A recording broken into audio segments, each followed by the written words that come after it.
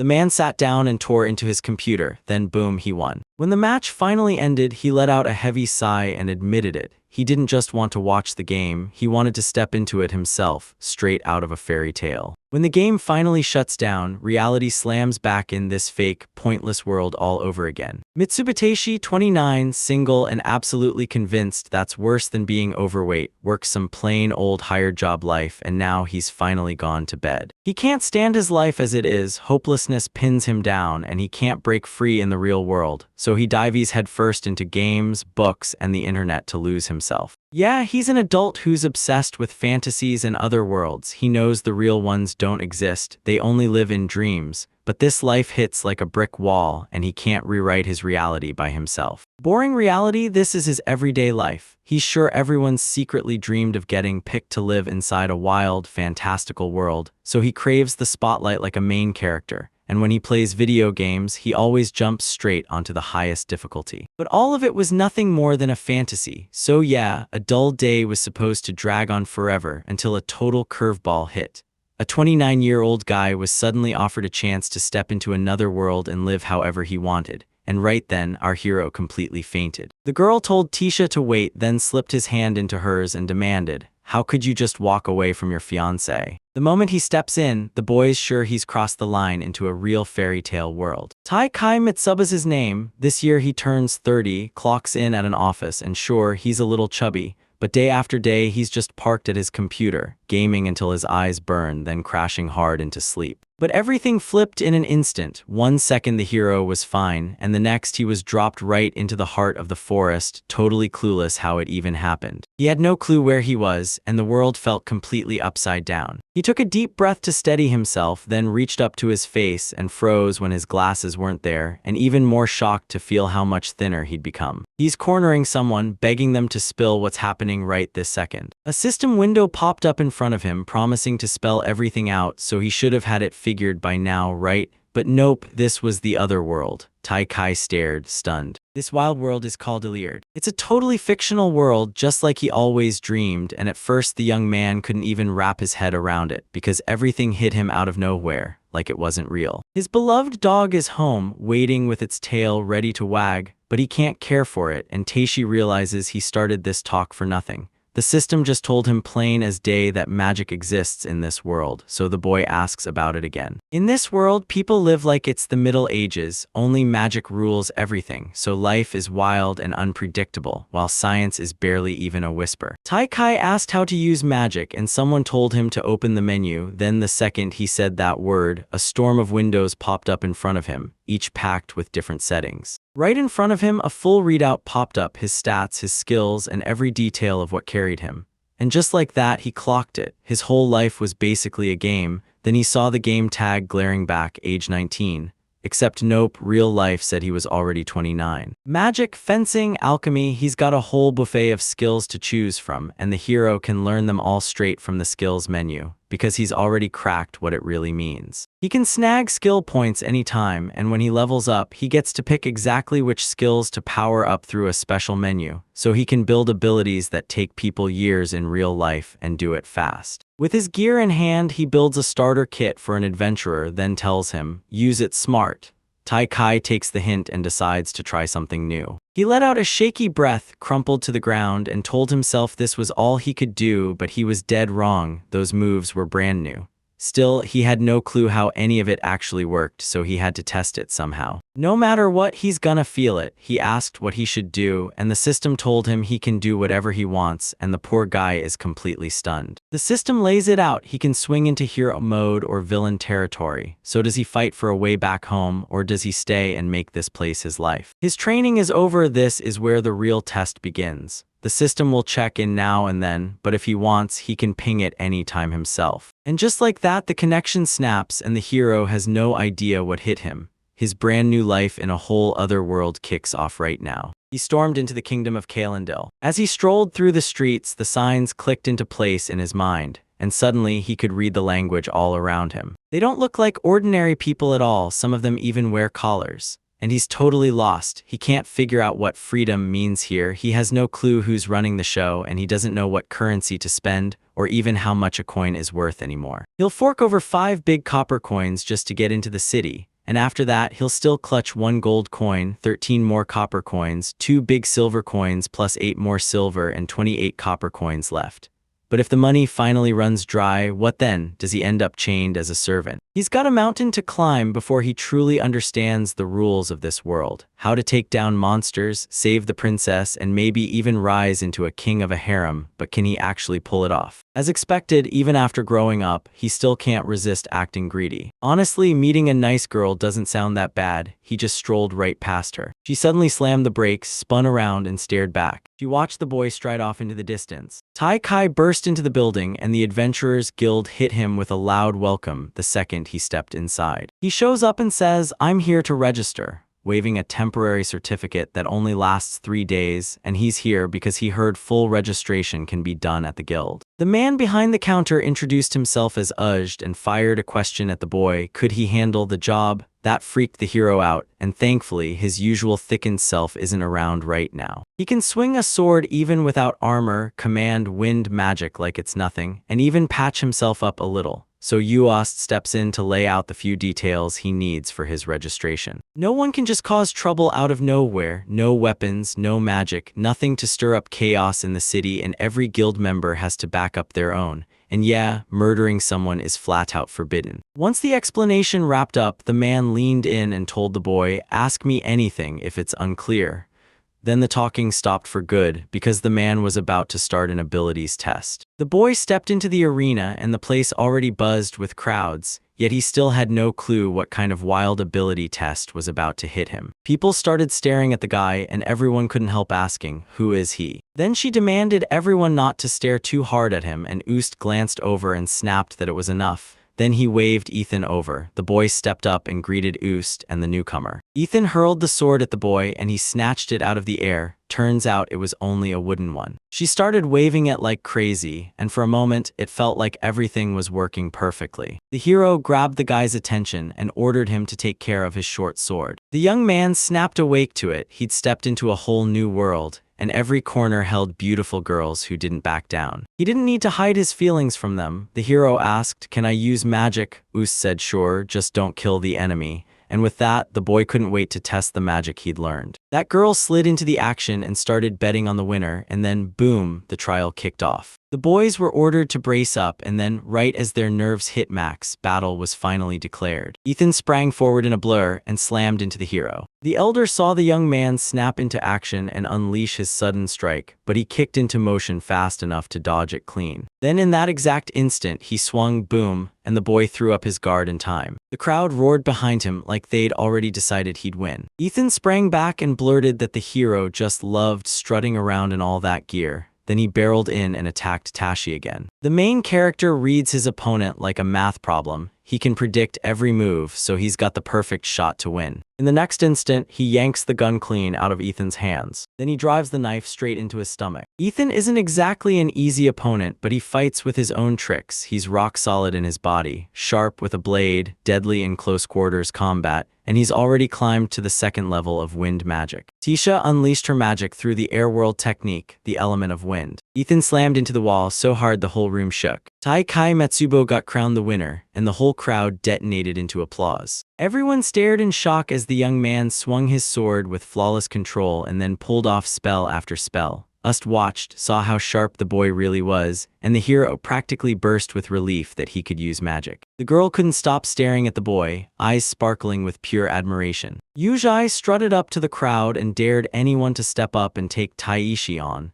Then the hero froze in total confusion as 3 huge guys suddenly appeared at the guy's side. They were like, "We're gonna throw down with him right now." In the next heartbeat, the hero slumps at the table, bruised, broken, and fighting just to stay alive. Ust mocked the guy and bragged that he'd gotten famous. Then the hero shot back, asking if he'd passed the test, and Ust grinned as he said he sailed through every single one with 0 trouble. An adventure card landed in his hands, and the moment it hit, his next wild journey was already calling. That card is what you need to identify yourself. Most people kick things off at rank F, but the UZ just slapped him with rank E right away, and he couldn't wrap his head around why they'd push his rank up at all. He tells them hit rank B and folks will finally notice you. Climb to rank A and they'll start praising you. Make it to rank S and you'll be hailed as the country's hero.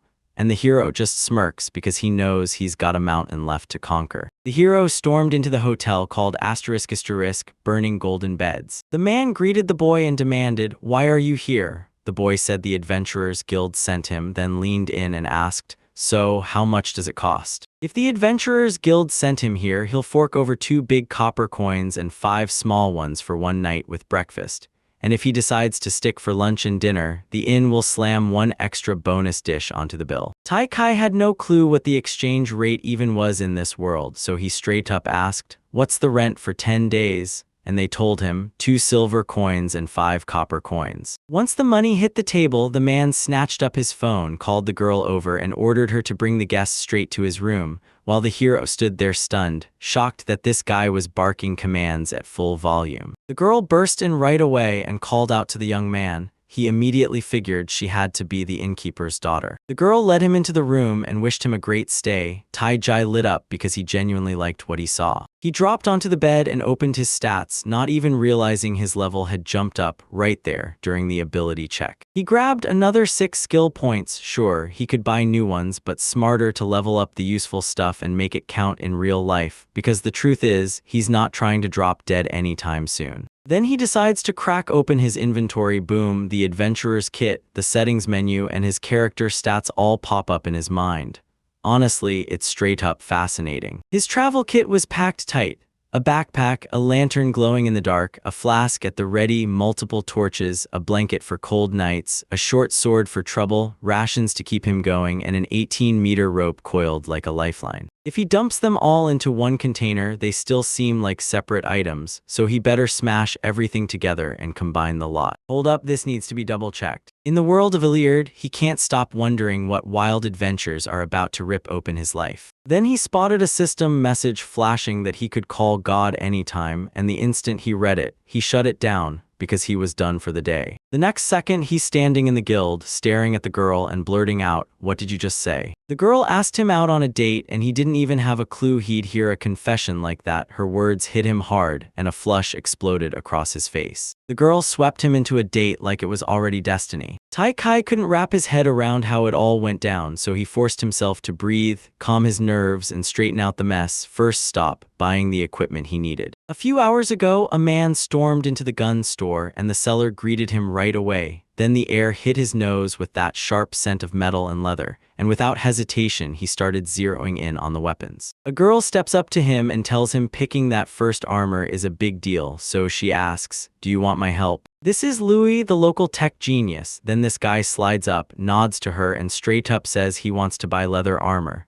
The moment the young man spots her pointed ears, he assumes she's an elf. Out of nowhere, the girl slammed into the boy and hugged him tight. And right then, she started creeping her hands over him, and other visitors stared at him like they couldn't look away. Then the girl pulled out what she needed, measured the armor like it had to be exactly his size, and told him to grab gloves and knee pads too. Right then, the young man finally understood. She wasn't equipping him, she was just taking measurements. Tai Kai cleared his throat and declared he needed weapons for close quarters hand-to-hand combat, not just swordplay, and his budget was 9 silver coins. The girl told him to armor up his wrist bones, slap on knee and elbow pads with metal, and toughen his shoes too, but warned it would cost a little more than he'd planned, and he nodded like, "Do it," as the employee got to work. Tai Kai stared at this wild new world and thought, "Man, this is awesome." And then, out of nowhere, he spotted a cat. That cat was the real boss. He plopped himself at the table, then lit up and smoked like he owned the place. Louis laid it all out, weapon in hand. This world is packed with wonders, and the kid's hungry for a massive sword. But for now, he can only swing wind magic, and the girl bluntly says, based on his build, he's really gonna need a long sword. Then she asks about the conductor, and the boy just stares, completely lost at what she's even talking about. Louis froze when the boy used magic out of nowhere. Doesn't he know how powerful it is? And then the boy snapped, convinced Louis was mocking him. She pointed him to the cheapest conductor they had in the store. She told him, "Try it, you'll be shocked in seconds." Tai Kai figured it was just a plain wooden stick like a pair of drumsticks. Then he locked in and drove the attack with the balls of wind. Everything around him looked like it had been stitched by hand, thread and all. The hero is convinced this conductor can draw out real magical energy, and he straight up asks if the guy can turn it into a weapon. Louis told him a cheap bullet guide would do just fine, 6 silver. That was all. Then the guy clocked the real price of the gear and weapons and demanded a discount. The girl stared at the manager, and when he waved his hand, she said, "Together, this set is 1 gold and 4 silver coins." After finishing his weapon haul, he stormed back to the guild, and Leaf immediately realized he looked like a real adventurer at last. Then the guy couldn't resist. He had to test how the weapon actually works, so he pushed his arm strength up to level 2. He yanked his weapon up and started swinging it like he was calling the fight. Once he unlocked these abilities, everything changed. His body enhancement turned running into a blur, and the second level of sword mastery made his moves steadier, sharper, and way more varied. He's convinced he's already locked in, ready to punch his way through this world. A boy slumped on a bench, catching his breath, when a girl suddenly strode up to him. She burst out of nowhere and confessed to him that she'd just become an adventurer. But the truth is, she's terrified of facing those monsters by herself. She's desperate to join the group, yet she can't. The boy finally got it. She didn't mean together as a romance. She meant 2 partners sharing wild adventures, and she was just watching what he could do. She stared at his sword swings and crushing magic like it was magic itself, and honestly, she even started to question if he was truly a beginner like her. If this kind of powerhouse ever ended up on her team, it would be nothing short of perfect. Taikai finally figured out exactly why her nerves were screaming. The hero finds the girl instantly charming, but the regret hits hard, because it wasn't a confession of love at all. This place is a whole new world. Step wrong and anything could happen to him. And that guy, he straight up told her he doesn't believe a word she's saying. This all feels way too perfect, like a trap in disguise. He can tell she's hiding something, and he presses her for the real reason, because out there are plenty of people far stronger than him. The girl guessed the boy used to be a knight, or maybe even a mercenary. He's got 0 experience, but strength pours out of him, and she's itching to stick close to someone powerful, because anyone who lays eyes on him will think the exact same thing. The young man even felt there might be truth in it, but when he looked at her, he couldn't shake the feeling she was hiding something. Then he cut right into the conversation, declared that the girl was trustworthy, and said he'd personally back her. No doubts, no hesitation. She's brand new, yet she's already packed with knowledge and skills that actually matter. So when the man warned the boy, it was clear. Don't go doubting a girl who looks this innocent. After hearing him out, Tish snapped an apology to the girl for not trusting her, admitting he'd only been playing it safe. He'd never been in these parts before. He hasn't made a single call about the band yet, so he's still got his worries on hold. Then he steps in, introduces himself, and swings his hand out for a handshake. The girl introduced herself as Marl, then grabbed the boy's hand and lit up, saying she was thrilled to finally meet him. Marl told him she couldn't wait to dive into an adventure with Tai Kai, and the boy was thrilled. She was so full of energy. But the real truth was, he just liked her a lot. At first, he wanted to test how she'd handle it, so the young man suggested they grab a quest from the guild, and Marl just froze in shock. Even if she doesn't want to, they're adventurers now, and this new world is calling. They've just got to jump in, even if the girl already knows how dangerous it is. The chieftain stroked her hand and soothed her. You're safe, everything's fine. If trouble shows up, we'll bolt, and I'll protect you no matter what happens. Those words about protection slammed into the girl's mind over and over, refusing to let go. The boy only said it because his heart craved adventure, but in any situation, he'd never spill the real truth to her. He pushed, so what adventure should I even pick? She smirked and shrugged. You'll have to ask Mr. Tai Kai. The boy yanked a weapon out of his inventory and told them they were ready right now. The girl froze, baffled, because she had no clue where it came from, like it just spawned out of thin air. So tell me, does he really have some kind of treasure stash? Mr. Taishi can tap into the storage. Yeah, he literally calls it the storage. And in this world, that kind of power is absurdly rare. Marl's got way too much on his plate, and it makes traveling a total nightmare, because he doesn't even have to lug all of it around, right? The girl watches him and seethes with envy. Then it hits him. He can't let anyone know about his abilities. So he turns to her and asks what kind of weapon she fights with. She quickly looked away, then fumbled out that it was a sword, and the boy pushed for them to spar, because he was dying to see what she could truly do. Marl lunged at the guy, but he slipped away and nailed her hard in the back, sending the girl crashing to the ground. The boy can feel something is seriously off, and he snaps to the girl that her waist needs to straighten up, Then she lashes out again and starts wildly hacking with her sword. In the next heartbeat, the boy tripped her, and she went crashing down. The hero told her not to team up and shot off in the opposite direction, so the girl yelled after him, begging, "Wait." Now it clicked THATs why Marl never got picked up by the other companies. This girl didn't just struggle to defend herself. She grabbed the guy by the leg and pleaded for him to stop, hands shaking. Then Pai stepped in with a friendly suggestion: forget that plan and become an adventurer instead. Because, she insisted, going home and living a normal life would be better. But the girl snapped right back, furious and wounded that she had nowhere left to go. Suddenly she felt it turned on a dime and the boy blurted, "What's wrong?" She swallowed hard and said, "Something's coming." Out of the bushes, a massive, vicious wild boar burst onto the scene, charging like a nightmare. Maro can't believe it. This tiny piglet is suddenly standing right in front of him like it has history with him. The young man couldn't wrap his head around why anyone would call that carcass small. He whipped around to the girl and demanded her help, then decided he'd tackle the rest himself. But she was on her knees, trembling so hard it looked like terror had chained her there. That young man really sat with it, didn't he? In another world, he could throw hands and fight, but here, he didn't have to guard or protect anyone. Marl yanked the boy's attention, yelling that the beast was on the attack. Then he barely skidded out of the way in time and warned it was already inches away,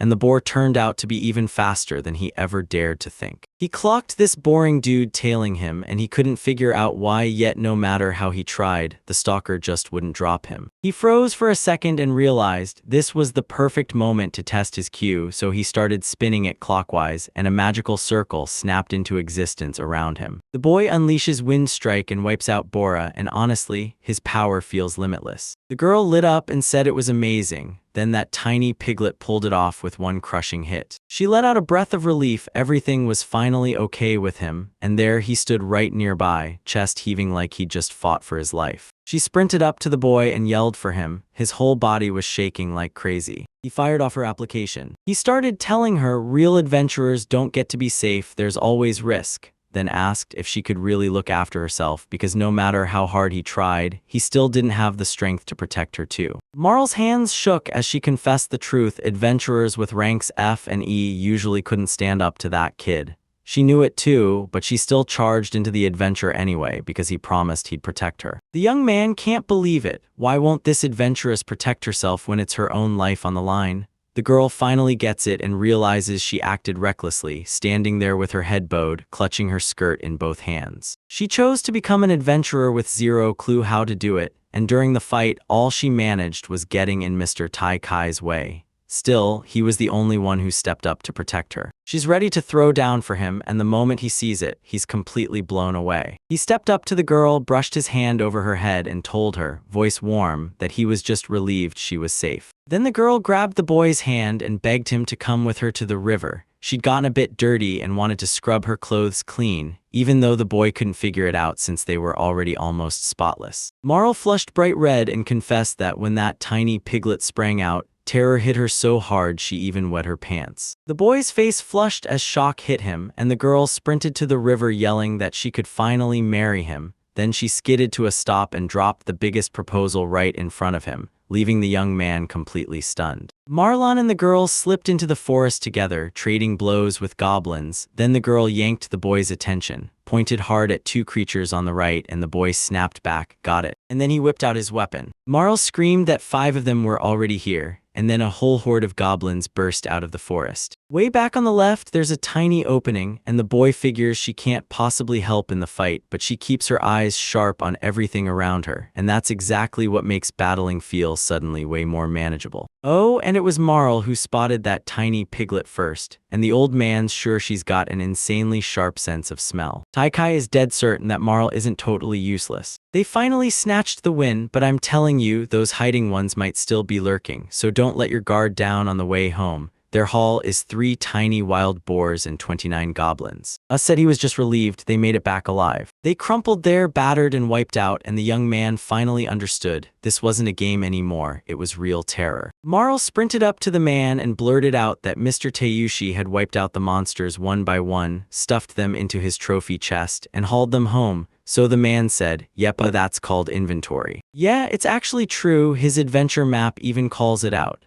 And here's the crazy part. that map rewards you for it, depending on how big and healthy the body is, so his little boars and goblins net him about 5 big coppers apiece. Os demanded how they'd split the reward. Normally, whoever fought hardest got the biggest share. Marl snapped that the girl hadn't lifted a finger in the battle. Then the boy grabbed 5 coins, pressed them into her hands, and shut everyone up. He swore Marl was his trump card. Then she was the first to spot the monsters and sound the alarm. In the middle of the battle, she shot him quick intel. How many enemies were out there and exactly where they were hiding. So yeah, her assessment was spot on, but if you look at the results, you might swear he was the one who carried the whole fight. He told them, with magic like that and sword skills like these, you'll become famous adventurers, especially because one of you is even a treasure hunting pro, and you've also got a beautiful girl on your team who can spot the enemy instantly. They perfectly meshed. The heroes went bright red with embarrassment, and the other travelers jumped in to back the old man's words. Marl stepped outside and thanked the boy, and the boy shot back a thank you to her. Then the girl finally realized she hadn't truly helped all that much. But next time when she wants to take it on, she'll do it with the entire guild backing her up. The boy nodded, and for a second it almost felt like the other world wouldn't be that awful, but he had zero idea what was about to slam into him next. The boy blinked awake and stared at the hotel room ceiling, only he had zero clue when he'd passed out, because right then a brutal headache slammed his skull like a full-throttle hangover. He grabbed for water and his hand slipped straight onto Marla's chest. She was dead asleep, completely naked. The young man froze in shock. Peacefully living in another world was way harder than he'd ever imagined. Marl told the guys, next time we go on that mission again, and the guy nodded, then took off. When he showed up, he found the girl already back from wherever she'd been, and she told him she was planning to head to the hotel he'd mentioned, so he waved goodbye and reminded her to be careful. Good morning, she bumped into Taichai right as he was digging into breakfast, and she couldn't believe he was even here in this tavern, so she asked him to share a meal with her. Marl practically burst with joy when she realized she'd landed in the exact same hotel as Taishi, and nope, it wasn't a fluke. Everything was playing out perfectly, just like she'd plotted. Her only mission was to get as close to Mr. Taishi as she possibly could, no matter what it cost her. The Operation Mr. Taikai is already in motion. She was sure it was all going to go down today. Then he told her he'd gotten paid because of her, and she waved it off like, come on, let's grab a drink. And suddenly they were straight up having the best time. The girl fired a question at the boy, why'd he become an adventurer? He said he'd been grinding with a mentor back in his hometown during every sliver of free time, but now he wanted to push his limits, see what he was truly capable of, and for a bunch of reasons, he can't go home right now. The girl felt it like he was dodging her question, so when she pressed him, where are you from? He finally shot back, Earth. Marl had never even heard of a place like that. She figured it had to be miles and miles away. Then the boy confirmed it with a nod. But she's dead sure Mr. Tai Kai has razor-thin black hair, slightly almond-shaped eyes, a handsome face with perfect even features, a slim body with the right proportions, and yeah, he's tall. He looked exactly like the hero from the fairy tales she used to binge at home. And just like she can't go back home, he's stuck here too, so she turns to the girl and asks what she's going to do next and who she can trust. The girl smiles and says the person she needs is already sitting right in front of her. She's chasing one goal with zero mercy, becoming Mr. Tai Kai's wife, no matter what it takes. The hero admitted they'd run out of alcohol, and the girl snapped her fingers at the waiter, ordering the best drink in the house for Mr. Tisha. Then she leaned in close to Penaya and demanded a bottle of nectar. Penaya blinked in shock, then bolted to get it. Marl told the guy, give it a shot because I've got nowhere to run back to, and she made him understand that coming back fully, even if it was only for today, was the real move. After a bit, Tai Jai was already sloshed and blurting out words that made absolutely no sense. The girl realized Mr. Tai Kai couldn't keep his mouth shut for even a second. In the end, he told her it was super dangerous, anything could go wrong and he knew it, but he couldn't let her take that risk. She was way too dazzling to throw away, and then it hit her. He wasn't drinking just to drink at all. He stayed sober enough to worry about her. When he stepped in to defend her, she caught a glimpse of his real goodness, and it hit her hard, even after they accidentally ran into each other in the city again. Now she's convinced that meeting was fate. By then, Marl had already fallen headfirst for Mr. Tayushi, so the hero leaned in and demanded to know why she chose to become an adventurer. With a stone-cold serious face, the girl declared, "I'm a princess." 2 years ago, she was promised in marriage to a prince from a nearby kingdom, one the rumors painted as a total menace, a shameless scoundrel. The boy snapped her thoughts shut and admitted she hated it, so she bolted out of the castle to chase a life on the road as a traveler. The girl shrieked and demanded how he even knew. The boy snapped that it was way too cliché, because if he had to talk to the princess, life wouldn't get easier for him at all. Still, wouldn't it be better if the traveler just married her? Marl shot him a question, didn't he love her? And the guy snapped back that if he wasn't interested in adventures, she should have stayed right in her hometown. Marl snapped upright, climbed onto the table, and blurted out, "Be honest, am I ugly?" He snapped back, swearing, "I never said that," and then right out of nowhere, dizziness hit him hard. Then he crumpled to the floor. He stared at Marl and demanded what she'd done, and when she said she was just more worried about him than anyone else, it hit him, because that was exactly what he'd told her before. That she was too good for him to get wasted, or for something terrible to happen to him. The girl snapped into a wild grin and told the boy, "Everything's okay, now lie down, I'll handle the rest." The hero clocked it instantly. The girl had totally fabricated the whole story. Then Marl shot the waitress a wink and she sent him off with a "have a great time." Marl and Tasia linked their bodies together. In the morning, the boy woke up with a pounding headache, and staring right beside him in his bed was a naked conscience, not a drop of water in sight. Marl leaned in and wished the boy good morning, and outside the window the birds burst into song. The boy jolted and screamed in surprise, then the girl smirked, asking if he wasn't too cruel to scream after spending the night with a beauty like her. The hero shot a confused look at Marl and muttered, "Why are you in my room?" And the adventurer instantly understood. The boy remembered nothing at all. She tells him she once knew a girl who shared a single room with a man, and when Tessie-san hears it, her heartbreak explodes. She can't stop noticing how beautiful the girl is, and then a whole storm of trials is about to crash down on her. Now she's under Tisha's roof so he can have his fun with her anytime he wants, and the hero hit that moment like a truck, stunned, speechless, not believing his eyes because the girl was practically glowing with pure happiness. She said she was moving nonstop when she did it, then the guy just froze, stunned. When she admitted she was terrified, he wrapped his arms around her from behind and pulled her close, whispering comfort into her.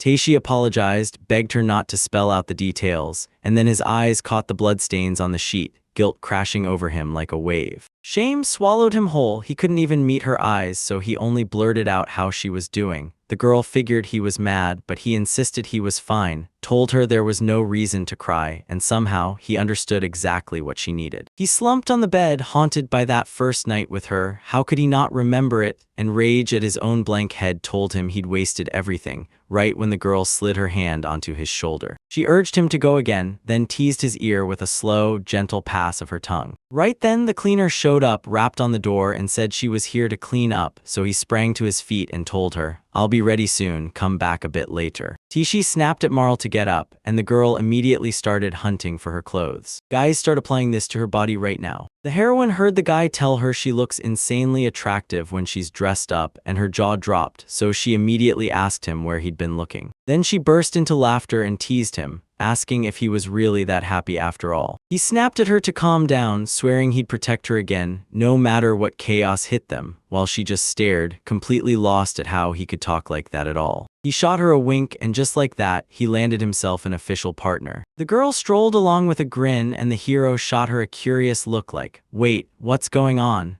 She winked and said that when two people walk side by side like this, it suddenly feels like a date, and the boy froze in pure shock. Dating someone as gorgeous as Marl felt totally unreal, like his past was finally paying off because he was happy with almost everything except that extra weight. Wait, was this even real or just a dream? Louis burst in and welcomed the guests with a big, lively greeting. Taishi leaned in and asked if he could take one more look around. Sure, the staff had helped him fend off those monsters that day, but it was already ruined, so Taishi spun back and grabbed for a brand new weapon. The boy asked Merle if she'd ever been to that gun store, and she said, "Yeah, a few times," then shrugged and admitted she didn't just struggle, she couldn't fight at all. Louis rushed in to back Mart up. Then, if he's being honest, he even caught himself envying him a little, until a cat suddenly slid up beside him and warned him that his weapon had landed in a nasty situation. Fear and shock hit the boy. He couldn't believe the shop owner was talking. The owner assured him his weapon could save the war, and it said wizards back in the rear need gear like that since they don't take the fight to the front lines. The owner quizzed him again about that same weapon, and he said, "Yeah, we need something stronger." The cat checked how much money was on the table, and the guy turned to Moral asking what she wanted.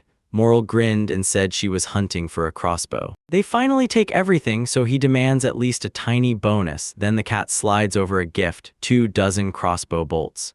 The deal feels a little stingy, but since this is how it all turned out, he nods and agrees. With this weapon, Marl is finally fully ready. The guy gets a combat staff and he absolutely loves it. It's almost identical to his old one, so he'll have zero trouble swinging it.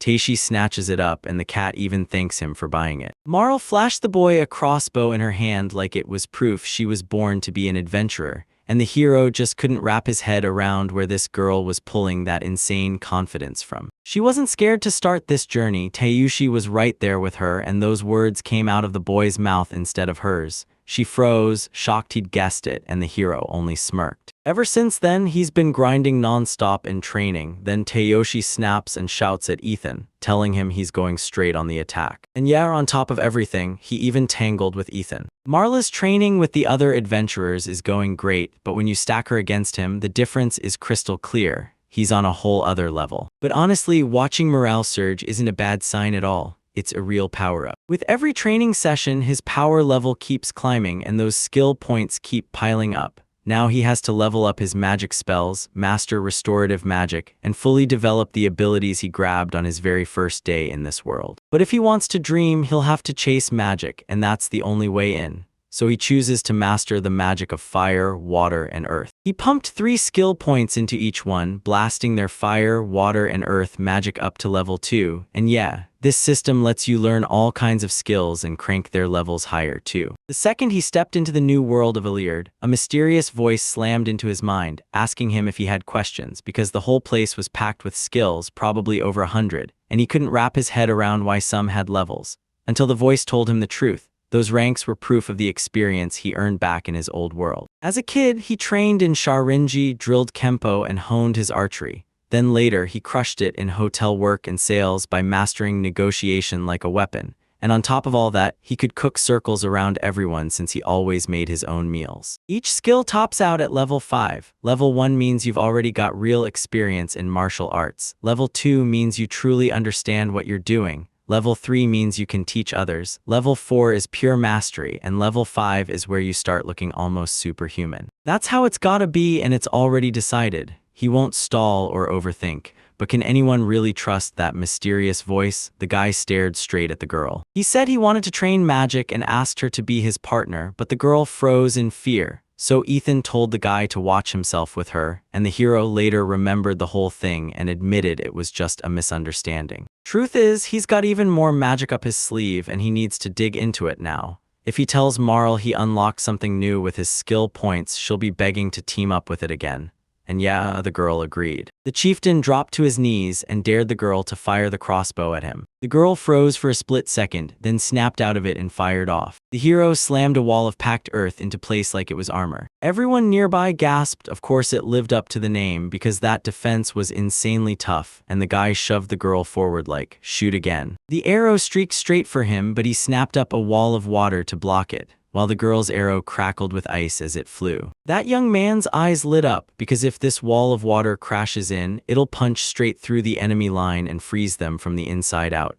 That's true deadly power. Ethan exhaled in relief that the magic that blew him away wasn't as intense as he feared, and Teishi beamed, bragging that he can control fire too, until Marl snapped back with a warning. If the guild lets too much fire run wild, trouble is guaranteed. The magic arrow can even double as a basic first-level spell, so when he shoved it out the hotel window and aimed it into the sky, it looked like he didn't need any special powers at all. And then boom, he levels up restoration magic to rank 2. Rank 1 heals, but rank 2 crushes poisons, even alcohol, so Marl will finally be unable to get him drunk. But first, you've got to see everything clearly and keep a steady head, because the real question is this: who is actually Moral when the mask comes off? The girl sprawled on the bed and shot the boy a question. Why are you acting so serious? She pressed the girl again, demanding to know why she chose the life of an adventurer, and the girl snapped back that she was the very first princess of her country, until they tried to shove her into marriage with a monster from the next state, so she bolted from home while the boy, he doesn't remember any of it. Marl refuses to go home because in just 3 years her little sister will become the prince's wife and only then will Marl finally return. Sure, her face looks sweet, but the way she talks cuts sharp. The boy leaned in, stared hard, and suddenly realized that Marl's real name was Mario Flank from Miss Cronia. She's not just any princess, she's the very first princess of Miss Cronia, and the boy is completely lost, like, okay, so what am I supposed to do now? It's an adventure with a princess, and it doesn't end in one night. It drags on for days like a wild ride that won't stop. The girl's stomach twists with worry for the knights and mercenaries. She's dead certain Marl has already slipped out of the noble country. Marl told Teishi-san he'd keep adventuring, push his limits, grow stronger, and one day rise as a feudal lord, then set his sights on one crazy mission, catching a heron. The hero was totally stunned because it wasn't that he didn't care, it was the fact that the word heron hit his ears from the girl's mouth and blew his mind. For a man who's always chasing the next big adventure, having multiple wives is just part of the deal. It keeps the lineage rolling, and the kids he fathers often come out with rock-solid health and serious talent. That young man still doesn't get the basics of this world. Adventurers who juggle life-and-death dangers can drop dead in an instant, and trying to handle it alone feels almost impossible under that brutal, crushing pressure. She thinks the best way to prove off her armor is to wear it like a banner, though deep down, jealousy claws at her, because she's terrified someone will swoop in and steal her first partner, Tai Kai-san, right out from under her. Marl spun away, cheeks burning, and finally confessed she'd never said anything like that to anyone, until him, of course, and somehow the boy just thought she was insanely sweet. And it's not fair, he snaked his arms around her from behind and held on tight. Then he flung it onto the bed, right as the girl blurted out the boy's name. She stared at him, and in a heartbeat, her cheeks flushed crimson. Marl leaned in and begged the guy not to steal her sleep again today, and he just smirked, saying it all came down to what she did next. After talking with Marlo, Tai Kai dropped onto his bed, but sleep just wouldn't come. He figured that if someone ran after her, she'd slip away clean, and he was absolutely certain of one thing, he'd make this girl happy. Marl and Teishi stand on the roof, staring out and holding their breath. Then Marl leans in and tells him, "It's time." He nodded, eyes locked in like he was about to catch every detail. The hero decided to snag a light crossbow from Marla just to boost his mood, and now he's got real shooting skill too. With nothing but practice, he can unlock a brand new ability without spending a single skill point. To dodge losing points, you better learn it all from the very first training day, because right then Marl burst in, shouting that they'd been assigned a mission: wipe out the goblins. The guild was buzzing with life, like the whole place was about to explode with energy. The moment people spotted the hero, they erupted into whispers, convinced this time they might actually make it. So Teishi figured it was just a heartfelt welcome, until they started calling him a wizard and his stomach dropped. He's probably standing out because he's been hammering away at magic for the past few days, and still, he hasn't spotted a single mage on the training field. A hand clamped onto Taisha's shoulder, Ethan. He leaned in and asked if they were joining too, then the hero shot back, "Are all the participants here yet?" Ethan nodded, saying they already were. He also said that with the night crew and the other troops moving in together, the goblins won't stand a chance, and it won't even be that hard. Oost slammed his palm on the table and roared that this time they're wiping out every last goblin, hit the goblin settlement deep in the forest, a half-day march from the city, and he'd pay 5 big copper coins for each one they kill. And if you pitch in to clean, you get 2 silver coins, but if you slack off, you get nothing. He made it crystal clear so nobody would dare get lazy, and honestly, the adventurers didn't like that one bit. Tonight, as soon as the bell rings, the meeting is happening right then, and the worst part, they might be stuck out there in the forest all night or even 2 whole days. So he told the travelers to pack food and not waste a second. He also bragged that the guild's shop stocked top-tier canned goods for a steal. Then Tai threw out Marl's name and called her. Even if Oost cracks jokes sometimes, they can't afford to slack off. They've still got to be ready, and Nahiva's right there beside her, insisting they prepare properly for what's coming. For 2 people, they had canned food for 3 days, plus a few extra blankets, and the girl kept eyeing that flashlight, so they grabbed it too, just in case. Next, they were desperate for water. Good news, now they had barrels for it.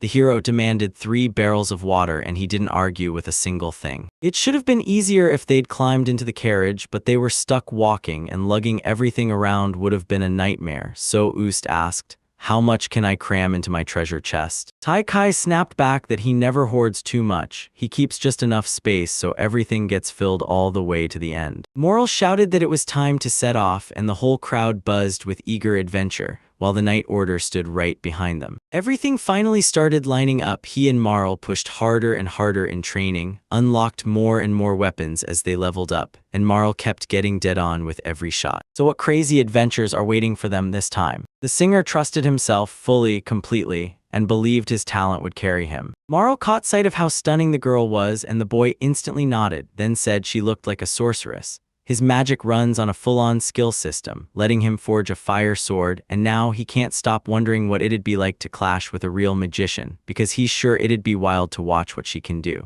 Taisha and Marla's very first joint adventure. That level 10 scout already knows how to move like a pro, so the main squad of knights falls in right behind him, while the fresh newcomers scramble and lag in his dust. That column rolled forward with barely any trouble, then, out of nowhere, a few monsters tore into the chaos. Knights crash ahead to hold the line, while the rest stream in behind them to cover their backs. This deal shields the wizards, but it's weird because when the goblins met earlier and tried to split them up, they only slammed a few units instead of going full force. And now the attacks hit out of nowhere. What even is this madness? Somebody screams that a whole horde of goblins is charging in, and everyone scrambles to get ready. Feel that battle closing in. Our front line couldn't stall them for a second, so Ethan snapped orders for the main forces to unleash the medicine. Tacy barked at Marl to stop. Marl snapped into obedience and didn't move forward. Goblins hurl themselves into battle, screaming like banshees as they clash. The leader snapped and everyone surged forward. The next second he bursts forward and tackles the goblins. But the second I take one down, more rush in right behind it. But for some reason, the goblins dash right past the adventurers. Every single person nearby is left staring in shock. The young man demanded, "Why are we moving like this?" And the sorceress girl snapped back, "Because the goblins aren't charging, they're running from something." Moral snatched the boy by his clothes and yanked him into shaking hard, saying she had a bad feeling. This wasn't just some goblin trouble, it felt way worse.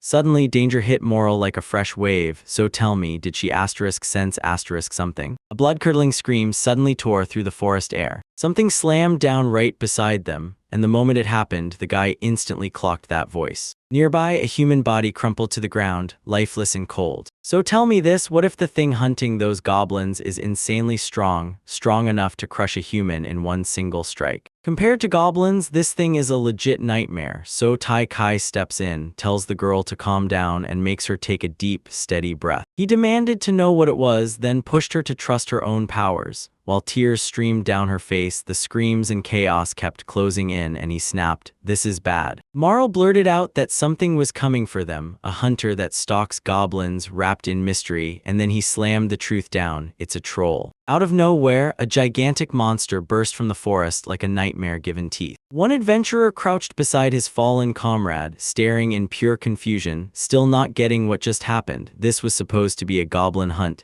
Then Tai Kai burst past, shouting to warn him. But it was already over. Right then, the troll swung and struck. The man barked, "Don't go straight, hit their flank. The enemy's tough but slow to react, so track every move and throw yourself out of the way." The knight hangs still, heavy as a held breath. One adventurer snaps that they should have crushed him, and the other grimly admits he shattered his arm. The long-haired man snapped at the adventurers to stay on their guard. Those knights were gone, sure, but danger wasn't finished, and he urged them to bolt as fast as they could. But Tai Kai isn't going anywhere. Marl just filled him in on the troll's deadly weaknesses. He bounces back insanely fast, even after small injuries. That's why the kid fires a flame arrow, because one brutal blast of fire is going to scorch his enemy's chances for good. Everyone's blown away that the hero mastered fire magic, and then shut down regeneration with one single, scorching blow. The troll shrieked in agony, and the crowd surged in to smash him down. Tai Kai braced himself for another strike, then exploded with a brutal surge of energy, while the creature's scream tore through the air. The long-haired adventurer surged forward, then snapped off his friend's shield, launched into the air, and raised his weapon to smash the monster. And just like that, he struck down, cutting his head clean off. The man dropped down safely, then the troll lurched, swayed, and crashed to the ground.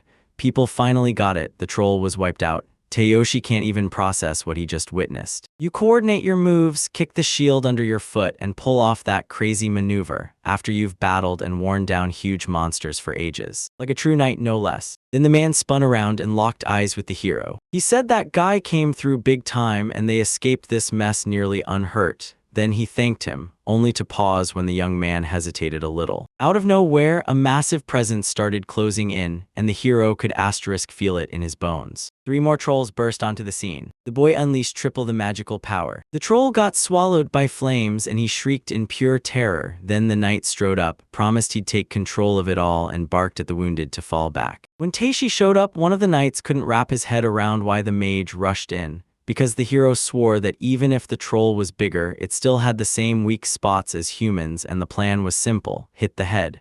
Then he shoved off the ground and went straight for the attack. He slammed the troll right on its head, but the number of beings never dropped. The monster lunged and slammed its swing right at the man. The hero barely hesitated. He struck the enemy down fast and dragged him along, turning him into a weapon for the next blow. Then again, he slammed the monster right on the head. Another troll stayed on his feet. Then he saw his partner get killed and let out a blood-curdling scream. The boy couldn't wrap his head around where that huge pile of money even came from. Then he yanked at the staff, but it snagged fast and now he can't fight anymore. The troll roared and swung, but the boy snapped out of the way at the last second. He finally realizes the world is nothing but one brutal nightmare after another. His staff is gone, he's left clutching only a dagger, and he knows magic isn't just about casting spells. Even with his powers drained, he still has one move left: escape. Right out of nowhere, something shot straight into the monster's eye like a bullet. A crossbow bolt was flying, and the girl screamed for the boy to run, while he shoved back with insults, yelling at her to get away instead. The girl sobbed hard, shaking from head to toe, terrified beyond words. The troll clocked the girl in an instant, and the chase was suddenly real. Tai Kai finally got it. This was the real reason his behavior had to change, and the young man immediately knew what to do. He had to pull every last ounce of magic from the dagger and slam it down. He clenches his fists and gathers every last drop of strength. But right after the strike, his dagger cracked and shattered to pieces. He's been stripped of every weapon, so now he funnels pure magic straight into his fist. The boy poured every ounce of magic he had into his hands and smashed the monster straight in the face. He swung with everything he had and let out a bone-rattling shout. The boy crouched on the dirt, breathing in sharp, ragged bursts, and his staff was still unbroken. Then Marl sprinted over, slammed into him with a tight hug, and broke down crying. She stared at the blood flooding him and demanded to know just how badly he'd been hurt. The boy swore he could heal her, then snapped, "If a fight erupts, you run." Still, this time she held up her promise. He vowed he'd shield her no matter what, and then he gently stroked her head, like promising safety with every touch. The girl nodded, fighting through her tears, and still managed to smile. Suddenly, Ethan burst onto the scene and said he finally understood Mr. Tai Kai, then tried to lean on his shoulder, but the hero shut it down right away. Looks like it's all over now. Those knights smashed the trolls, the goblins finally stopped, but 3 adventurers are dead, and 7 more are injured. 5 of them are in serious shape. 6 knights walked away with moderate injuries, and the rest only got minor ones. But you don't get to judge anyone's strength just by counting bruises. Tai Kai worked his magic on his friend's arm, but the pain was brutal, so bad that his friend swore it felt like the front line was burning him alive, like he was one breath away from dying. The hero swore that every fighter in this quest had each other's backs, but he couldn't shake the feeling. His grip kept failing, like he didn't have the strength to hold the spear, and his recovery just wouldn't kick in, so why wouldn't healing magic work the same for him as it does for everyone else? Marl thanked the boy for the job he'd done, and after they'd already burned through healing magic more than once, she finally let herself think, maybe, just maybe, they could breathe easy. Thanks to the 3 barrels of clean water the boy hauled in, their recovery kicked into gear. He and the magical girl were hurt badly, but they'd already bounced back enough to go on, so he clung to their fighting spirit, desperate to get back onto the path in one calm, steady push. When the last troll went down, he didn't grab a weapon. He unleashed magic straight through his body, and that punch only got more terrifying with every hit. They kicked things off with 6 trolls, and it looks like he wiped out half by himself. So yeah, you're guaranteed a big, juicy chunk of the reward. The boy lounged there grinning like he knew a secret, and the girl instantly clocked that he was in a ridiculously good mood. The knights rush up, pouring out gratitude for saving them and insisting insisting they lived because of him. Then they step forward and introduce themselves. Lynette, the Crossroads Mage Platoon's commander, and Valtz, the Crossroads Knight's very first captain. They thank the boy again and again because it was his power that let them crush the trolls with almost no casualties. Then Valtz leaned in and said, "With strength like that, you've got to be ranked sky high." Tai Kai shoots that down and says, "Nope, I'm rank E," and then drops the bombshell. He only became an adventurer 10 days ago, and this is his second quest already, and those knights can't hide how impressed they are. Lynette can't believe how he crammed in so many spells and wiped out so many trolls while still stuck at E rank. Then he remembers the brutal hours of training he had to grind through before he ever became an adventurer. Tashi claimed the village masters trained him in magic and fighting, but the truth hit harder. He'd been dropped in from another world, had zero clue why, and some weird voice somehow started helping him anyway. Walt said his victory is a huge boost for the Knights. If he wants that award, he just needs to leave his contact info. For some reason, Marl couldn't shake that gnawing dissatisfaction. Not far from the central square, down in the southern district by a tavern with a scorching name, Valtz will be waiting if you need him. He'll light up when he sees you again, and then you'll part ways with a proper goodbye. With that, the goblin hunting mission is officially done. Right after dawn, we slipped out on recon for nights straight. Then we found the goblin settlement wiped clean, totally destroyed. Turns out it was the trolls who did it. Those first goblins didn't even fight, they just bolted in terror from the trolls' rampage. Some got wiped out, but the rest lived, and honestly, that's already a win. Marl slammed on the brakes and asked the man, "Are you okay?" Then he demanded to know what just went down. The girl shot him a question, could the knights spot them? The young man blinked, totally lost on what she meant. She's convinced Mr. Tayashi shouldn't even bother talking to people like that. Then he smirks and says it's no big deal because he's already made up his mind. He's not joining the Knights. He landed in a whole new world and still couldn't shake his problems because honestly, he hates it here. Marl's terrified about what the Knights and Mercenaries are doing, and she can't shake the feeling they're connected. Meanwhile, the hero is completely lost about what's going on in this kingdom, and something is seriously wrong. Meanwhile, across this kingdom, Kalendale included and beyond, Iliard suddenly shows up, wielding the most powerful force on Earth. But then, who is that shadowy voice coming from? The boy had zero clue how to hang onto freedom in a whole new world. The main character unleashed his power and fury twisted his face. One thought thundered in his head. He was going to destroy everyone. Right then, Marl's fear for him exploded. She sprinted up and clung to his waist with a tight, desperate hug, and Taish was totally caught off guard. He didn't budge an inch, he just stared at the girl, noticing her eyes were shut tight while tears poured down her cheeks. Marl grabbed his hands and begged him to calm down, then the guy just froze dead in his tracks. She told him she gets why trust feels tougher now, but making enemies out of Kalendar's kingdom is a no-go. Then she leaned in and asked if he could find it in himself to try trusting Commander Varudes again. Still sobbing, Moral snapped, "Aren't we comrades? Didn't we crush that troll together?"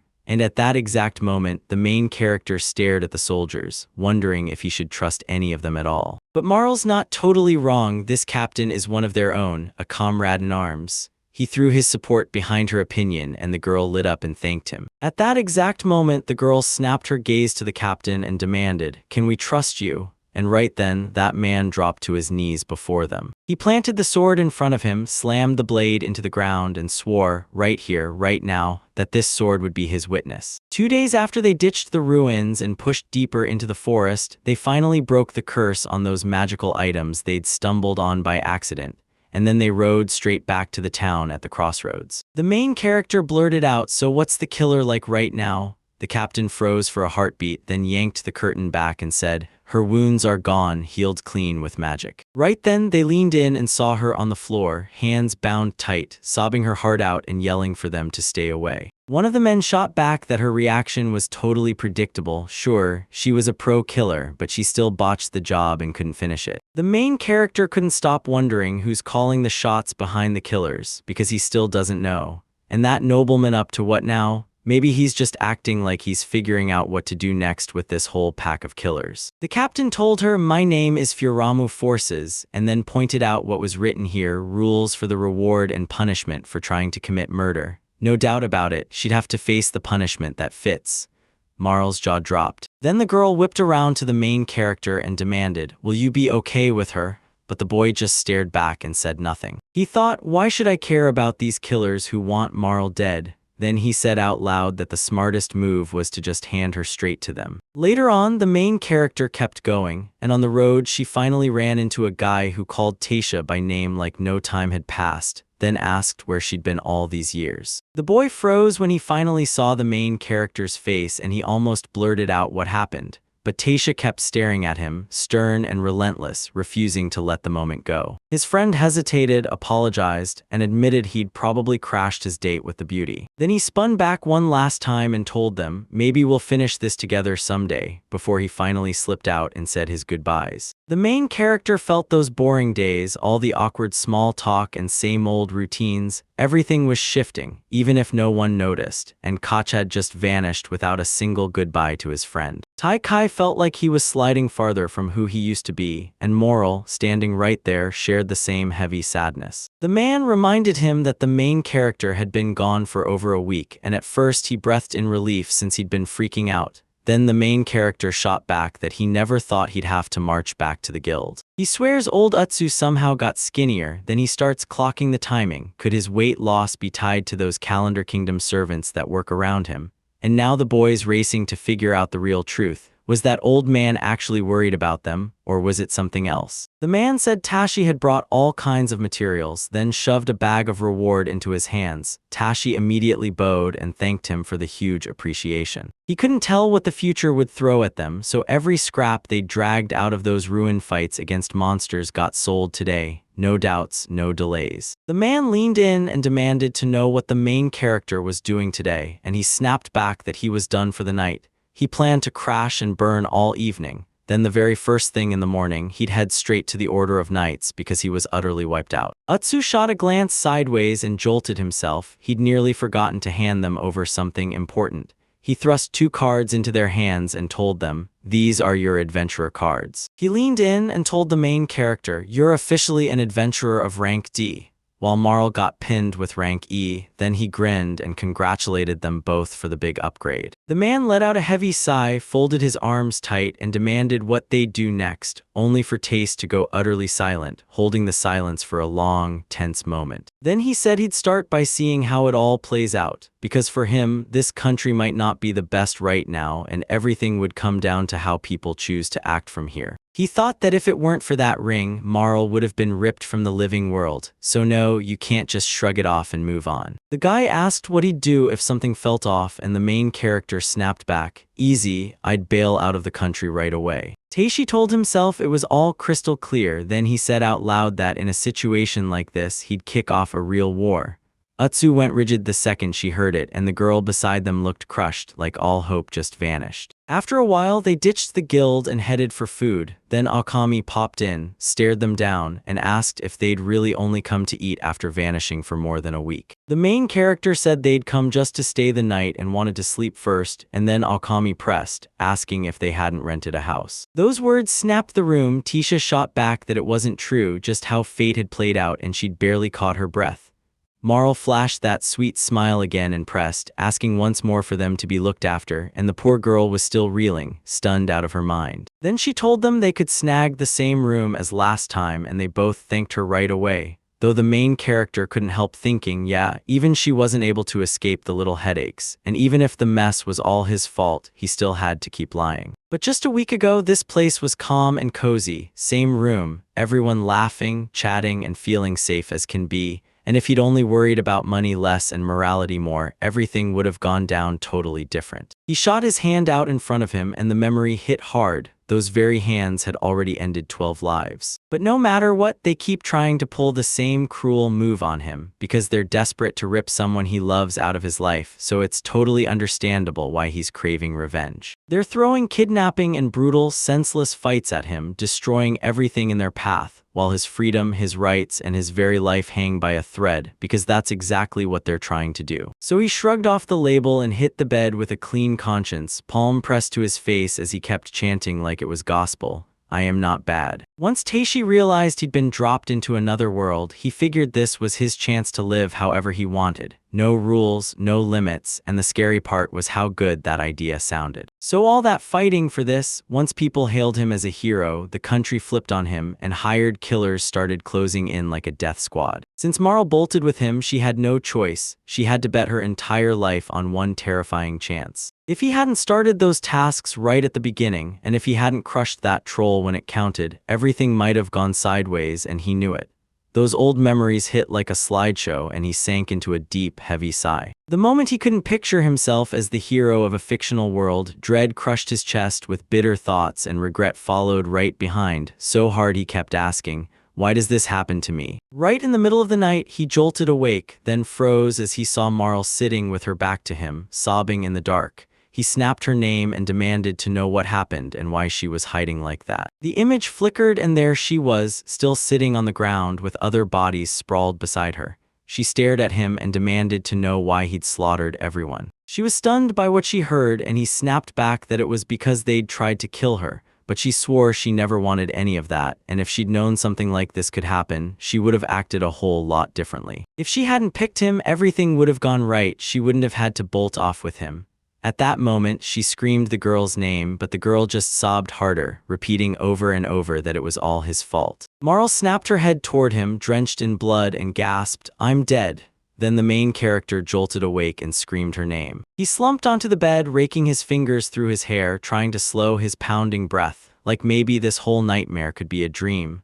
Then the door swung open and a girl stepped in and called his name. She asked if he could fall asleep and he snapped back that he couldn't. Then Marl admitted she'd only just woken up and went to grab some water, and right then, the guy called her by name. He felt instantly uneasy staring at her, so he snapped his gaze away. Then he asked if she'd disappointed him, and right then, the girl whipped around. Morality slid onto the bed beside him and demanded why he was throwing out questions like that. He snapped back that these hands had slaughtered people, that he'd believed she was dead too, and that was exactly why he kept doing it, even with all 12 of them. The main character couldn't shake this thought. Even the coldest killers must have someone waiting for them, brothers, sisters, families, and people they truly love. Then her smiling face flashed through his mind, and he realized he'd been thinking the same sweet thought about her too. Yet the fact that it was his own hands that did it hit him hard, and his hands started trembling. He stared at his own hands and swore he'd already cut these people out of existence. There was no saving what he'd done. Right then, the girl snatched his hands. She said he did all of it for her because to keep her safe, he had to cut them down. If she'd been in his shoes, she'd think the same. So stop blaming herself, she's the only reason all of this happened. The moment her words hit him, he snapped his head toward her and dismissed it all as nonsense. Yet right then, she looked straight back, tears spilling from her eyes. She clung to him with all her strength and Tacy snapped, "This isn't true, it shouldn't end up like this."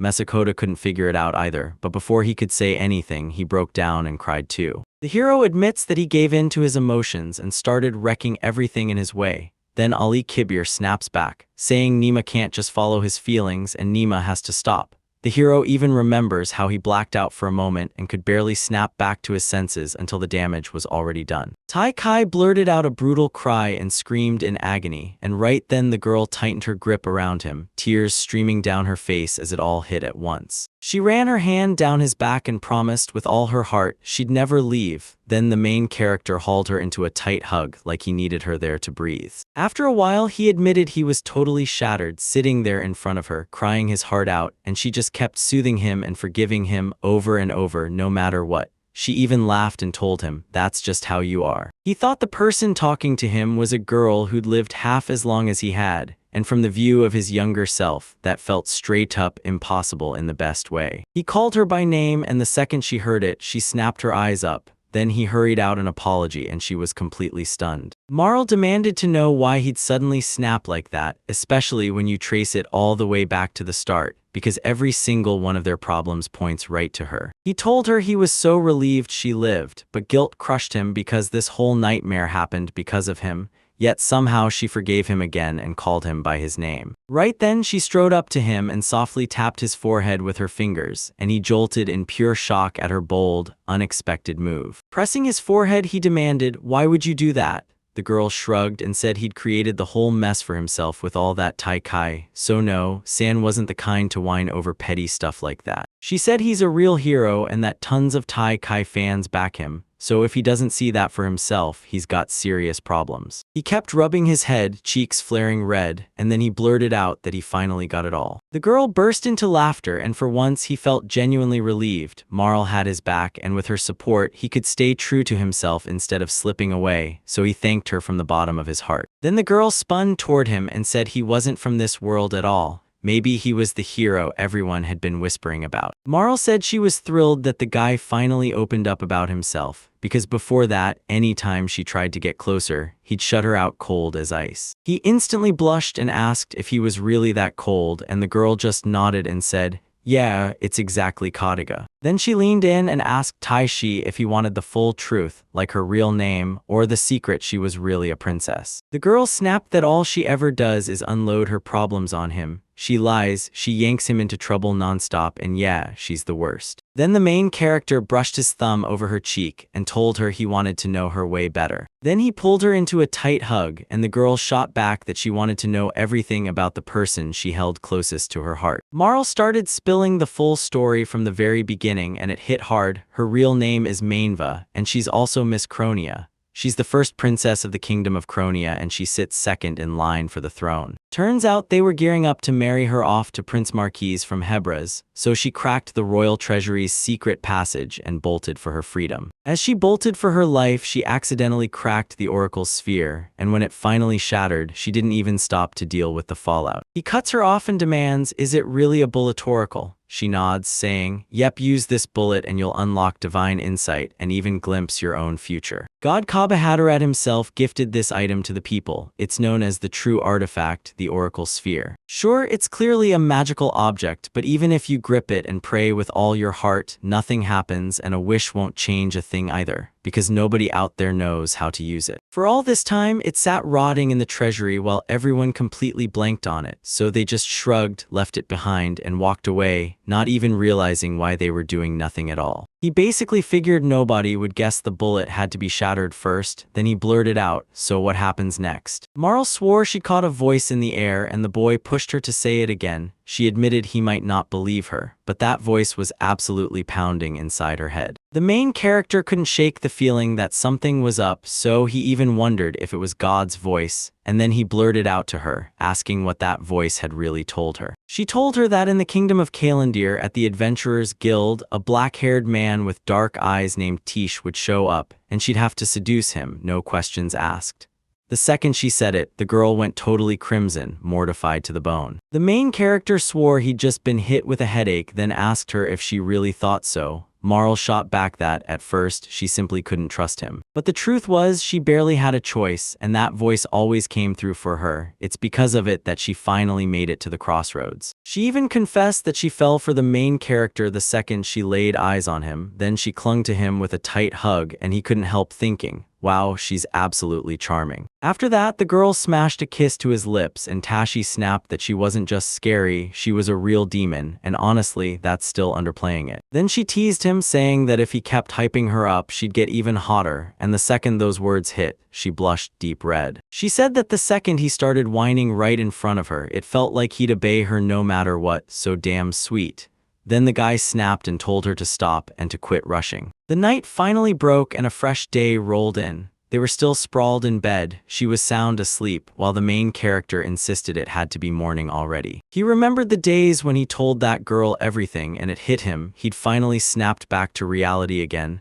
Still, he couldn't stop now. He had to check one more thing. The main character stepped into the system and instantly heard the voice of God, and it boomed that it had finally waited long enough for the call, convinced the hero had forgotten it. Taishi leaned in and asked if she'd told Marl to meet him. She nodded, and then he shot back, "So you also ordered her to fall in love with me?" The girl shrugged it off as just her own preferences, and the main guy's cheeks flared even hotter as he finally snapped, "Oh, I get it now." Then the girl gushed that he was a good guy and bragged about snagging someone so cool, until she started firing personal questions, and rage sparked in him as he shut her down immediately. The main character was furious. He couldn't stand the idea that some sketchy stranger was tying him to Marlo, because the claim felt totally unbelievable. Right then, the girl snapped back to reality. He'd called her himself, and so much time had vanished. Then her world tilted and she fainted, but her eyes still couldn't stop watching him. It looked like the girl was just soaring through the sky, and she snapped at the main character to hurry to her fast. A brand new day slammed into the city, and the streets filled with people rushing past in a blur. And right then, the commander stood there with his crew. The main character was stuck on the street too, and he knew he had no real option but to head straight to that one place, because he could feel the guards lurking nearby, so even if he tried to run, it would get him nowhere. Then he hurried back to Marl and spilled every bit of news. She listened, nodded like she got it all, and urged them to get ready, and he said, "Absolutely." The hotel owner leaned in and asked, "So you're heading out already?" Like maybe they should grab a little more sleep before they go. The protagonist and Marl trudged up to the doors that opened onto the street.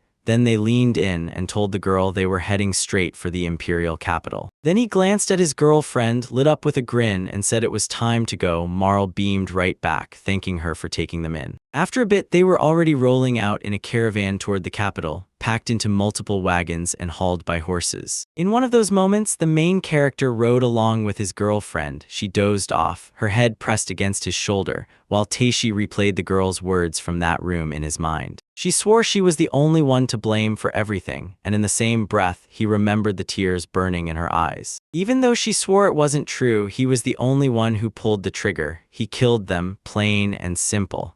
And from this moment on, that sin will never let him go. Then the main character suddenly remembered that girl and blurted out that if Furumu could forgive him, and if he could somehow make things right with that girl before the guilt swallowed him, then it would all be so much better. But it won't play out like that. No matter how hard he apologizes, it'll still look like he's only chasing forgiveness. And even if he's genuinely trying to fix what he did, she might still refuse to let him off the hook. Right then, someone called him over, and it was this sweet girl, shaking a little, clearly scared of him. So she blurted out an apology, and he just stood there baffled, totally not getting what was happening. Out of nowhere, someone yanked his clothes. He whipped around so fast his head snapped, and there stood Moral. He demanded why she'd spooked him like that, and she just shrugged, telling him he looked awful. Then Moral leaned in and said he better stop frowning. But he didn't listen to her at all. Her anger flared up on the spot. He rushed to apologize, admitting he was just way too nervous, and that was it. In the kingdom of Calendar, not everyone's evil, but just like you'd expect, a brutal crime has detonated chaos inside the royal army, and now that tense, nail-biting dread hangs over every single corner. Then the main character snapped his gaze to the stranger and demanded why she'd interrupted him.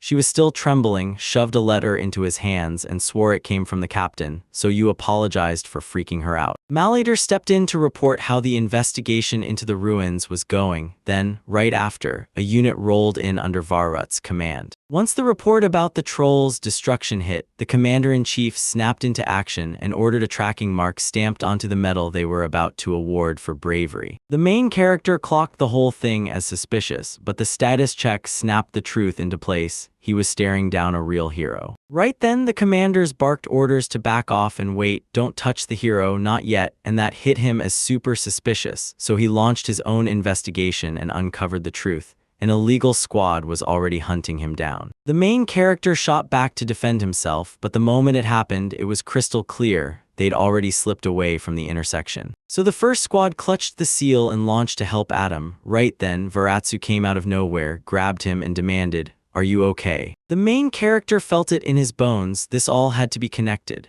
That warning about how the troll got destroyed somehow landed in the kingdom of Calendar, and now it was pretty clear they were already gearing up for his assassination. But don't jump to conclusions just from this one letter. There isn't enough proof, and Marl swore he was right. Still, if you rush, it starts to look like the army made the call on its own. Here's the real mess. When you line up the timing, it all happened way too fast. The trolls' destruction hit the reports on the first, and by the 6th day, they were getting attacked. This whole situation demands a ruthless, careful analysis. On day 1, they tore into a full-on party, drinking, stuffing themselves, then dropping where they stood, while the report about the trolls' destruction likely spread right then too. On the 2nd day, the main character got locked into a date with Moral, and right there, if that captain hadn't started prepping the hunting knife, he never would have pulled it off at all. On the 3rd day, they hit the order of night, checked his status, and confirmed he was truly a hero, and right after that, they started gearing up for the road. Then on the 4th day, they tore out at dawn from the crossroads. 3 days later, they finally slammed into the ruins known as Toy Fotrim, and on the 6th day, before half a day even had a chance to drag by, they got ambushed. The main character snapped that everything was moving way too fast, and the girl nodded right along. Then he cut in, saying they were rushing through this far too quickly and that they just had to end this conversation. Yeah, like Marl said, if you catch the whole convo instantly, you'll spot exactly when they're trying to trap you next time. Just once, it'd be awesome to take this road and have it go smoothly for a change. The main character shot, "Are we there yet?" and one of the crew grinned, "We'll stop right here," while he stared at the distance and couldn't help wondering how far they still had left to reach the royal capital. He shoved the cart aside, darted out onto the street, and dropped onto the fence, finally, a rare sliver of peace. He hadn't tested his condition or his powers in ages. He realized there was basically no way to predict the next strike, so he had to gear up and prepare with everything he had. He needs to max out his poison resistance at level 3 and crank his sense for presence and danger up to level 3 too. He thought his resistance to poison and his 6th sense for danger were finally solid. Until now, when he had just one thing left to do, test it all, starting with the feeling of someone nearby. Right in the thick of it, he feels every heartbeat around him and realizes just how terrifyingly strong this crowd is. Then he finally knows he can use his power. Once Hike hears a name and sees the face match, he instantly locks onto who it is. Like, what kind of cheat code is that? If he can blend in and stay unnoticed, maybe he'll slip past the ones who sniff out presence and danger. And now he's itching to crank his production up to the next level, because making things isn't just work for him, it's a full-blown obsession. He snapped up a brilliant plan. If the kingdom caved and apologized, he'd demand a mansion so he could set up his own workshop there. And right then Marl stared at him like he'd just gone insane. 2 days after they ditched the crossroads, they'd already pushed way farther, and the main character spun around, jaw dropped, saying the world looked unreal, because they'd finally made it to the kingdom's capital. Sure, there are plenty of locals here, but once you count all the adventurers and traveling merchants who have moved out to the outskirts, the population blows past 200,000. Arphinas's capital sprawls behind 4 massive fortress walls, and right now their carriage rolls up to the very edge of the 4th, still half-built and roaring with construction noise. Around that border, shops and inns crowd in every direction, so the place never stops buzzing. Step deeper in and you hit the simple people area, nothing like the rough outskirts by the wall, because here you'll find sharper shops, nicer hotels, and all kinds of craftsmen's workshops waiting for you. Behind the 3rd wall, the world goes even bigger, elite shops and plush hotels stretching out forever, tons of government buildings and churches, and get this, there's even a school that teaches magic, plus extravagant stores and fancy homes everywhere. Behind the 2nd wall, the local nobility hogs the spotlight. Fancy outfits everywhere, guards posted at every corner, and you'll hardly ever spot an adventurer wandering through. He snapped his eyes open wide and swore this was it, the moment he'd finally laid eyes on the massive wall. Behind that wall sat a massive castle, so huge he couldn't even believe it, the kind of grand size you'd expect from a king. The commander slammed the situation into place. "Your escort ends here," then spun to the main character and barked, "Be careful," before the main character shot back, "Thank you." Then she spun to face the commander and tried to plead her case, telling him everything that went down in the ruins. He told him not to stress like that because if the roles were switched, he'd feel the same, and then he made him promise to look after Mrs. Marl. He stumbled over his words, then forced a handshake and a quick goodbye, while also finally agreeing to that earlier request. After saying that, the commander and the first group marched off, but right up to the very end, he kept talking to them like they mattered, smiling through every message because you could tell he genuinely cared. The maid greeted them with a warm smile and practically told them to kick back like it was their own home, saying that if they wanted anything at all, they should ask her immediately, and she'd make sure it happened, leaving the main character stunned by how insanely kind everyone was. As soon as they stepped into the castle, they started scanning everything in a frenzy, golden statues everywhere, every corner dripping with luxury, and the main character snapped, "Yep, this is a real royal palace. No doubt about it." Then he wheeled around and asked the girl if it'd be smarter to leave a weapon behind before facing the king's audience. She nodded hard and said, "Yes, leave it." He went on to ask about the short sword, and she calmly assured him there was nothing to worry about. Mara leaned in and said the red ribbon stitched on the ball means she's already vowed to stay faithful to her chosen one, so she doesn't have to sit around waiting for some marriage proposal at all. It's their own unforgettable promise. The girl quickly said it was fine to wear it before the royal family since this item is Tai Kai's, so he wouldn't be rude.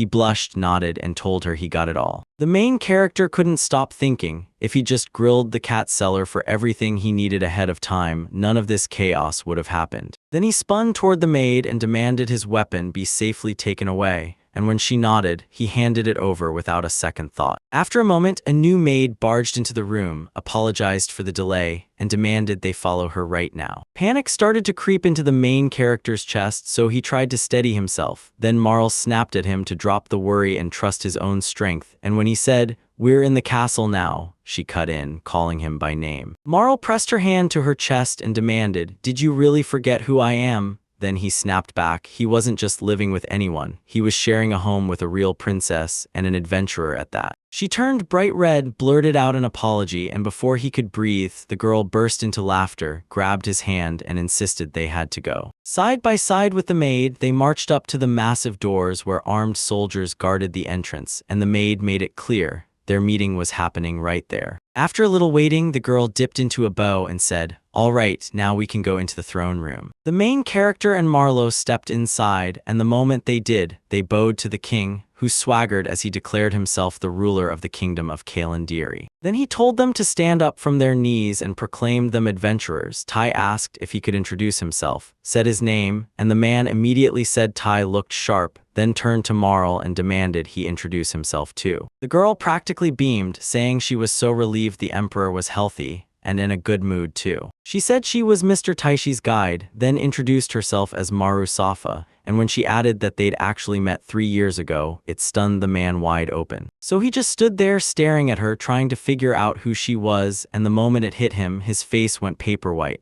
Then he blurted out loud, shocking the other servants. The main character figured there was no way the king could say no again. After all, Marl is the kingdom's second princess. The king snapped his scepter through the air and shouted for everyone to clear the hall, everyone except Zontak. The moment the last person vanished, the doors slammed shut and a crushing silence swallowed the room. That tense silence stretched on, then the man finally turned to the girl and blurted that she was Princess Mariella, but she snapped before he could finish. Her eyes sharpened with cunning as she whipped around to the man and announced they had an offer. The man swore he'd listen for sure, but you could tell he wasn't thrilled about any of this, and still, they thanked him anyway. So today, he had to act like nothing ever happened here, and those words hit him like a shock. The girl said the main character showed up at the palace just to get recognized as an adventurer, and nothing else ever brought him there, not even once. You've got to keep quiet about the hired killers who just struck the main character, because the moment it happened, an image of the attack tore straight through his mind. And listen, someone hit the first princess of Miscronia, so you've got to keep that secret locked up tight. The king had to tell everyone because of these adventurers, not a single scratch, and the guy immediately shot back. So what are you people really trying to pull off? Marl said, first off, to stop this kind of mistake from ever happening again, you've got to be insanely careful and keep it all under wraps. The king nodded along with her, promising they'd follow the plan, yet one nasty question still hung in the air. Where exactly were they supposed to be? The girl said if they ever had to crawl back home, she'd just unload every detail to them, down to the tiniest thing,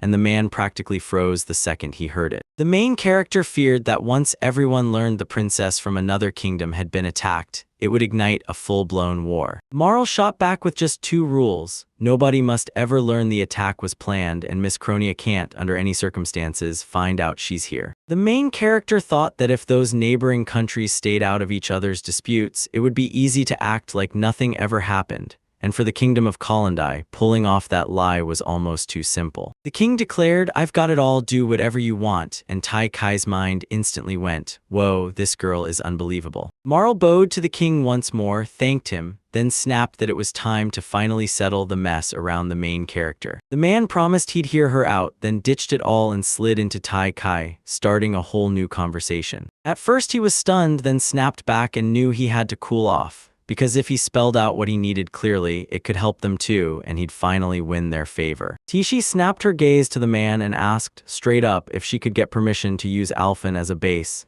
if that was even possible. The king pressed him on it again, and the main character snapped back. Around here, we greet each other with a smile, because the capital is built with an infrastructure that's already fully grown. Tai Kai also told him it'd be amazing to work in a place that beautiful, and he pictured everyone around him laughing, smiling, and living their best life. The king weighed every word in his mind, and the main character felt the truth. This place was packed with attacks and could get you killed, but it was also the one place you could win the king's favor. Tai leaned in and said, "I'm staying right here by my own choice because a real adventurer's gotta chase the unknown. And sure, he wants money and fame, but don't twist it. He won't ever use his power for evil. For the kingdom of Colander, he dreams of earning hero status, and when the moment comes, he'll fight with everything he's got to protect his homeland and stand up for the people." The king flashed that he understood everything, then leaned on his assistant and said he trusted him. Right then, the main character couldn't help thinking that if things went bad, he'd just pack up and leave the country. The king's assistant stepped forward and declared, "I'm Saunter von Meister," and since he was already in the king's inner circle, he demanded everyone remember his name. The main character stepped up, told her his name, and said he was thrilled to meet her. Then she introduced herself and told him, "Don't worry about me." Zontak told them not to worry about how he talked, because he was already fed up pretending to be so formal, and that hit Taishi in the right way, making him see Zontak as the kind of guy who's truly open. The man told of the time stubborn nobles right near the army and its leaders chose to bolt, and thanks to the intel, they finally understood the hero's trap. But just as they were debating their next move, everything snapped and the whole situation flipped overnight. Zontak's shame hit like a gut punch. He dropped his head and confessed they'd done something unforgivable to the heroes and Queen Mariella. Then the man shot the heroes a line of "I'm endlessly grateful," and the main character's jaw practically dropped in shock. The man warned that secretly killing the queen, the most valuable treasure their country has, would be a real tragedy, and Tai Kai couldn't believe it because he was forced to bow his head for them. Zontak said that once heroes showed up in their country, every last detail about them had to explode across the whole league. Everyone knew this warning months ago, but not every hero was thrilled about it. The man closed in on the main character and demanded to know how he felt about spilling all his so-called exploits to everyone. Taiushi confessed that he really hates it when people bring him up, then he spun toward the girl and demanded to know what she thought. Marl flashed him a smile and said she was totally on board. Zontak grinned and told her he got the whole picture, then urged them to move in that direction. The man quizzed them on what they were hoping for next, what they truly expected, and the main character snapped into deep thought right away. Tai Kai told them he wants a real, full-sized bath and a proper workspace where he can forge weapons and grind alchemy every day. The girl declared she wanted a huge bed and a plush, comfy sofa, because after all the chaos in her adventures, she's going to have guests for days, and she definitely won't mind a dependable butler and maid. The main character froze, replaying a thought he'd never dared to consider. The butler and the maid, and Zontak swore he'd do everything he could, fighting to honor their wishes even if trouble tried to throw up roadblocks. The man urged them to hole up in the castle for a bit, and everyone nodded in silence. Then the girl lit up and said she wanted to start gardening. The main character is dead set on crushing the nobles who back a brutal policy, especially the ones with shady ties to the army. He spun toward the girl and demanded her take. Did she back him or not? She shook her head and said, "There's nothing we can do. If we have to wait, then fine, I'll wait." The main character admitted he felt a little scared, and Marl shot back that it gets terrifying the second you're strolling through the city and someone behind you screams out words you can't even understand. Then he broke into a laugh and said that nothing like that is gonna rattle him. They chose to stay put in Ulfin's capital, and right then, an unfamiliar girl fixed her eyes on them and blurted out the main character's name like she'd been waiting for this moment. Marl's been trapped in the palace for 10 long days and boredom is crushing him. He growls that there's literally nothing to do at all. She whipped around to Taisha and told her they'd have to stay in the palace for a few more days before the nightmare gets worse and they end up trapped here forever. Taisha snapped back, "No way, that'll never happen." Then he spun toward the maid and demanded to know if she got everything right, and he snapped at the girl that her jokes were landing way too hard, right when the maid suddenly called both of them by name. When she stepped into their room, she snapped, "All the base prep is already done, so we'll leave for our journey soon." The moment they pulled up to the spot, Marl blurted that their new base looked exactly like a real mansion. He spotted a way out to the main road, and this place was weirdly peaceful, just wall-to-wall greenery, so he blurted out that it was way bigger than he ever pictured. Getting that huge house out wouldn't be simple, so when Marl heard the worry, she shrugged and said everything would be fine because a manager or a maid would handle it. Suddenly, a man burst into view and told them this was their first meeting, saying he was Jack Mason, and that he'd be running this house from here on out. The main character introduced himself and thanked the help. Then the girl chimed in with her name, and the man immediately invited them to come check out the house. First, they shoved into that huge corridor, then they zipped straight into the kitchen, carefully handling the dishes like they mattered, and finally they turned their eyes to the dining room. Behind their house sat a full living room, plus a forge roaring with heat and an alchemical workshop buzzing with experiments. Besides the forge in the bathhouse, there's also a roaring fireplace and even a toilet, plus they light the fire with magic. The main character immediately panicked, thinking this was gonna cost a fortune, and then Jack turned to everyone and asked what they really thought about it. Taishi said this place is so cozy, and the moment he sounded impressed, Chumaskai snapped back, "Don't you dare talk like that to the servants." A dignified old man like Jack probably isn't used to anyone talking to him without respect, yet he still earns a salary from the kingdom of Kalandira, and nobody can honestly say he was ever officially hired there. The main character shoved a bag of money into his hands and told him to take it, because the estate was bleeding cash and there was no choice. Supplies needed buying and daily life needed that money too. The elder told him this money wasn't for games, it had to go to food and real necessities, and the man nodded along without a second thought. He figured the kingdom was funding the cash too, but he refused to owe them a single cent. Marl grabbed the man's attention and demanded to know where the maids were, and the man snapped back that his niece worked there, she was just out shopping. He suddenly remembered he'd totally forgotten this little luxury most estates have, and it hit him. His man's niece was just as well-mannered as he was. At that exact moment, a girl burst into the house and blurted out an apology for being late, and Jack immediately told her to go greet the gentleman. Mabel stood up, apologized to everyone for the trouble, and then boldly introduced herself. At first, the main character thought the maid was just a little girl, and it shocked him to learn she was.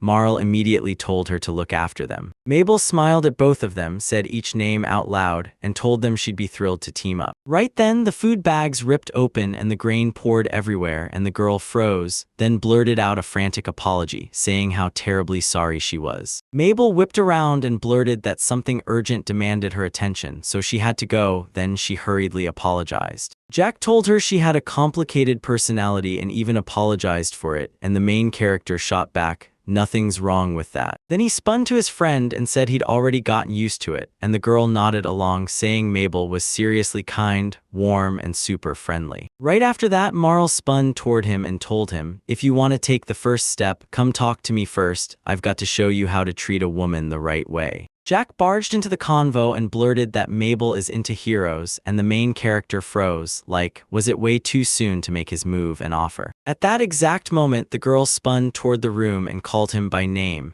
then demanded to know what he wanted. Mabel leaned in and asked what he wanted for dinner, then told him to speak up if he had any cravings. The main character confessed that he was starving for something specific and fired off the question to his girlfriend. She leaned in and said, "We've been stuffing ourselves with fancy, delicious food at the royal palace nonstop lately." So she decided on something easy, fish with rice, no fuss. The maid promised she'd handle it all, she just asked her to wait a moment. Both girls snapped their eyes to him, and Amy's gaze held a question she couldn't even breathe out, while the main character looked dead set on making it happen right then. He tiptoed around the question and asked if they truly had rice, and Mabel shot back, "Oh yeah, there are tons of markets in the capital, and if you look hard enough, you'll find it for sure." Then the main character clenched his fists in both hands and roared at the top of his lungs that he wanted rice. After a while, the maid served the food, and Tai Shu tore into the rice like he'd been starving, then begged for seconds, because somehow he still couldn't wrap his mind around it. He showed up in this world about a month ago, and only now did the truth hit. There's rice here, and he couldn't wait to get his hands on it. Marl leaned in and asked, "Do you really love rice that much?" And he shot back, "You don't grow up without it." Right then, the maid burst in and said they couldn't find a single grain of rice at the market in Mescronia. Then the main character devoured his food even faster, and he blurted whether this was a traditional dish from the kingdom of Micronia. Mabel nodded, then urged him to slow down and eat a little more calmly. Tai Kai figured he had to head to this kingdom for the rice, but the crazy part is, he doesn't even understand this world yet, and he's genuinely excited to learn everything he can. Mabel leaned in and asked if it tasted like his hometown. Then Marl jumped in, declared the dish downright delicious, and nodded along with them. Nightfall crept in and the world outside turned pitch dark. Then it hit him. There was no more talking to do because his bond with Marl had clearly skyrocketed today. After a while, they decided to take a bath, stepped inside, and boom, a massive room unfolded with a huge pool in the middle, and Tai Kai couldn't stop smiling as he said this place makes even the bath feel insanely luxurious. Marl flashed a smile and couldn't believe it. She was really about to bathe in a bathroom this massive. The girl shut her eyes with a huge smile and said it felt like paradise, and the main character nodded hard, agreeing that, yeah, this place is seriously amazing. Then Marl cracked open one eye and stared right at the Taishi, demanding to know where his hometown was. The main character figured he could finally tell her about it, until he realized that if he spills tech knowledge from that world, it could change this one's future forever. She blared it out loud as Sia said Nui is pure peace. No demons, no war, just calm. But living and earning there was brutal, Bri, because in that place you could have anything you wanted, as long as you had the money to pay for it. Marl grinned and said this whole thing sounds exactly like one of her dreams. Then the main character pressed her again, asking about it one more time. He stared at this country where, year after year, about 30,000 people end their own lives just to escape a brutal, never-ending existence. And soon you start to feel it too, like you're nothing but a tiny piece in a huge, broken machine. The main character snapped out loud that it was terrible there, and the girl's cheeks flared red at every word. She asked what they'd do tomorrow, and he shot back that they had to hit the guild first. His weapon still worked, but he wanted to grab brand new armor. Right then, Marl doused him with water, shouted for him to stop, and demanded to know why he was rushing off like that. Then the main character pitched an idea, let's hit the market in this new city, and he swore they might stumble on something cool for a steal, and the girl immediately nodded along. Marl blurted out that she wants to hit a restaurant that serves rice, and Teiji immediately fired back that she absolutely adores chowing down on tasty food. She closed the distance and slammed into a hug, and the main character shot her a question. Where did she even learn that? She just shrugged and said she asked the maid about it. Tisha's mind instantly conjured two castle maids locking into a warm embrace, and the joy on their faces screamed just how thrilled they were. Marl demanded he spill every detail, then slid him yet another drink. Right after that, eerie sounds started crawling out of the bath, and he couldn't believe how fascinating Marl really was. Next day, they bolted to the library with her, because if you want answers, there's nowhere better. He realized he still knew almost nothing about Elyard, and the library felt like their best shot. These books are everywhere, like a jackpot got dropped right in front of us. He spun around, eyes wide, and blurted out that it was unreal. Every single one of those books is scribbled by hand, so yeah, I bet typewriters don't exist in this world yet.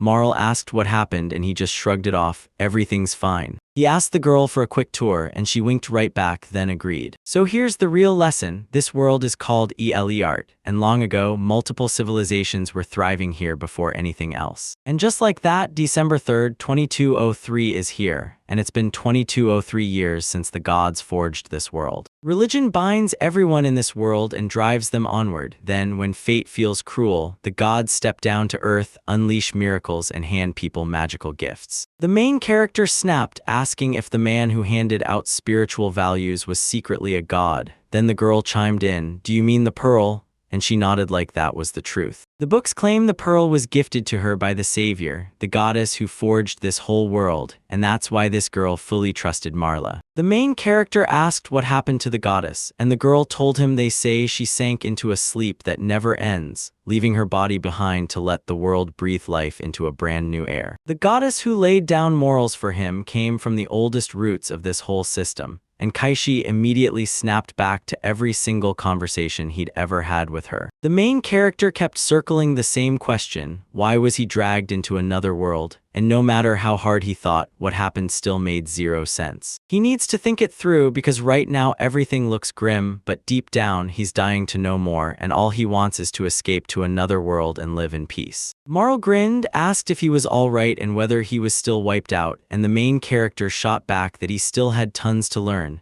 Then the girl pitched a book about the continent like it was their next mission. First off, down south it's freezing, but up north it's warm as can be. The land where Kalandir and its hometown Cronia sit is called Pit, and it's the very first continent. The main character stared at the map plastered with kingdoms and cities, then snapped, "What is this?" and Moral shot back that it was the political map of the first continent. Right now, they're standing in the kingdom of Kalendir, one of the oldest states still standing on this whole land. They churn out more than enough goods to trade with everyone else. Around here, agriculture is the big, beating heart of the whole economy. Life here is comfortable enough, but they still have to import salt, because the sea's too far out and there's no rock salt nearby. And because Mamilla controls so many forests, the whole forestry business here can't even get off the ground. Then she jabbed her finger at the map and pointed straight to her homeland. The kingdom of Miscronia spread across the east and southeast of the continent. Because this place is packed with lakes, rivers, and seas, it's stacked with water resources and seafood everywhere, and that's why they call it the land of travelers. With ports linking it to the world, all the best stuff from everywhere flows right in. Even if there's a ton of water, don't forget, it comes with perks and problems too. She already told you that Cronia ships sea salt to Kalendir. Marl blurted out whether Miss Cronia could beat Kalendira, and the main character shot back that it was obvious. Just look at the king's face. To the east of Pieta sprawls the mountain kingdom of jewels, and right beside the forests sit elven villages. Right now, the whole first continent looks basically like this. Then she turns to the main character and asks what he liked the most. He said, "I like the kingdom of Miscronia, Chidasia the most," and the girl's cheeks flared red instantly. Then the main character fired off the same answer again right there and then. Marl shot a question and Tishi swore it was true, talking with nothing but raw honesty and a sincere heart. At first she was glowing with happiness, then the doubt hit her hard. She asked him why he'd said it, since in her kingdom you could eat rice all you wanted. He just shook his head. Marl beamed and promised him that one day, they'd stroll side by side through the heart of her kingdom's territory. So the main character shot back, asking, "Do I really have to marry right now?" The girl shook her head and said she had no plans to go home.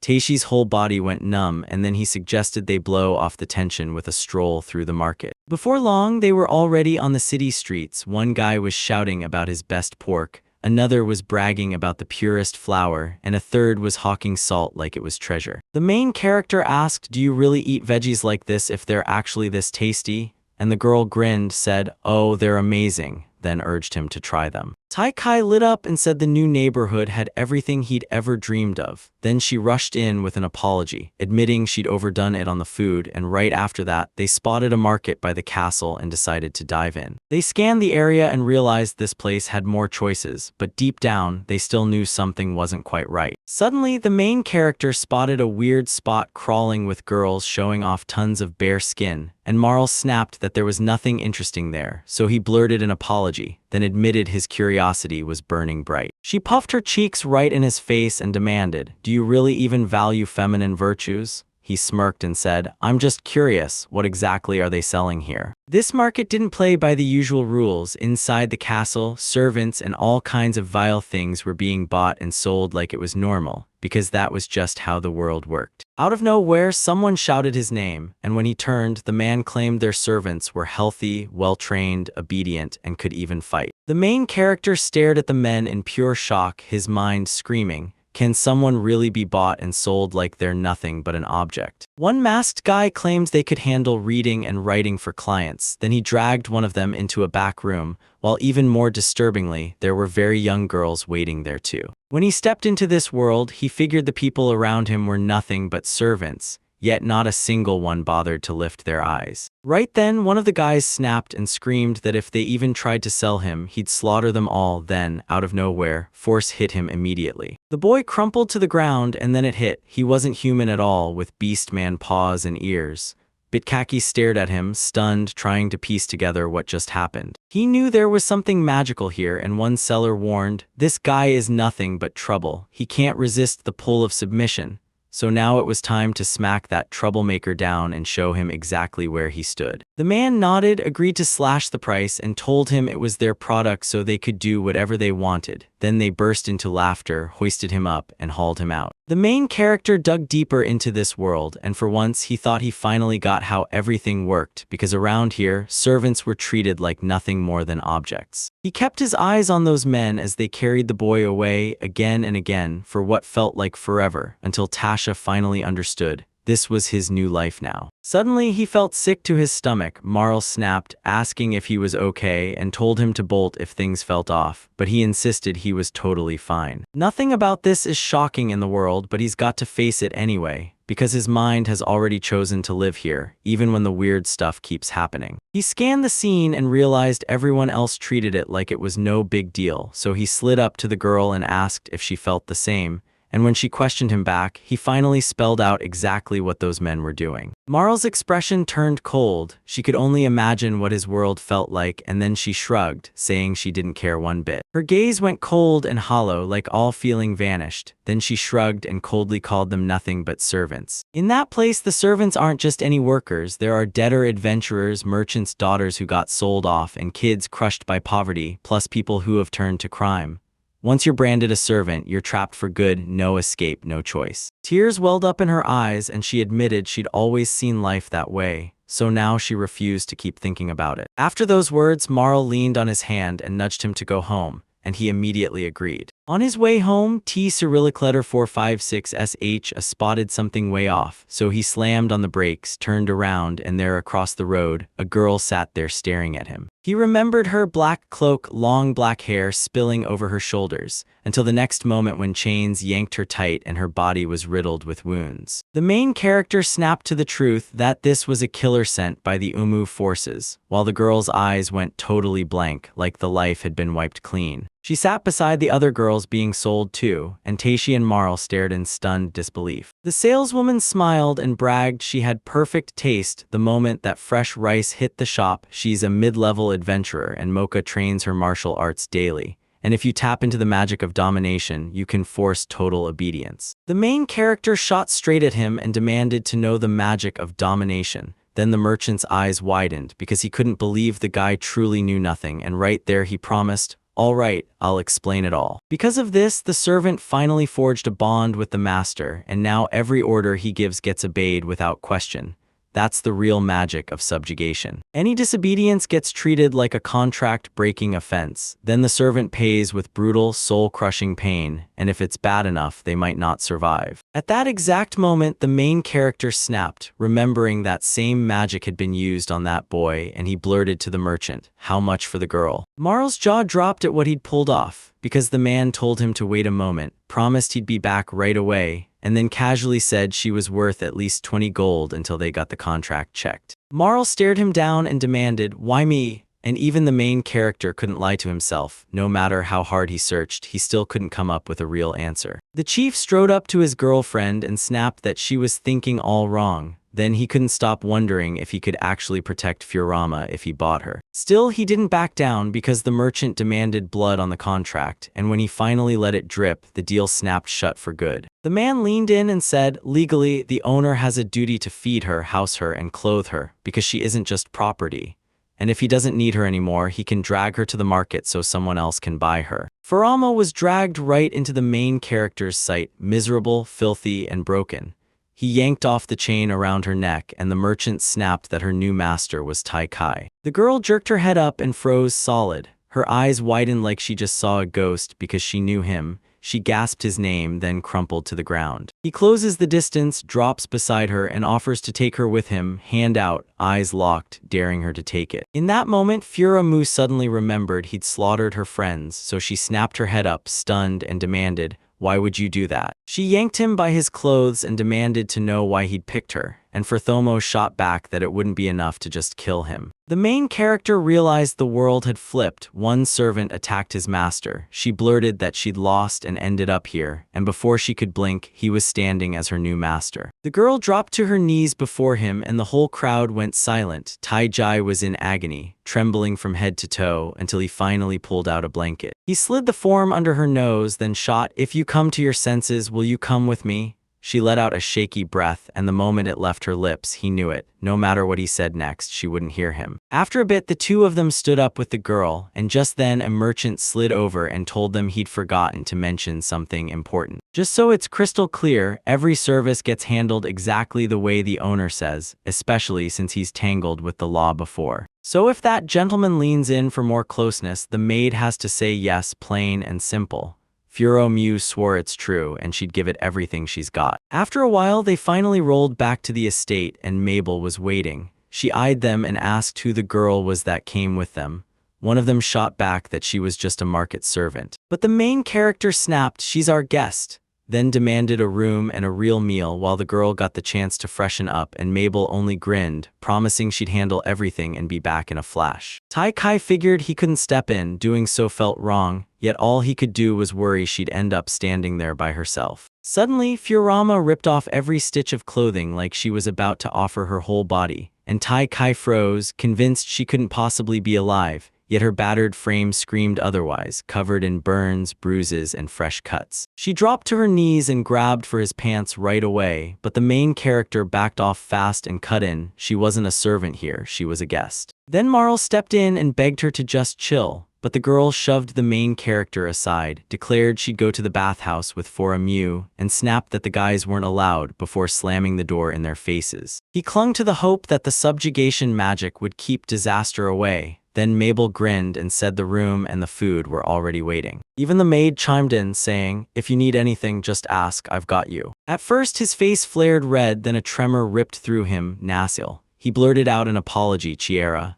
Right then, Marl pushed again, telling Furam to head to Super. She slid her fingers through her hair, cheeks burning, and then boldly said she'd do whatever she wanted. Marl called her by name and Firma's face crumpled as tears poured out. She blurted that she had no idea what he was thinking, and the girl nodded along. Marl admitted she still didn't know much about the main character, and while she kept working soap into her hair, she made it clear she was far from done figuring him out. She told him this was completely normal for them, while it still stunned him because deep down, she'd always believed their actions weren't weird at all. No matter what he says, Marl can't escape the impact. His words flip her perspective, shake up her entire worldview, and make her see the world in a whole new way. Furumu kicked off the talk and told her the truth. "Wait, you're a knight?" No, she was an assassin, and then she wasn't anymore. Marl told her that Tai Kai had nothing to do with cruelty or violence, just like its whole world. Then Forum shot up furious and snapped that such a world simply doesn't exist. The girl snapped, saying she couldn't live in a world like that because the country needed her, and even the kids who couldn't protect themselves deserved a change. Right then, tears burning in her eyes, Marl asked Farama what she wanted, just for herself, and Farama froze, shocked she didn't even know what to say. Marl pulled her into a hug and told her the main character is doing everything she can for her. Then she leaned in and asked if anyone out there truly loves her. The princess confessed that this cruel world had warped her heart. Then she grabbed Mael's attention and begged him to let her unload everything that was weighing on her. Marl's face went red the moment she said it. Then she dropped the bomb that she envied her, and Marl couldn't believe it.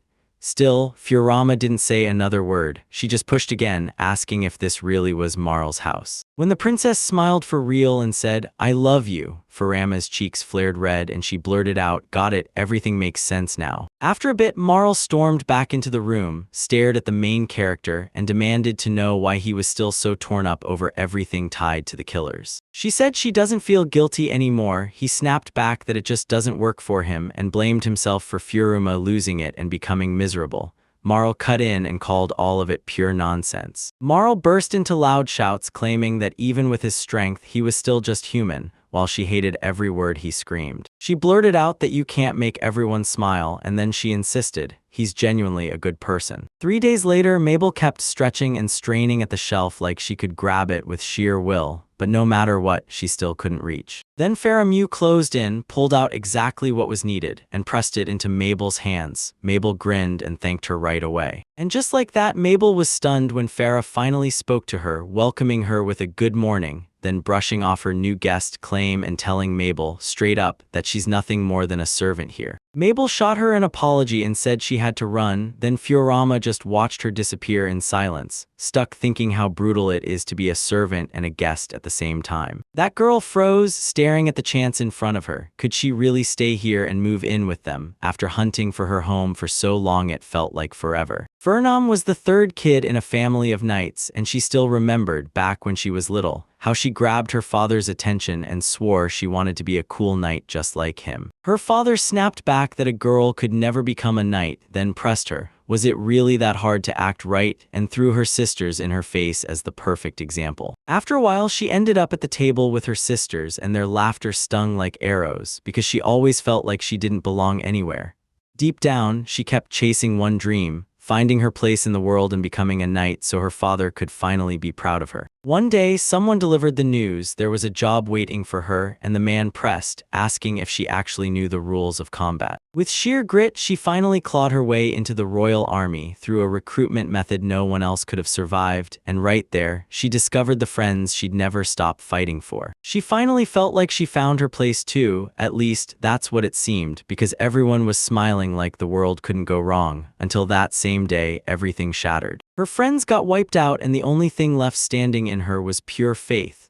While the trial crushed her back in her homeland, her father was exiled and humiliated, and Kalabina Emi Cox watched everything she'd ever dreamed of vanish without a trace. Marl's face twisted, then she let out a nervous laugh and admitted it was awkward, but she still apologized to her, and then she spun to the main character to remind him she'd already warned him. Don't get involved in the business of murderers. Tai tried to answer her, but she cut him off instantly, then demanded why he was so damn worried, like he wasn't already hurting because of them. Furamu snapped that she regretted how it all went down, and Marl, still boiling with frustration, swore the man only wanted to play hero. Then the room went dead silent. After a while, Marl's face softened like a switch flipped. She turned to the girl and admitted straight up that she'd become a victim too. She said Futtermuth did it because duty demanded it, and that choice left both of them bleeding and bruised. Marl let out a heavy sigh, said she finally got it, and the truth hit hard. Everyone was hurting, and tears spilled into the girl's eyes. But before the moment could break her, the princess snapped, slammed her fist into her palm, and shot back with a proposal. She pressed her hand to her heart and swore that if nobody could forgive them, she would. Furumu froze at her words, and the main character stumbled back like he'd been hit, then asked what she thought she was doing.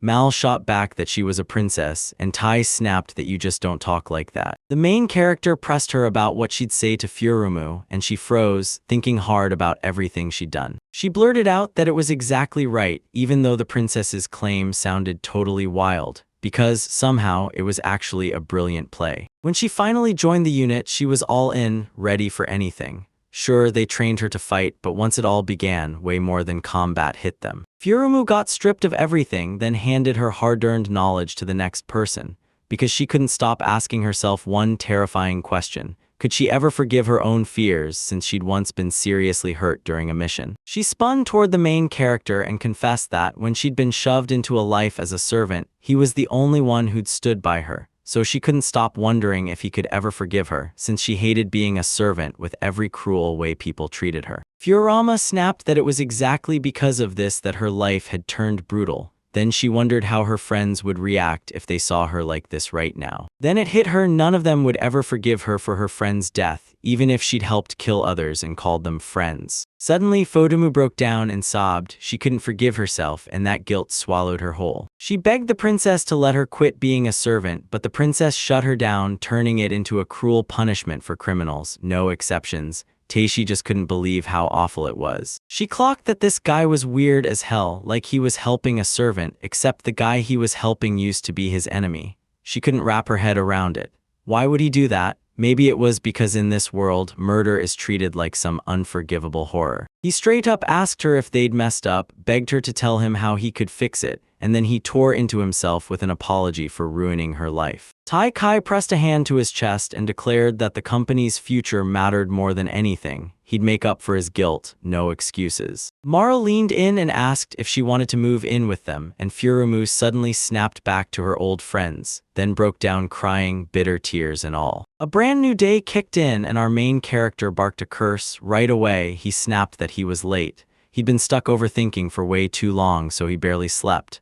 The second he stepped out, someone immediately grilled him, "So, is it nice here?" Turns out Furama was dressed to impress in this gorgeous outfit, and when Mabel said it suited her perfectly, Furama's cheeks instantly caught fire with a blush. She just asked what people had done to her, while Mabel greeted him bright and early that morning. Marl snapped that she's a maid and refuses to be treated like a guest, and the main character's jaw practically dropped at what she said. She told him that from that day forward she'd serve him, and Taishi stared in shock, asking how it all happened, and why they chose that path. Jack told her that Mabel struggles with it in general, so he figured this was the right move. Then, because she genuinely appreciated his understanding, she asked, "Is there anything I can do to help?" Her cheeks flushed crimson, and with her hands clasped tight to her chest, she finally whispered that she wanted to be loved too. He stared at her in shock, trying to wrap his head around her words. Then she stepped in closer, grinned, and finally confessed she'd been joking. That's how she wound up in the company. Everything was gone, wiped clean, and she couldn't shake the feeling that the maid was once a hired killer. With Marl by his side, the main character drifted through the market streets, lost in his own thoughts. Then out of nowhere, a stranger stepped up and demanded, "Are you the hero Tai Si?" He demanded to know who he was, and the man answered that he'd come straight from Calendar's castle and had a job lined up for him.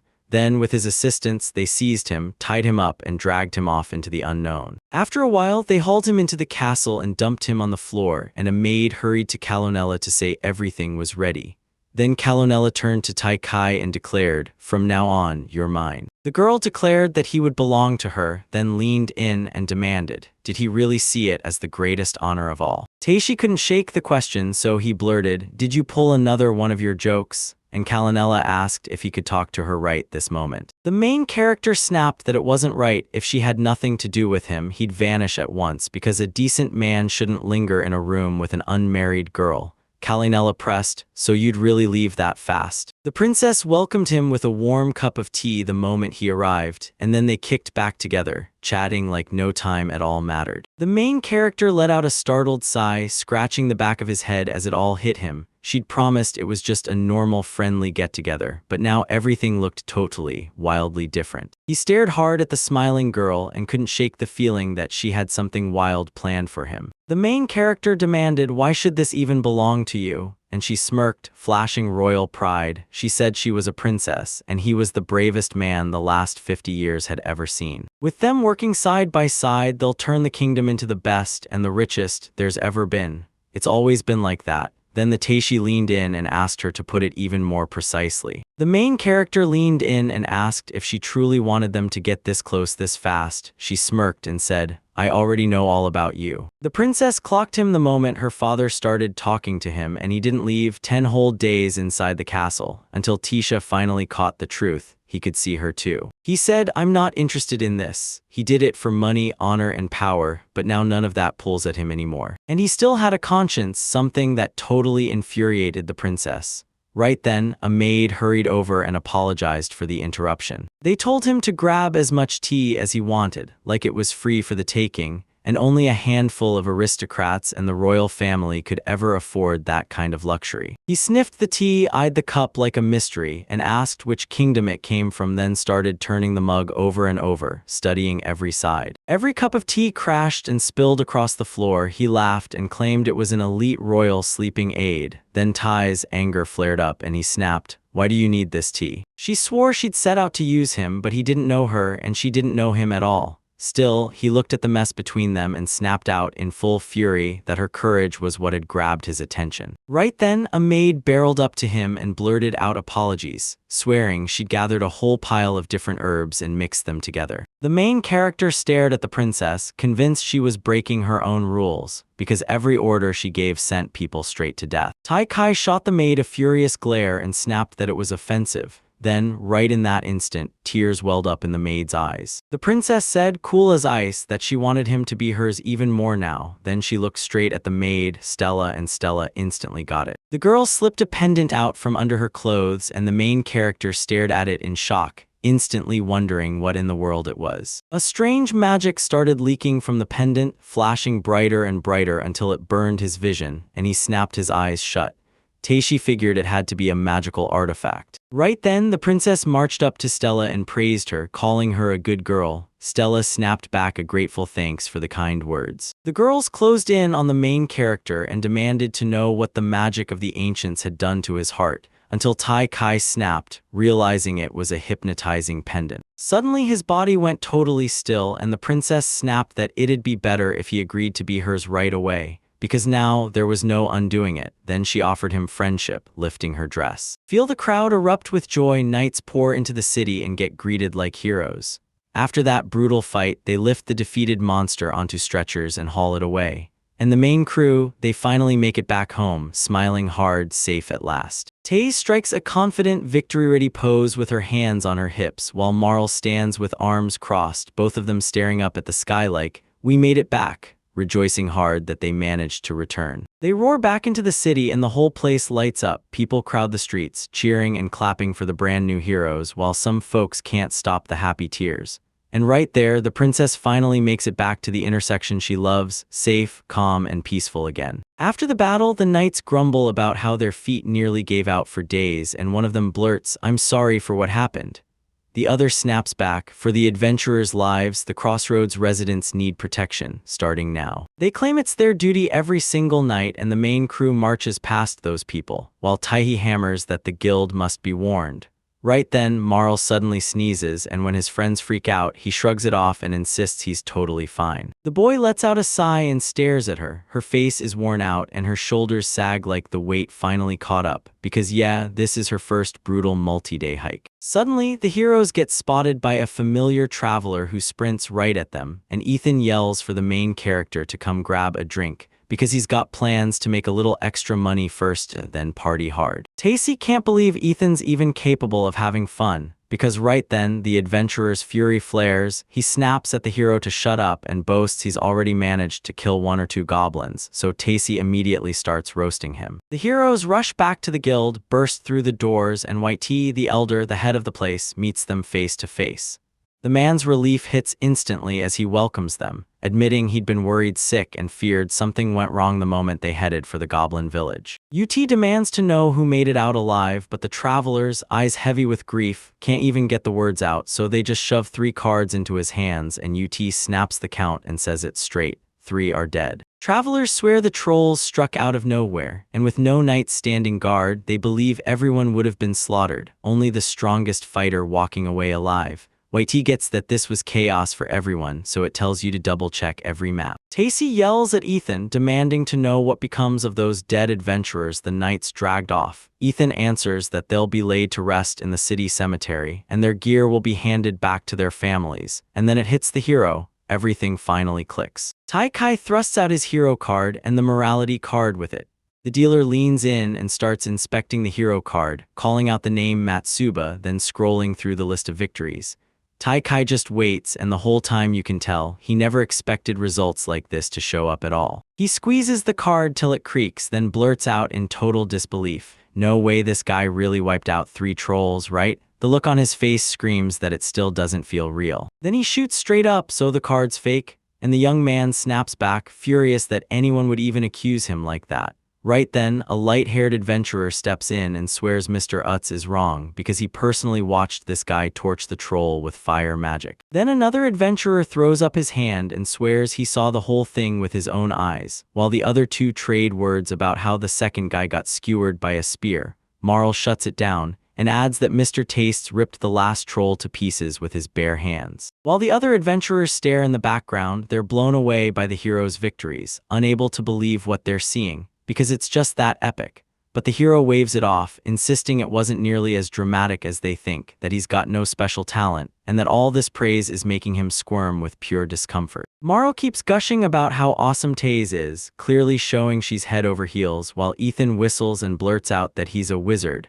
That sets Taze off. She explodes in indignation, snaps at Ethan as a scoundrel, and won't let it go. Everyone piles into the dungeon, spreads out along the walls, and leaves the center clear. Then Taishi hauls out the bodies of those monstrous things from the storeroom, because nobody even realized they were this huge. UT lays out the plan for the loot like it's business. Skin and bones go straight into armor, the fat gets handed to the alchemists, and the meat gets sold for real profit. Sure, a damaged head is a headache, but the body is still fully usable. Tacy swears trolls cost a fortune, and then Ethan barrels up to him, asking if the hero realizes that any magical monster hauled into the guild gets listed like a prize, because trophies like that pay way more than anything you could ever snag on the regular market. The Winx Witch stared at Ethan, nodded at every word, and confirmed the scheme was exactly what would push adventurers to haul magical monsters straight to their guild. Tacy giggles and blurts out, "So, how much are these monsters?" and when they say the raid pays out 2 silver coins, she knows there's more. The UT keeps insisting it can't name the exact number, but for the troll it's roughly 30 gold, and for the conquest, tack on 5 more. So the adventurer gulps hard, stammers, and blurts out again, "So that's the amount we're talking about, right?" Tissy and Marl toss out a rough estimate of 105 gold, and the heroes go wide-eyed at the number. Panic sparks in their chests, they start trembling, and Marl even reaches a hand out. The princess stared in disbelief. 105 gold for just one task. To her, it sounded like a dream come true, and even the heroes couldn't wrap their heads around it, because that kind of pay was nothing like what adventurers ever got. Tacey beams with a sincere grin, lifts his mug high, and the clink rings out loud. Then he raises it in a toast to the adventurers, to the ones who made it back, and to the ones who stayed there. Everyone cheers that it's finally over, then raises their glasses and chants that they'd better drink it down to the very last drop. Clink, clink, each one overflowing so badly that one tiny wobble and the drink sloshes over. When the hero snatches his award for victory, around 20 other adventurers shout that they're in too, and the warrior with the princess dive into the tavern. 5 gold coins gets you fed and watered to your heart's content, because right now you don't need to obsess over every last coin. Ties got surrounded by girls, and the moment one heard he'd beaten a troll, she started praising him as strong, while another grilled him about the secret behind that strength, and a third demanded he spill the stories from his adventures. Then the rest just kept calling him handsome, and Ties had no idea what to say. Behind him, the men fire off whispers about how lucky he is, and the hero's stomach drops when he sees those furious faces.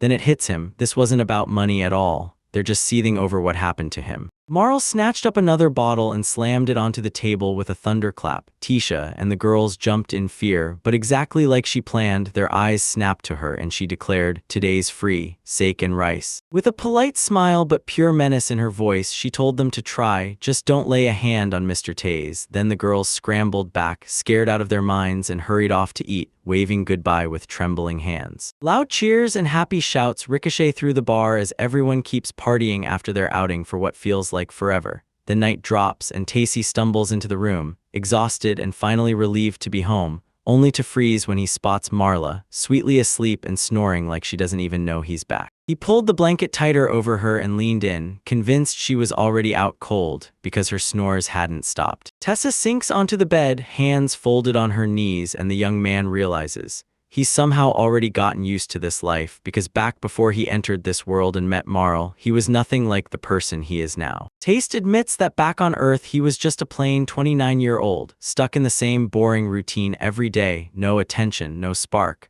But once he lands in Iliard, thanks to Marl, every single day explodes into wild adventures because she's absolutely, painfully in love with him. He shoots the girl a grateful thanks, and right then, she jolts awake, snaps her eyes open, and Marl hears his confession. The princess lets out a heavy sigh and keeps sulking, snapping that no matter how many times he thanks her, she still won't forgive him for staring at other girls. Then he's shocked and mortified because he swore she was asleep, but it turns out that nap was totally fake. Marl straight up asks if he's into girls like that, but he has no clue what she means, so he figures she's just stressing over nothing, and Marlsian, nope, she snaps back, calls him a fool, and flat out denies it with zero hesitation. Tazy clamps Marl in a tight hug, pinning her close as his hands settle on her shoulders and forehead. He presses his own head to hers and whispers that everything's exactly the way it is now, then admits he'd been terrified for her. He says that during that adventure when she suddenly jolted and jumped, he forced himself to stay calm, because Tates remembers every detail of how Marl looked in that moment. If he lost, he'd be wiping out the meaning of life in this world. This thought was the only thing hammering in his head. The hero kept the girl locked in his arms, eyes sealed shut, reliving it as he spoke. She glances at him with a shy, shaky smile, and you can tell she's thrilled. Taze really isn't indifferent to her at all. Her cheeks and trembling hands practically scream how much she loves him, while the main character blurts out at the top of his lungs, demanding everyone stop interfering. Then he hurls the princess onto the bed, leans over her, and growls that the scoundrel will take her now, one hand braced beside her head, the other clamped around her wrist. They're locked in a kiss, and Marl snaps at him like, "Mr. Taze." Morning finally breaks, birds start screaming outside the window, and the girl jolts awake with her eyes still half-lidded. Tacey leans in and tells Marl that morning is almost here, then asks if she can get up. Marl groans, half asleep, saying that not getting a wink all night is pure torture, and when she finally stirs, she looks completely wrecked and the guy immediately throws out an apology. The adventuress shoots the hero a warning, no protection, no shield, and she might end up pregnant. Then the hero blurts out, stunned, and she laughs it off, saying he's just too damn impatient. Marl bursts into laughter and calls herself an adventurer, and right then the guild slaps on pregnancy protection magic, while Tay can't help but wonder if she's just getting sick. The girl tells him that women adventurers can lean on the guild's help if things get messy, and they can even grab contraceptive magic ahead of time. Sure, the guy gets the idea, but he still can't wrap his head around why they'd need it in the first place. The princess flat out reveals the brutal truth. That pregnant adventurer girl is getting yanked off her adventures, and Tishi can't help but realize the guild is bleeding its most experienced fighters because of it. The hero blurts out, "That's messed up. Even if the traveler ends up pregnant and the whole crew crumbles, something still won't add up, and then the rest of the travelers vanish too, somewhere out there." Moral tells him that when it comes to finding a new band, nothing is easy, and then one problem crashes into the next. Tay finally says he gets it all now, thinking about Moral, who's right beside him in the band because before she landed there, she fought through a ton of pain and struggle. Moral's final reason hits hard. Vulgar demons wearing human skins, and it's exactly because of them that adventurers have to learn contraceptive magic, and the boy is left completely stunned when he finds out. He's staring at a girl he imagines like that monster. Marl slams her hands over her body and fires off an angry, "Why are you looking at me like that?" while the guy just laughs, awkwardly scratches his head, and swears it's nothing. The princess shrugs and says marrying travelers is totally normal. It happens non-stop, and the hero starts mulling it over like, "Wait, I really do like Moral, don't I? So yeah, they could end up tying the knot." He's itching to learn more, so they bolt out of the house.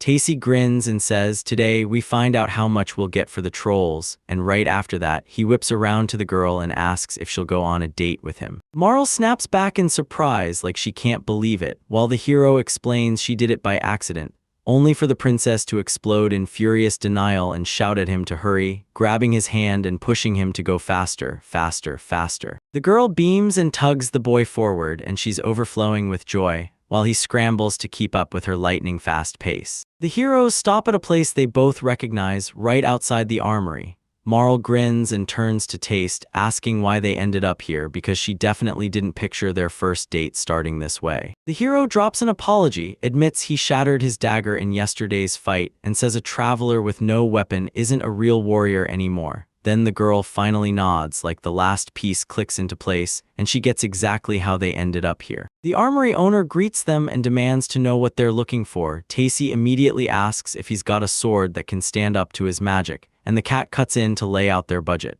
Then the hero declares he'll pay 10 gold and asks if that's enough, and the cat dives straight into searching. Marl slips over to the shelf packed with weapons and mysterious vials, and her eyes lock onto a broad dagger. So the hero jumps in, asking again if it's actually any good, and the princess is completely caught off guard by the question. She says he looks so elegant, and right then she's like, "I just saw him." Tacy asks if she wants to check out the new crossbow, but the girl just mutters and bolts off. Then the boy stares at the dagger and swears she definitely had feelings for it. The shopkeeper laid out his wares right in front of the heroes, and the cat snapped up 2 sabers that fit their budget, then warned them the rest of the swords would cost a fortune. The hero snatches the weapon and studies it closely, and then, bam, he spots that one sword has a massive guard. The cat confirms it and purrs that if the hero's strong enough, it'll hand over another sword as a gift. He snatches a brand new weapon from another shelf and with both hands presents a mithril sword. Taishi leans in, starting to scrutinize it as he draws the blade from its sheath, and it softly rustles the second his fingers make contact. The boy yanks out the sword and freezes in shock.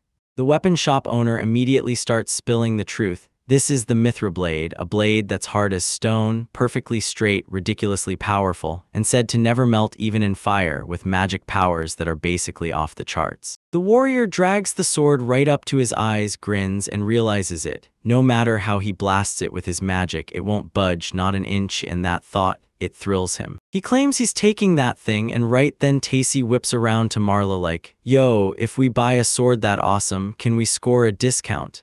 The cat immediately catches on they're talking about that mithril dagger they'd been eyeing earlier. The shop owner flashes a grin and tells him, straight to his face, that his brother is going to wipe him out and bankrupt the shop. Taiyoshi stares in shock as the owner keeps talking. This dagger cradles a wind-charged pearl, and with it, every move snaps faster while the blade suddenly feels way lighter. The cat knows there's nothing left to fix here, so he bargains. He'll give both items for 24 coins instead of 25. Then he presses, "Will that actually help?" The master just keeps humming to himself as Theseus snatches the coins from the stash. The hero drops exactly 24 coins onto the table, and they clink so hard they scatter everywhere, jingle after jingle, bouncing off each other and the tabletop. The seller freezes in shock, no way he saw this coming, and blinks like, where did all these coins even come from? Tyson leans in and says he just sold the carcasses of 3 trolls, and now he's betting troll parts will flood the market real soon.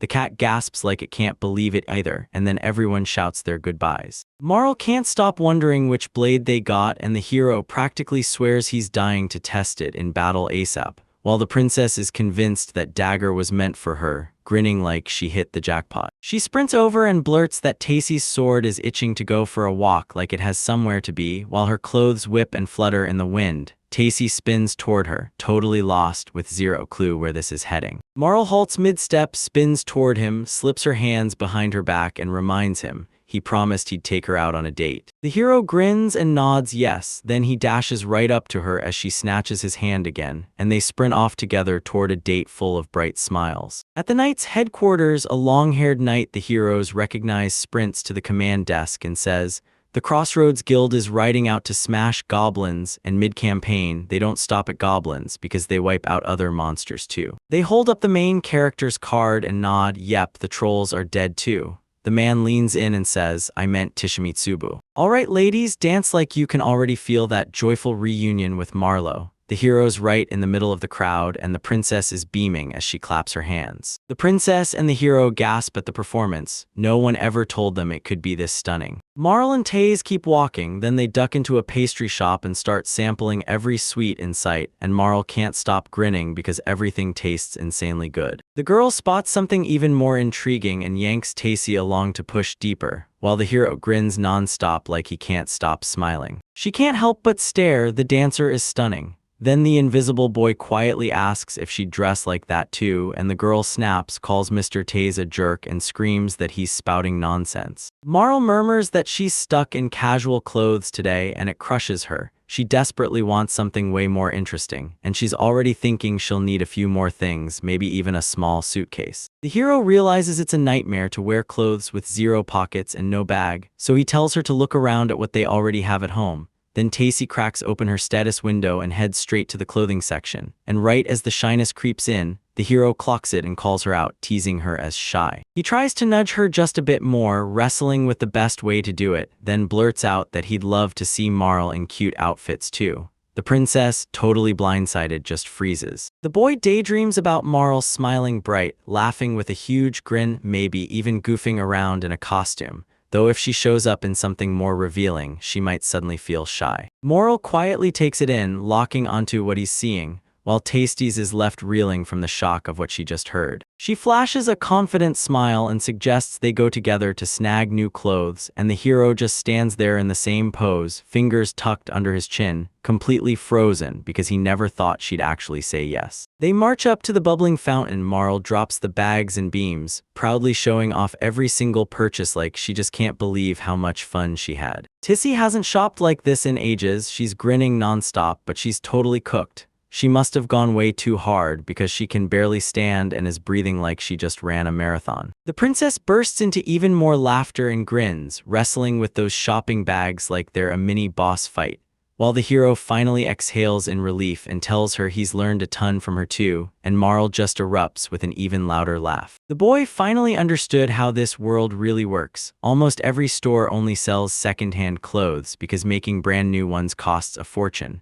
Regular people buy what they can't sew, then flip it to someone else, and just like that, the cycle keeps feeding itself. He loudly insists they have to lug all of this stuff since they bought it all, but deep down he's itching to do something different tonight, and he's awkward as hell for even hinting at his real plan. Marl snaps back in shock. Does he mean this for real? She can't tell, so she freezes, opens her mouth, and all she manages is an awkward sigh. The girl spots a dress that looks like it's stitched together from mismatched fabric, then leans in and asks Mr. Taze if she's actually required to wear it. He says she wanted to wear a dancer's costume, and Marl explodes at him to try it on himself, while the invisible guy can't wait to watch her.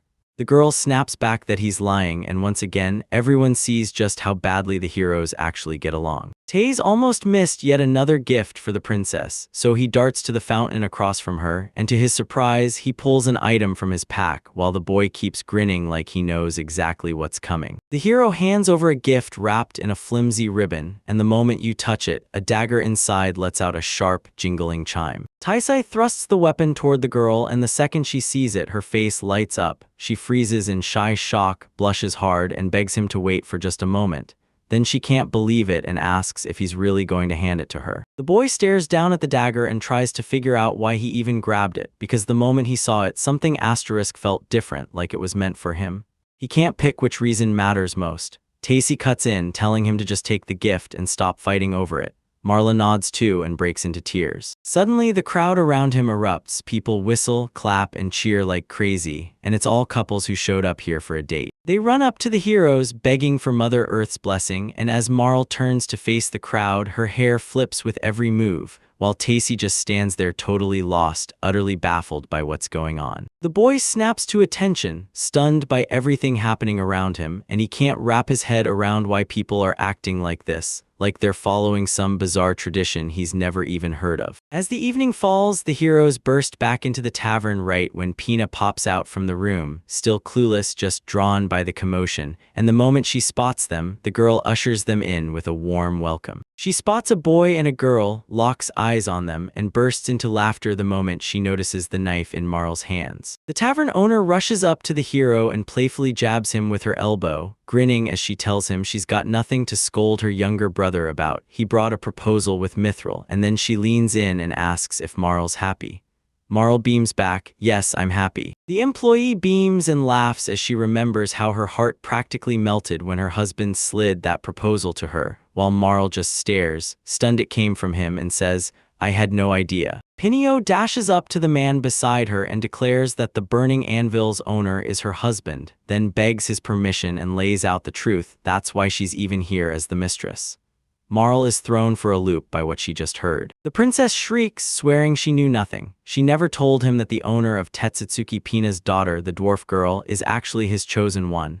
The dwarf explains that their people age way slower than humans. Then Tai Kai steps in, calls for everyone to pause, and shoots out an apology for barging in. The boy shoots his hands up, terrified of the gas, and demands confirmation right now. Then he turns to the girls, asking if the mithril gift means something special. The girls snap to attention, stunned and totally lost, and then the guy realizes he screwed up, because he can feel that sharp, deadly stare locking onto him. The tavern mistress presses Tissy for answers about the dagger. He just says he thought Marl would want it, but Marl swears it was meant to keep her safe, and the real reason is something totally different. Still reeling from the shock, she breaks into helpless sobs, her shoulders shaking, her face twisted with pure grief and despair, while Tasty's, terrified out of her mind, scrambles to deny it all. The boy gently strokes the princess's head, but he's totally clueless about her. Then he blurts Pina, snaps back, calls her mistress, and demands she explain everything. Pina stares in shock, realizing he truly knows nothing, and tells him to finally start thinking. The tooth snaps to the tavern owner and she answers on the spot, because if some regular guy hands a woman a mithril dagger, it can mean only one thing. Then the hero, shaking with fear at what's happening, locks eyes with him and pushes on. He makes it clear, "Join me and guard your honor." Taishi realizes this is the real confession, and when the girl finally sees he's snapped back to reality, she's stunned, asking what he could have been thinking all this time. Right then, the hero clocks what's happening and starts screaming without a sound. His scream blasts past the house, ricocheting through the air until it swallows everything around it. Everyone piles into the room and Marl is still sobbing, knife clenched in both hands like he might strike at any second. Then the guy blurts out, "Let's have dinner together." But Pina snaps in rage that he's not about to leave her alone with the girl he just broke. Taze leans in and demands Marl listen, and the princess lifts her head, waiting like a spark about to ignite. Then the hero scrambles for the right words, fretting that he should apologize for making her cry before finally admitting the truth. He never understood what the gift really meant. In the end, he drops to his knees and begs for forgiveness, then calmly grabs the dagger right in front of those shocked girls. Moral never saw that coming. The moment he started apologizing for the fake proposal, her stomach dropped. Then she snapped, "No, you've got it wrong," and told him he wasn't apologizing for the lie, he was apologizing for how brutally bad he'd handled the proposal itself. The boy gulps in a deep breath, forces his nerves to settle, and locks in his focus, because he has to look confident. Then he drops to one knee, raises his weapon, and begs for one more chance. Blushing with pure shame, he blurts out that she should take the dagger. Then the princess freezes in shock, her hand trembling violently as she finally reaches for it, and Pina can't help but feel relieved that everything worked out perfectly. Marl clamps the gift to her chest, hugs it tight with both arms, tears of pure joy shining in her eyes. Then she nods and accepts his love, sealed with mithril. The tavern keeper breaks into laughter, waves the heroes goodbye, and steps out of the room right as Marl lets out a nervous sneeze, and Taizé just stands there, totally lost, still aching with confusion over what even happened. He tells Marl to stop the flood of tears, then gently wipes her nose as he calms her down, and she's completely shocked by how quickly she settles. Meryl roars out Mr. Tace's name and lunges straight at him. The moment the hero finally stole a kiss, the girl grins and tells everyone how happy she feels right now. Then she bursts into joyful laughter. She takes a bite, lets out a slow breath, and nods like, "Yep, that's it." The heroes call out each other by name like it's a promise. A nightmare of endless night is about to swallow them whole. Morning slams in, Tacy stirs as bright sunlight blasts through the curtains, yawns like he's trying to survive, realizes it's already daytime, and hauls himself out of bed, only to yawn again because he slept absolutely terribly last night. Marl is still breaking down. She gasps, opens her mouth wide, and flings her hands out beside her face as tears pour. The hero shoots his hand toward her, and the moment his fingers land, you can hear a soft rustle ripple through her skin. Tazy leans in and plants the softest kiss on Marl's nose. She cracks open one eye and calls him Mr. Taze. He rushes to apologize for waking her, but all he gets back is messy, barely understandable mumbling. The heroes broke into a bright good morning and laughed like the night's been pure fun. They throw on their clothes and head out. At the door, Pina is there. They trade greetings and ask if dinner's ready. The hostess stares at them in silence, then flashes a sly smile. Tates blushed, convinced she was seeing a face like, yeah, I get what you're doing. Pinion nodded along and slid the utensils onto the table while Marl took it in stride, way calmer than the main character. The tavern owner thrusts a letter into the hero's hands, written right to him, and she's practically beaming that she finally pulled it off. The hero stares in shock because he never expected anything, especially a letter, and even Marl looks stunned by this bombshell. The boy reads the message and gets an invite to visit the Knights of the Crossroads garrison in the kingdom of Kalendale. Then he turns to the girl and asks what she thinks, and that simple question makes Marl tremble. She shuts her eyes and whispers that the knight is probably calling you because it's going to be absolutely wonderful. Marl's reaction makes the hero's gut drop, and he's stuck wrestling with one terrifying thought. Should he shut this proposal down when the knights are literally their sworn enemies? He tells the princess to wait inside the guild while he digs out what's really going on. This never happens here, so he has to double-check everything. Then Marlik cuts in, shoving the worry back at him like, "Forget that, take care of yourself." Crossroads is the bustling city of Kalendale. Every 5 years, a whole new patron is chosen there, and the power shifts hands like clockwork. He has to be a nobleman, at least account no exceptions. As the hero can remember, Kalendale's ranks climb like this: Duke, Marquis, Count, Viscount, Baron, then Quasi-Baron, and Marl was the one who drilled it into him. She even tried to walk him through the whole system and made it clear there are more titles too, including the ones handed out at court. Tish strides toward the Crossroads Knights outpost in western Kalendale, and the worst part is this: he still can't figure out why they dragged him there in the first place. While the hero braced for what happened next, he decided to check his status and see how strong he really was. While everything was getting pushed into motion, he stacked up a bunch of skill points and decided, alright, spend time. He lifted his sword and polearm training up to level 4, then drove his combat level to 3. Magic has skyrocketed too, now he's officially in the 3rd tier. Take a look at his new lineup: Archery 1, Fire Magic 3, Water Magic 3, Wind Magic 3, Earth Magic 3, Pure Magic 3, Healing and Restoration Magic 3, Enhancement of Body and Magic Power 1, Cooking 1. The moment the knight stepped into the corridor, Tish let out a shaky breath of relief, like he'd finally been headed straight for him.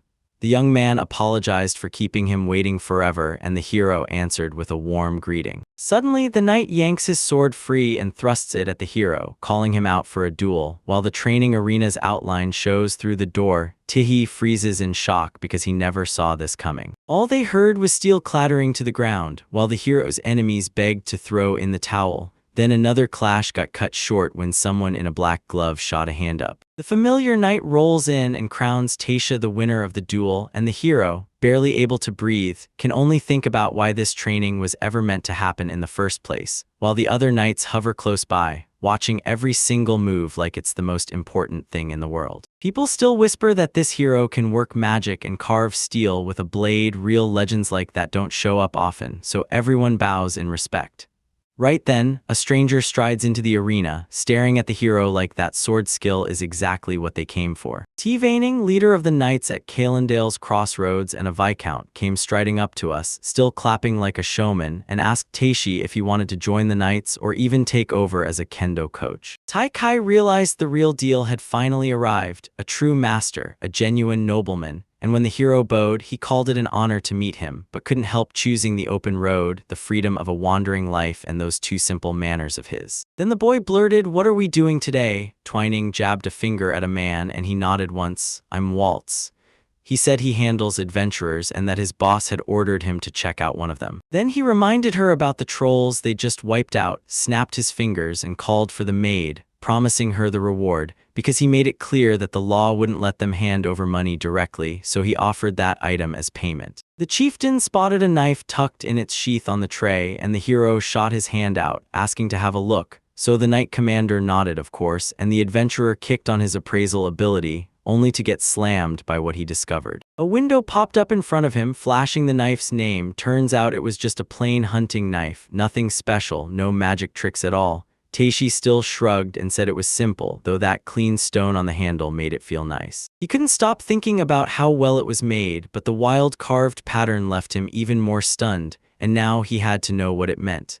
The hero remembered how he'd questioned hiring an expedition, then finally realized he'd made the right call. Twining's beaming because the hero actually liked his gift, and Taisai shoots a grateful thanks to the leader. Then, out of nowhere, the man snaps, "Wait, I just remembered something." He says he's heard a rumor about your magic power. Then the adventurer leans in like, "Yeah, but the real reason for us being here, that hasn't surfaced yet." The hero is dragged to the magical core of Calendale's Royal Guard, right to the Crossroads Squad's base, and the moment he arrives, Honorary Baron Marks, the head of the magical corps, meets him face to face, welcoming him on behalf of the whole squad. Tai Kai is convinced there's a magical cavalry station right beside the knight training ground, so he barrels in, announces who he is, and blares that he's thrilled to finally meet the leader. Then the man grins back, thanks him, and answers with his own name. Staring at the information window, the adventurer's eyes widen, because right in front of him stands yet another noble, and this one's an honorary baron, Marks. Suddenly, the leader snatches the boy by the shoulder. Teeth never saw this twist coming. Marks keeps grinning, pats his shoulder like they're old friends, and ushers him to sit down so they can calmly hash it all out, with Mr. Twining right there too. They close in on a glowing ball, just sitting there like it's begging to be taken. The boy blurts out, "What is this thing?" And the magical corps' leader smiles and explains it's a special item used to check the condition. It's a jaw-dropping, ultra-expensive device that displays and records a person's magical power in digital form. Taishi's gut screams no, convinced this whole thing will turn into disaster the moment people discover what he can do, but he can't find the courage to refuse.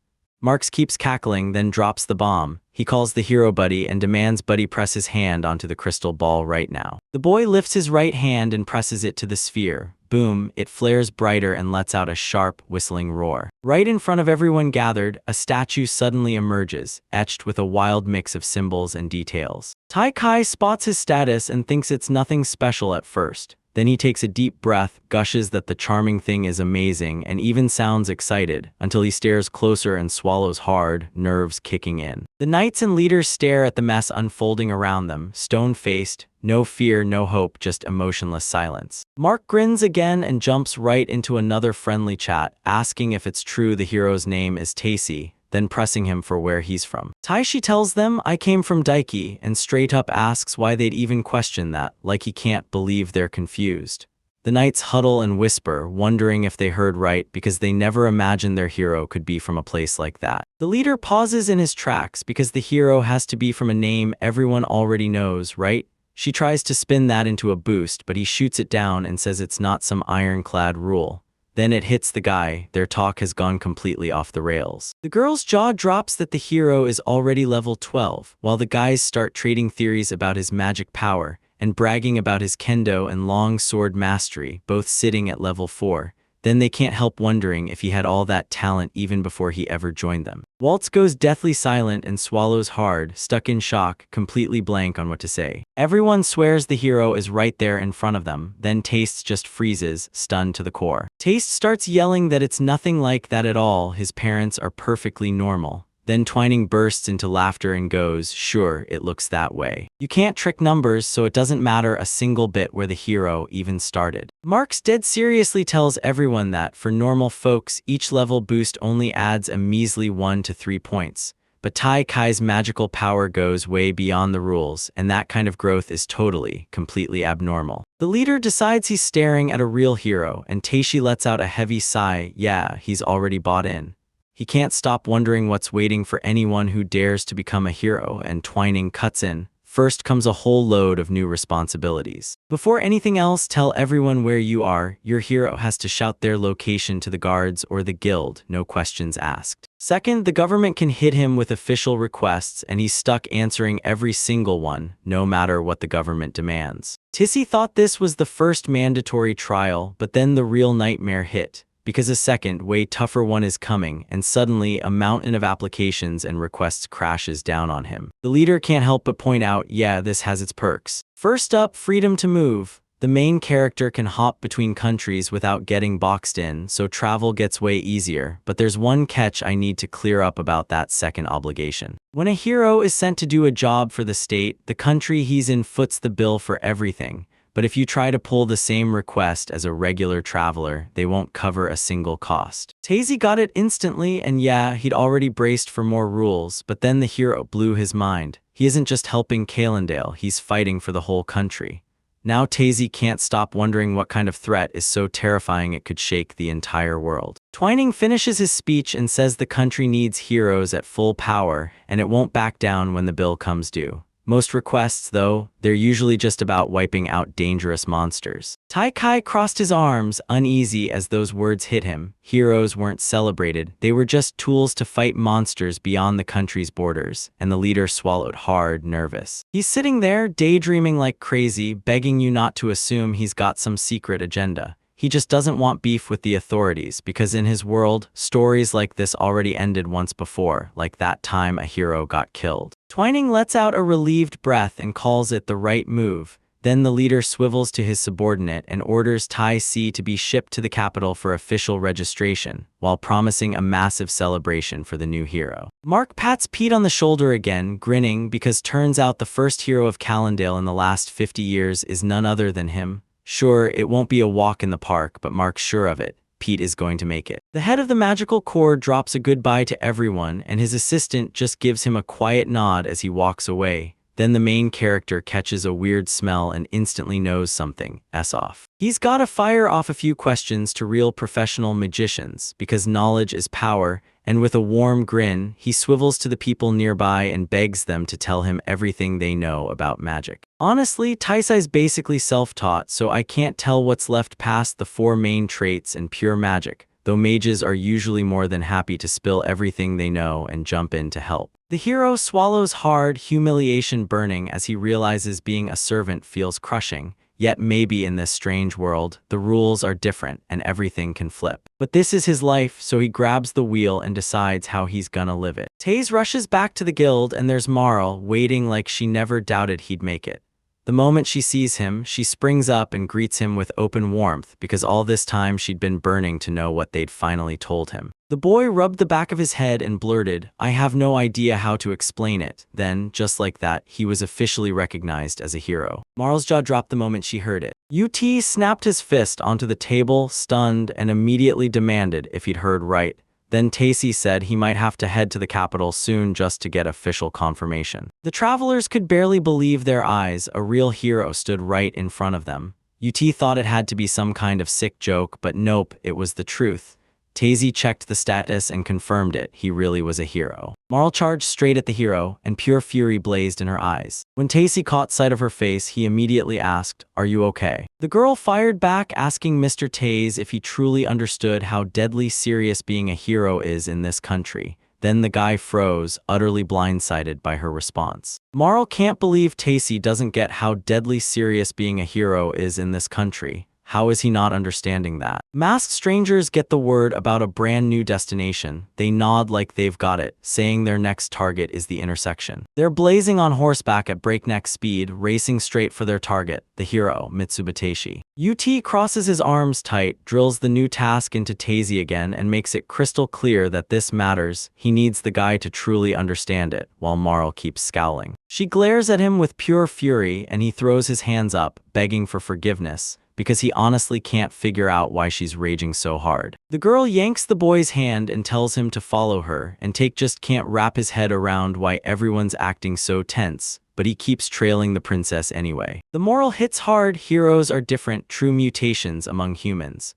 People say that in hundreds of thousands, even millions, just one hero gets born. Their bodies are as normal as anyone's, but their magic power, it blasts past ordinary people 2 to 6 times stronger. 500 years after that tree went up, it turns out the heroes don't belong to a single nation. They're a worldwide force, battling threats to protect all of humanity, and every country on Earth steps up to help them. They say the same demon king who once conquered the entire world wasn't a villain at all. He was a hero too. Dejected, Tease crumples to his knees in front of the girl, and she lets out a heavy sigh before calling his name. She has no clue what it truly means to be a hero in this country, because every day they're thrown into non-stop battles against the deadliest monsters beyond the borders, and the whole setup is basically built to break heroes since they can't be controlled. Taste blurts out, "Tell me I heard you right, Slaughter." Then the question hits hard, what if society really doesn't need heroes? Moral just nods and her expression makes it clear. This is deadly serious. She confirms it, and people swear that one hero could stand toe-to-toe with an entire country's army. So yeah, the guy snaps that this isn't just hype, it's a serious threat to the whole state. If a hero like that unleashes his power and turns it into chaos, the army won't stand a chance. And if the people rally behind him, he'll topple the ruler in no time. That's why the royal family and the nobles fear heroes, because it's so much easier for them to cut down anyone they can't control on the spot. So tell me, what does the enemy hit first? Do they scout the area? Taze can't believe this guess. There's no way this is what he ever had in mind. This isn't fiction, it's a real murder, and picture this. Tasha's hero goes down to a brutal sword strike from one of those mysterious masked anti-heroes. Turns out heroes never showed up in Calendale for 50 whole years, because the kingdom quietly wiped them out before they could even get registered, just like the theory he'd heard when a hero died. And now he finally got why Marla reacted the way she did. He can't wrap his head around why he has to go this far. He doesn't even know the country's traditions or beliefs.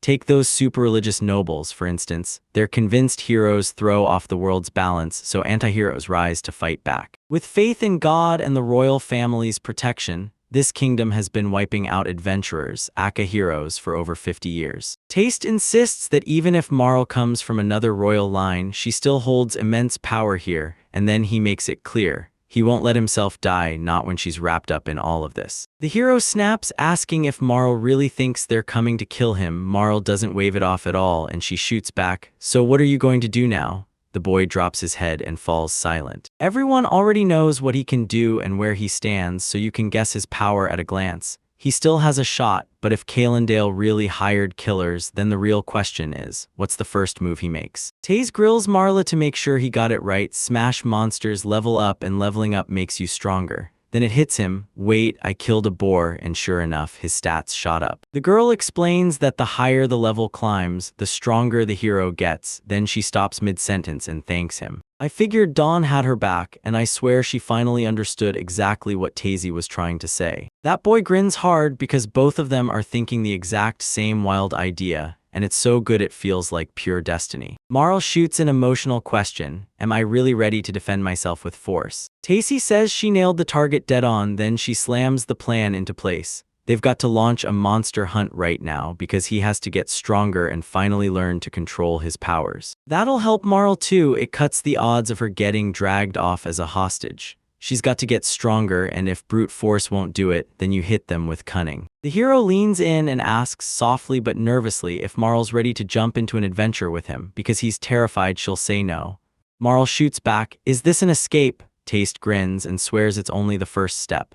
Then Marl clenches a mithril dagger in both hands and declares she'll go wherever Taste goes. The boy lets out a breath of relief, then spots the girl shaking with fear. He pulls her into a tight hug and begs her to forgive him for everything he's put her through. If the hero keeps acting reckless, Kalendale will snap and turn on him, and Marl's about to get dragged into the fallout too. Tacy can't stop replaying it. Maybe her very first try at the Knights went wrong, or maybe everything flipped the moment the goblin cleansing began, and now this whole thing feels like it could spark an argument forever. Marl stares at the hero with trembling concern, tears brimming in her eyes, then she lunges forward, grabs his hand, and calls his name like a promise. You're not alone, I'll always stand right beside you. Tazy realizes he's moments away from crying tears of joy, and he wastes no time thanking Marl for everything. His eyes flood, and a single tear slips down his cheek, landing right on the girl's hand. The heroes dive into their meal, and you can practically hear the cutlery clink in the air. Then Tayushi blurts that he needs weapons and food, plus magical gear, spare blades, and grooming supplies, and he even asks if joining the guild is hard. Marl just smirks and says it can't be that tough. The princess lays it out. The guild answers to the kingdom, so there's no secret profit to chase, because the whole point of forming the guild is one thing only: hunt down heroes. And just like that, Taishi finally gets it all. The kingdom recruits adventurers to wipe out monsters, and secretly hunts for the real heroes who will step up and shine where it matters most. Population control, workforce building, tight security, and a steady supply of cheap labor, all of it locked into one system that hits every target, and the people who set it up, they're genuinely brilliant. They're closing out their meal when Taste snaps to his feet and bolts straight for the city, yelling that he needs everything he'll require with him, Marla Griss. Just after he shoved his belongings into bags, he glanced around and realized he hadn't paid for the apartment yet. The heroes show up at the landlady's door, and she blurts in shock, asking if he's really serious about renting a place in the city. She's glowing with pure happiness because she's convinced Tease has finally proposed, and she just knows they're about to be together for real. The whole world feels right, and he just smiles quietly, confirming her guess. Pinya's beams even brighter, clasping her hands together, and she can't help but gush, "Aw, what a beautiful couple." Then she leans in, practically vibrating with curiosity. Where do they plan to settle? Moral freezes, not knowing what to say, while Tacy mumbles that they're at a crossroads and swears she'll reach out the moment everything's settled. Then they lock in their plan to leave tomorrow at dawn. Pina is left alone, lets out a heavy sigh, and loneliness crashes in hard, while Tasty can't stop smiling, because he knows it'll take a few days before anyone finally realizes he and Marlowe slipped away from that intersection. The heroes already bolted out of the city, so don't even ask what they did. Tacy snatched up everything he needed for the camp in under an hour, and it only cost him around 50 gold. But hey, when you're the hero, that appetite hits hard. A boy and a girl, cloaked in raincoats with their hoods pulled low, hurry down the street, glancing around again and again like they're bracing for something to jump out. The heroes stride together through the noisy crowd, with the gates to happiness wide open, and the travelers keep shouting and talking as they press on. Tissy is already convinced he'll be the first to slip out of the Crossroad Knight's grasp, and Marl calmly tells him, "Then let's head straight for the southeast forest." She heard rumors that deep in the Great Forest, ancient ruins are waiting to be found, and if you push through that maze, you'll end up straight in the kingdom of Micronia. They keep moving, and Tacy blurts out one more time, asking if she heard the name right. Marl nods and swears it's exactly right. The hero suddenly remembers spotting that name in the girl's status, and the pieces click. Now he's certain she's from this very state. The moral is clear. While other countries ignore their heroes, the Kingdom of Micronesia throws its full weight behind their protection, and history proves it because the royal bloodline traces back to heroes too, along with countless aristocrats.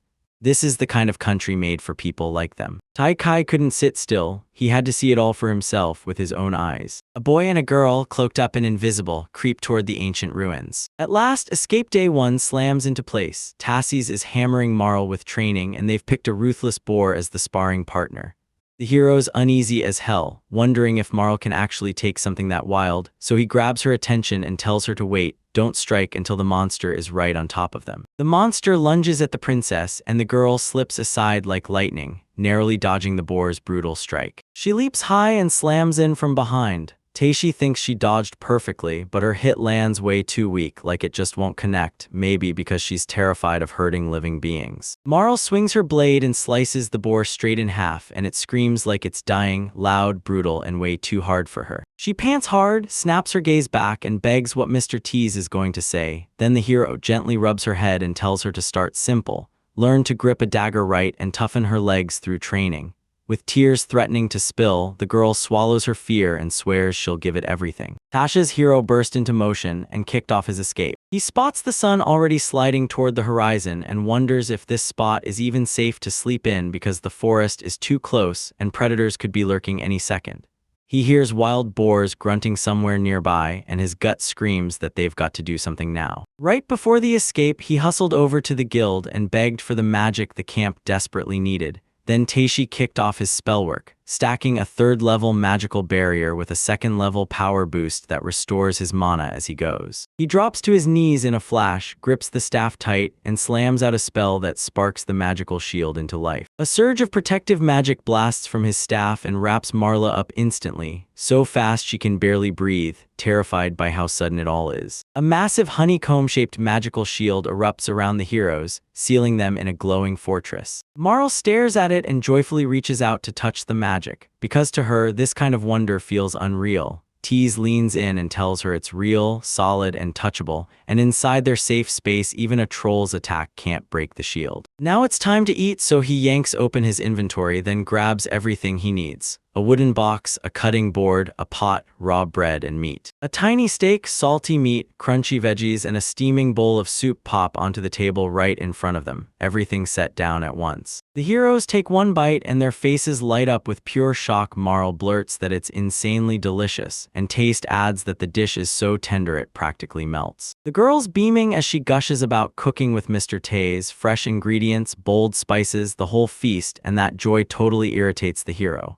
She loves every second of it, teaches others how to cook, and when he hears her stirring things up, he snaps, asking if she really knows how to cook. Marl grabs a fork and knife, grins like he's about to taste victory, and declares he'll be the one to try it. Then the boy finally gets the whole story. The girl tells him to wrap the meat in bread to make it even crazier, then demands a ridiculous amount of bread right now, so he takes a bite, lights up, praises her like crazy, calls her a princess, agrees instantly, and she yells at him not to mess around for 1 second. Marl keeps going, raving about how the food tastes so insanely good it feels like she's floating in 7th heaven, and the laughter spilling out of her says it all. And the moment he sits beside her like this, Marl can forget every last worry for at least a little while. Forget that they've turned into traitors to the state. 3 days roll by and Tacy hits level 16 in hunting while Marl climbs to level 7. Now they're wiping out goblins in seconds. The girl honed fresh sword moves while the hero sharpened his stealth and focus. The princesses got even smarter, surviving smarter too. Marl cheers like she just won the whole war, and Tacy smiles hard, though a little guilt still clings to her heart. The hero snagged the magic eye and pushed his poison resistance to the absolute max. Then, just in case, he held a few skill points back to purge his body fast the moment poisoning hit, because if he wasn't dropping dead right away, he wanted to be ready. On the 3rd day of their escape, they finally burst into the ruins, half-collapsed buildings standing with stubborn stone columns. All those towering columns hit the hero like a sudden memory. This place felt ripped straight out of a temple. This place is gorgeous, but there's not a soul in sight, no footsteps, no voices. Taishi can't wrap his head around it. Why hasn't anyone moved in yet? Maybe it's because the temple grounds are sacred and that old protective barrier is still standing guard, keeping everything sealed. The heroes keep digging through the ruins and stumble on massive piles of human remains, and you can tell those bones have been rotting there for ages. Marl blurts that it's just skeletons everywhere and there are tons of them, and Taze nods along, then says they probably prayed here once, right on this very platform. But when he looks around, he's stunned by how spotless everything is, with not a single sign of damage, until bam, he spots something glinting on one skeleton's finger. Suddenly he blares, "Tomorrow," and she jolts so hard with fear her whole body trembles. Then she demands to know what happened and begs him not to scare her like that ever again. T studies the thing they found, then freezes. It's a protective ring that cuts magic damage, and when he asks the girl to take a look, she can feel it boosting magical power too. It's gorgeous, and Marl still can't believe what he's seeing. The hero's convinced this place is packed with treasures, and while he's busy hunting monsters, he's also going to do the second, just as important thing adventurers rely on: treasure hunting, exactly like he plans to do now. He grins that he's snagged a few more useful goodies and asks Marl if she needs any magical accessories. But Marl suddenly senses something off, and the hero presses her about why she feels that way, while Marl insists there's no curse hanging over them. Tacy flaunts a massive mountain of jewelry, rings, bracelets, necklaces, and dangling pendants on shining chains. Marl grabs everything and snaps that she can't take a thing from these people. Tracy gets it, but tells her these items won't help anyone anymore, and that stealing them is just the last ritual of goodbye. He slips the ring of power onto his middle finger, and Marl pushes him to go with something magical. She's completely on board. Tacy leans in, eyeing his storage with curiosity while he stalls, thinking if that item can even fit into a normal, non-magical storage slot. He's sure it's awesome, then the hero shoves the ring into Marl's hands. She slips it on, steps right up to the guy they stole the jewelry from, and just stands there in dead silence, staring him down. Tacy watches her fold her arms tight across her chest and sob with pure, bitter pain. He decides to back her up, steps in beside her, folds his hands, shuts his eyes tight. Then they just stand there together, side by side. A stone statue of a headless girl suddenly looms in front of the heroes. Tease leans in and asks Marla if she thinks the same god those dead people worshipped could be behind it, and Marla hesitates, admitting she's got no clue. She throws out the idea that it might be an old god people used to worship, then totally forgot, and the man nods along.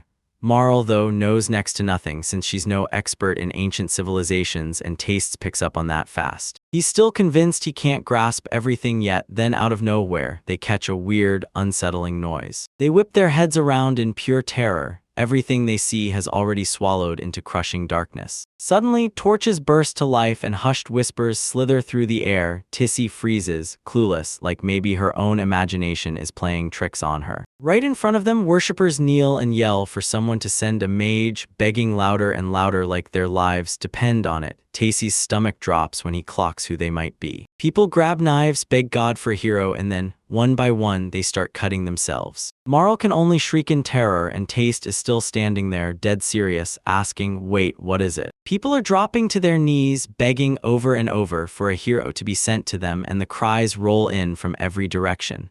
The girl stands there, struck with pure horror. The hero scrambles to make sense of what in the world is going on. The man crumpled on the ground starts getting swallowed by thick smoke. Tai Kai throws his arm up to block the blinding light, and right out of that glowing sky a kid in a school uniform materializes. People rush forward, reaching out as they start cheering and greeting their arriving hero. The man towers over the adventure, and Tacy starts to piece together who he really is. Right here, it all shuts down. His vision vanishes in an instant. But don't blink, because a wild scientific shock is waiting for the hero. Tacy still can't wrap her head around what just happened. Everything's suddenly calm, and the whole vision feels impossibly weird. He snaps his head toward Marl and fires a question. Did every hero get called with rituals like that? Marl keeps shaking and denies it hard, saying heroes aren't summoned at all, they're simply talented people. In this world, the strongest rule as heroes, but are they truly real people with freakish powers, or did something else pull them in from another world? The heroes whip around and spot it, just like their vision. The skeletons are curled up in pleading poses, hands reaching out toward the boy and the girl. So tell me, who was that hero the ancient people praised and prayed to when they needed saving? Marl and Ties hit the ground hard, and the worst part, there's zero clue to grab onto. The guy mutters that he's wiped out while the princess pushes him on, even though her own strength is nearly gone. So many questions slammed into his head. Why was this temple built, and who was that guy? Yeah, mysteries stay mysteries until the clues finally start talking. If he plays this like the usual games, the hero might actually crack the puzzle. He shouts Marl by name and she answers right away.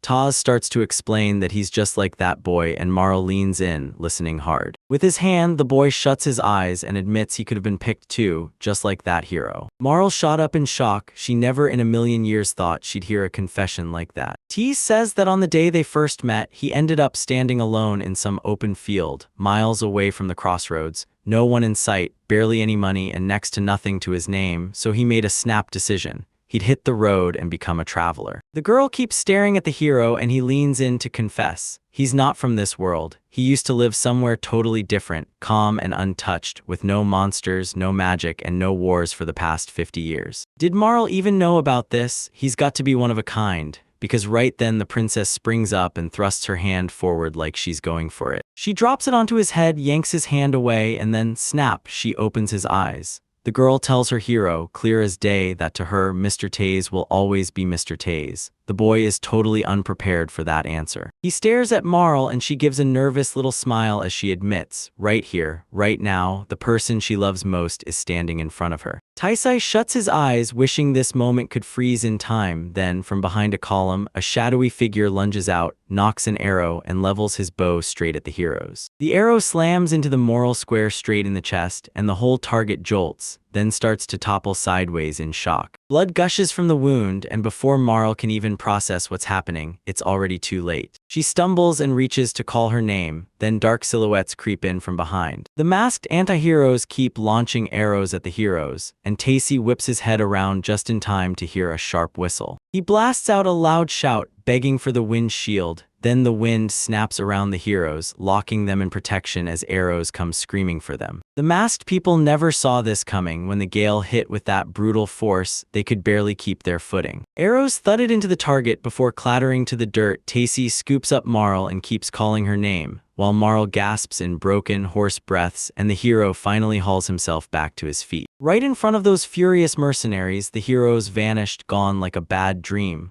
The masked guys snapped their tongues in rage because their target had slipped away. The hero sprinted through the streets, his mind racing. Was all of this really for real? How were they moving that fast? He bolted all the way into the city just to throw them off, so how on earth did they catch up so quickly? Something felt seriously wrong, and with a sharp shout, he promised he was going to heal Marl. The girl looks totally lifeless, no tension in her body at all, just limp, relaxed, and sprawled in his arms. He tries to cast healing, restorative magic and calls it moral. Then he begs her to open her eyes, and his pleas get sharper by the second until he's shouting louder and louder. Nothing helps, his morale never snaps back, it just crumbles and drops straight at his feet. Tasties is shaking with pure horror at what he just witnessed. What is this weapon even supposed to be? The hero checks the arrow and his stomach drops, it's poisoned. With a hit like this, there's no escape.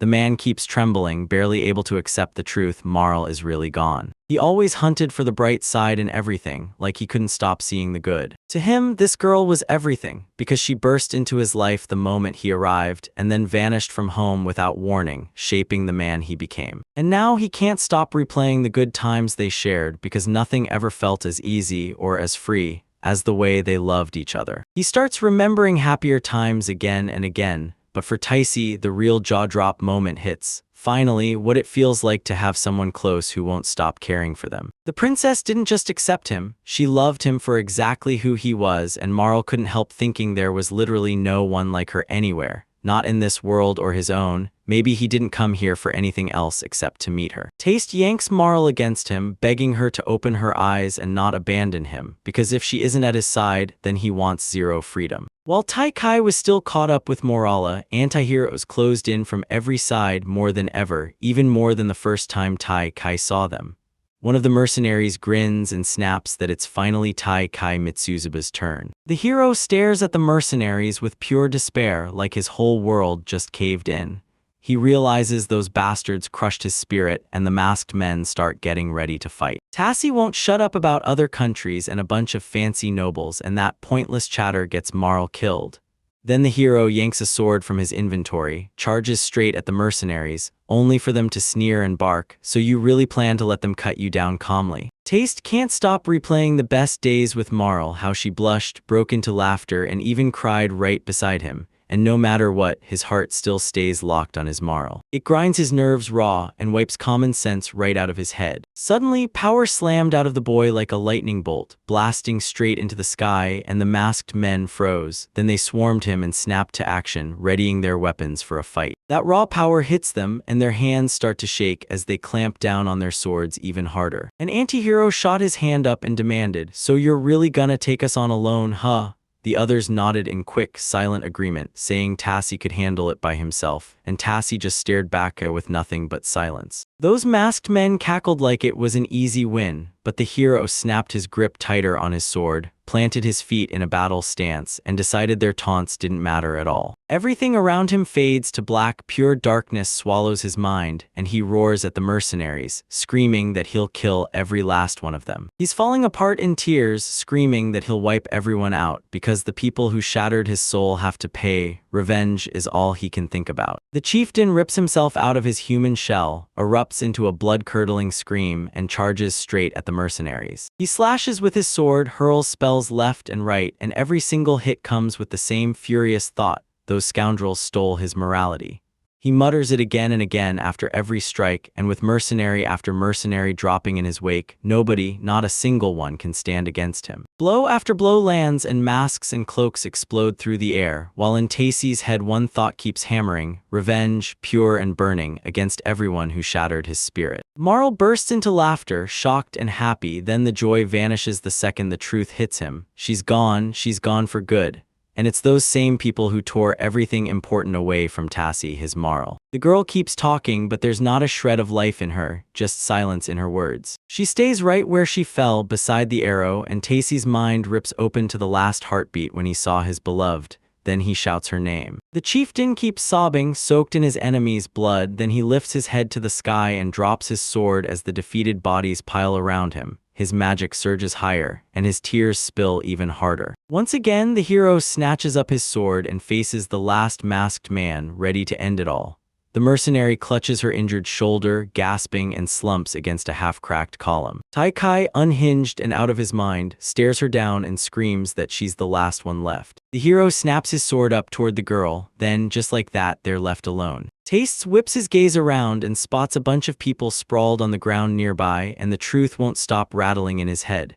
The monsters he just cut down had already wiped out his morality and his dear, while the masked girl just keeps standing there, quietly watching the hero. She bolts out of nowhere, trying to flee, while the adventurer's rage boils. He hisses like a venomous snake and asks if she really thinks she can slip away from him, so he shuts her down with an ice ball spell. Ice needles slash into the mercenary's legs and the girl snaps. She can't take it anymore and drops hard to the ground.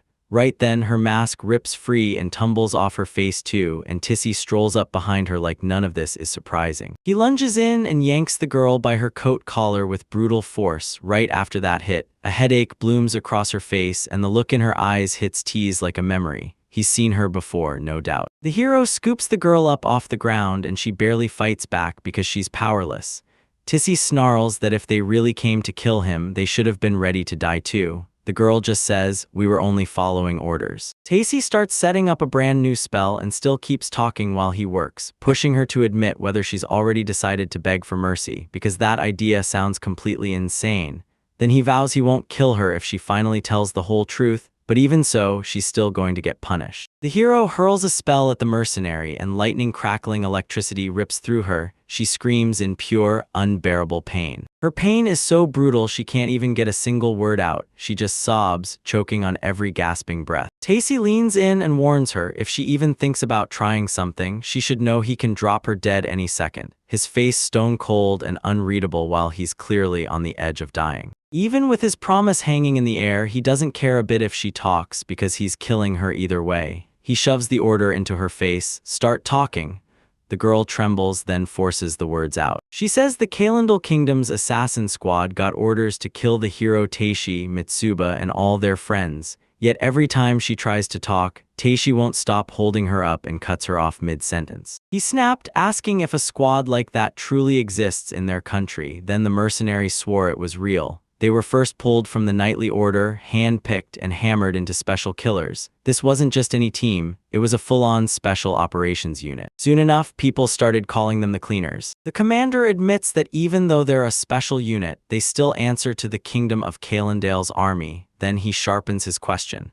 Did the Kingdom of Calendale really order them to get rid of the hero and his companion? The girl shuts down that assumption because it's only half right.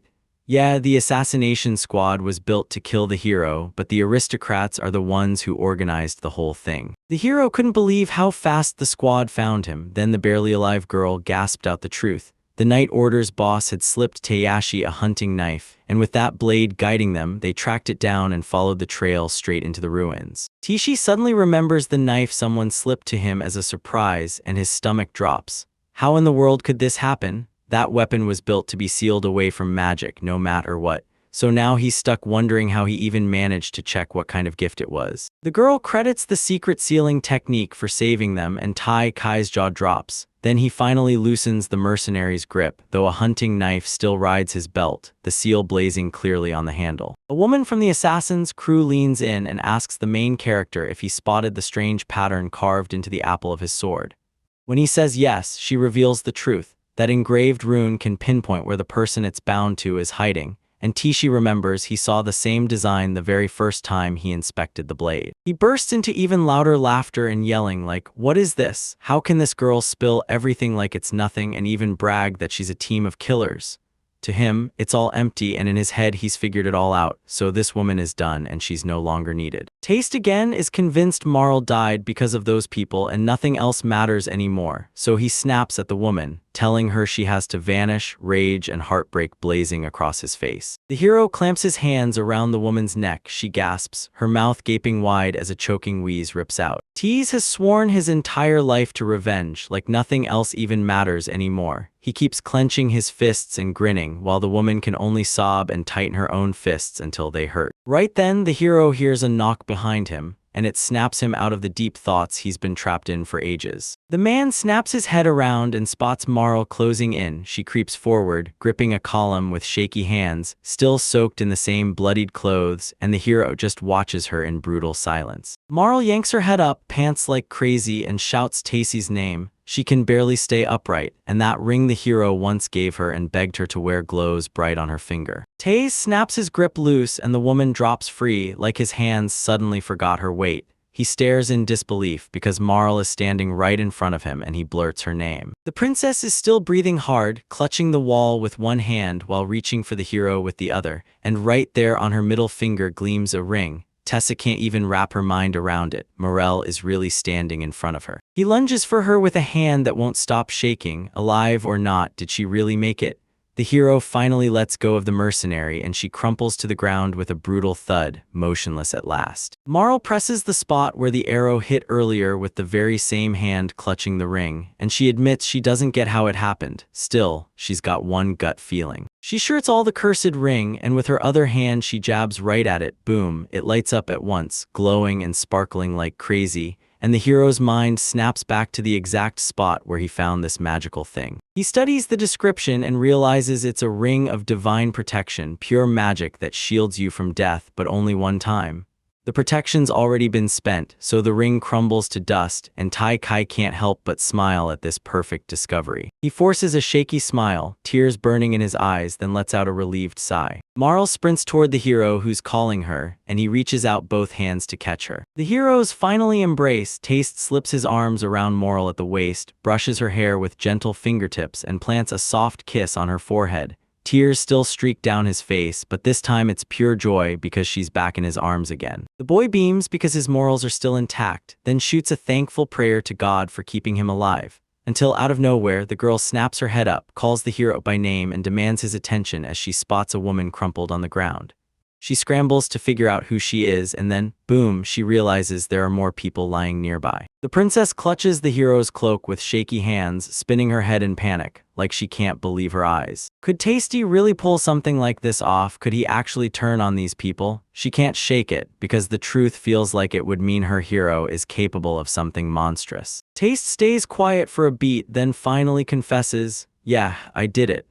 He tells Marl not to panic, insisting everything's okay now, flashing a shaky half-smile while he keeps his eyes from meeting hers. He claims everything is fine because he'll shield the girl from everything the world can throw at her. But Marl freezes at the sight of his eyes. She gasps, cries, and shuts her own, terrified, and once they reach the ruins, even the air's taste and the way things look have warped too far. The hero is still buzzing with relief that Marl's okay. He squeezes her into a tight hug, and she trembles as she clings even harder, clutching his jacket while her bangs stay in the way, hiding her eyes. Tease thinks this is the only way, then a savage cruelty twists his face, and he's ready to do anything to shield that girl. Marl grips the hero's clothes even tighter, her grip like a lifeline, and then she breaks down in tears. The heroes are still crawling through the wreckage, and they barely manage to pin the mercenary down when Thud Knights come charging in, led by Valtz, T-Vaning's right-hand man, commander of the Knights of the Crossroads. He shouts the hero's name, demanding to know if everything's okay. Taisai narrows his eyes at the newcomers, while Valtz exhales hard like he's been holding his breath and lets his shoulders drop. Good, everything's fine, until his gaze snaps past the heroes and lands on a girl tied to a post, and recognition hits him like a punch. Taishi yanks a mithril sword out of his inventory again, plants his body in front of Marl like a shield, and snaps at the knights. Don't play innocent lambs, because it was the order of the Knights of Calendly that sent assassins after him. The knights whip out their swords and lock into battle stance, ready to shield their leader from the attack, but Volt halts them with a single gesture, silencing the whole room while he holds off on answering those accusations for now. He tries to bargain with Taisha, but his words trip. He stutters and blurts out what she even wants, and meanwhile the hero won't drop his sword. He steps in, grips her by the hair, and lifts her face up so everyone can finally see who she is. He tells this woman she's no visitor. She's a killer come to hunt him down, and he flashes her status card so she can't deny it. Her name is Foramo Forces. Then he rattles off her skills: Manners 1, Horseback Riding 2, Swordsmanship 3, Shooting 2, Espionage 2, and Assassination 2. The knee snaps out a question to the knights: so, are we acquainted? He jabs a finger at her name, Assassin, Royal Order of the Knights of Calendale, and right underneath it lays out the reward and the punishment for attempted murder. The knights stare in horror at what they've just seen, fear and shock blazing across their faces, eyes bulging wide.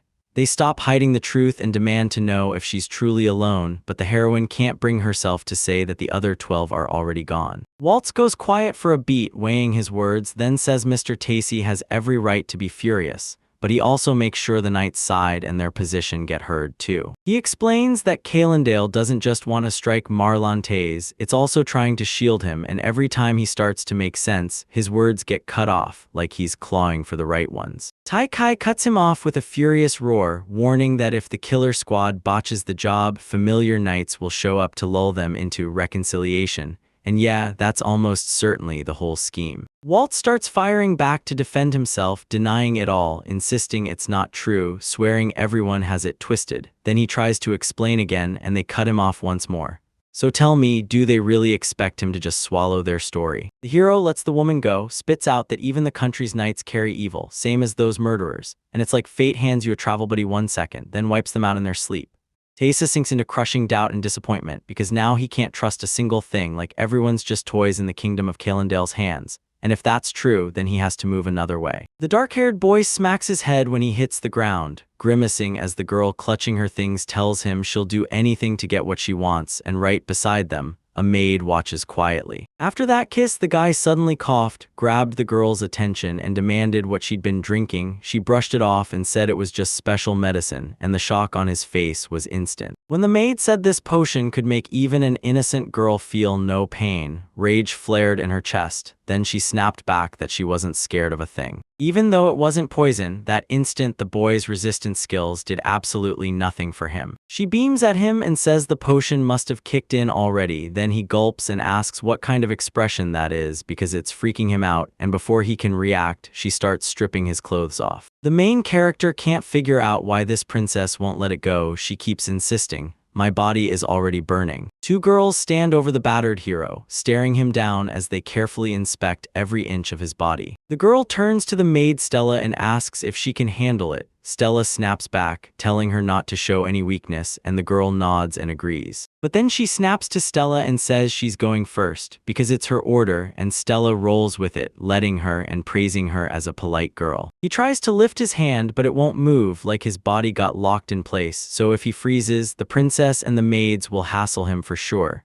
Then, at the last second, he makes a move and bam, there's a flash. The girl drops to her knees and the maid snaps, "What happened?" But the boy hustles into his pants and bolts out of there fast, and the girl fumes, screaming that he ran like a coward. The girl jabs a finger at him and snaps, "How can you bolt right in the middle of this? You'll choke on that choice later if you're a real man." With rage in his chest, the main character snaps that he only wants to do this with Mari, then calls her foolish, leaving Tisha begging him to take it back, while he storms on demanding she agree, insisting he'll only be with Mari, and then someone tells Tisha that she nailed her words. Suddenly, Mari storms into the room, freaking out as she blurts, "Are you okay?" And the main character just stares in shock at how intense her reaction is. The girl tells everyone that as soon as the messenger filled her in, she burst into shouts and told Carnel it was her problem to handle. Carnel snaps in anger, demanding to know why she always gets the best and why she won't even let him get close. Then she fires back that she's always chasing the chance to be around people, doing what she wants, and that's exactly why they call her selfish. Purnell begs, "Stop blaming me,"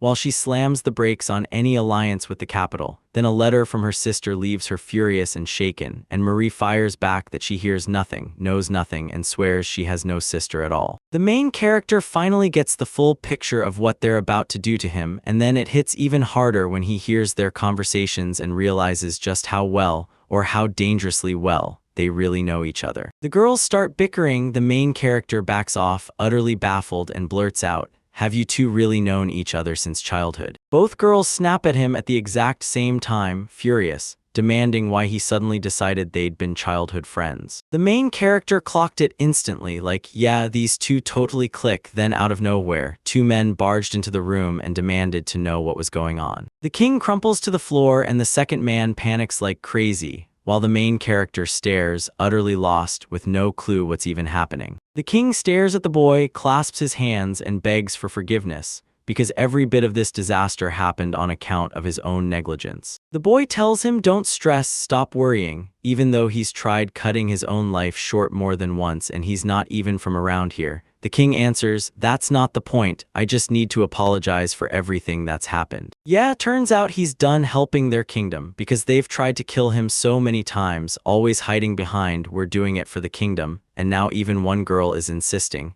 "We need to talk." Mary tells everyone that Princess Cornelia has been locked up for 2 months, along with the girl who came with her. She snaps that now she's got their kingdom in her hands, they're threatening her with the death penalty, shocking the girl so hard her fear spikes instantly, with 2 guards standing right behind her. The main character is still reeling. He blames Carla and the maid is sentenced to execution right on the spot. She couldn't defy the order, not even once. Mari tells Tisha to breathe and calm down because in this royal house, nobody ever admits fault. If she slips up, the maid can't shield her anymore because it's her job to take the fall. The maid gets punished, the princess gets arrested, and they planned it all so no one would cause any unnecessary trouble. The girl reassures the boy that Tisha has nothing to worry about, and the main character recoils in horror, demanding if she honestly thinks that's normal. She says, since he's panicking, nobody's canceling the execution or hiding the evidence. Then she adds, if he really wants it, they can bring me this guy after I make him a servant. And just like that, everything's already locked in. The girl tells Zontak that everything's fine and he thanks her for the kindness, because the hero and Princess Meryl somehow make it all feel right, and the main character can't help but feel real sympathy. He can't stop thinking, did the princess and the maid really agree to these terms, or are we about to hit some serious trouble? Then the girl snaps back that making her wait any longer is already way past the line. She snaps at the hero that he only got lucky because if he'd been in her spot, none of this would have happened. Then she leans in and admits the truth, it's her fault and that's why she's about to be executed. And she spits that she wasn't raised right. The man tells the princess he's taking her to the monastery. Then she loses it and screams that she won't stop until she strips everything away from Marielle. The girl tells the boy she's wiped out and urges him to head home, and he nods right away. Then she walks up to the king and lets him know that's everything for today. They stroll down the street side by side and the guy snaps, asking what insane stuff went down today.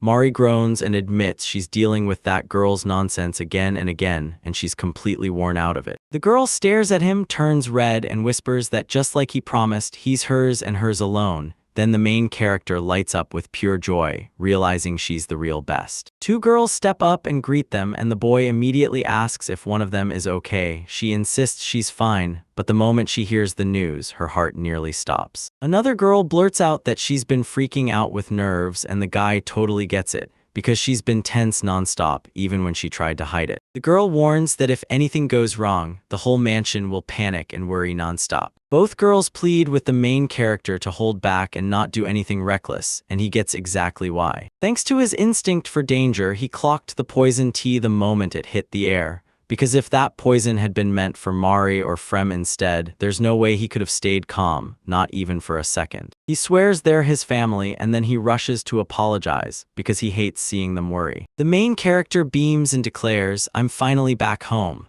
and every girl lights up with real, warm joy at his return. Dinner was already waiting, and he dug in like it was the best thing ever. Then they headed back to the mansion, and the second he stepped in, he felt instantly lighter, like the fatigue had vanished. The main character strides in with a towel around his neck, spots a girl sipping a drink, and boom, she slips and the bottle clatters to the floor. The guy freezes because he recognizes it, then stares at her in stunned disbelief. The girl blurts out that she's terrified they won't be able to sleep tonight, because her body feels like it's about to burst from the inside. Then, right when panic hits, the main character steps in and proves he's exactly who they needed. Morning hits, she jolts awake with a big yawn, grins, and declares, "Everything's amazing, today we're giving it our all." She beams at Uncle Frem like it's only been a few days since she first started working at this estate, and already she's jumping right into it. She tells her uncle to keep the table set while she whips up breakfast. Then she turns to Frem and asks him to swap the bedroom sheets. He nods and agrees, but she's still buried in a ton of work, and it's honestly pretty tough. The lady beams that Mr. Frem is finally home, grabs a soft pastel color, slips into the room, and humbly apologizes to her. She strides in and catches Mari grilling Tasha. Does he like the maid's outfits? And honestly, it's such a perfect feel-good moment. She demands he stop, this is already too much for her, and when Marie snaps back that his body is saying something else, the girl goes quiet, slips out of the room, and shuts the door behind her. The girl sprints up to Frem and asks if she's swapped the sheets. Then she bumps straight into her by accident. She realizes she's got curvy curves, and when Frem tells her the gentleman will stay in the bedroom a bit longer, she'll swap the sheets later. She can't help but wonder why. Frem snaps that it's way too soon for her to learn, and that answer lights the girl's rage on fire. She drops the bomb on Frem, she's the head maid.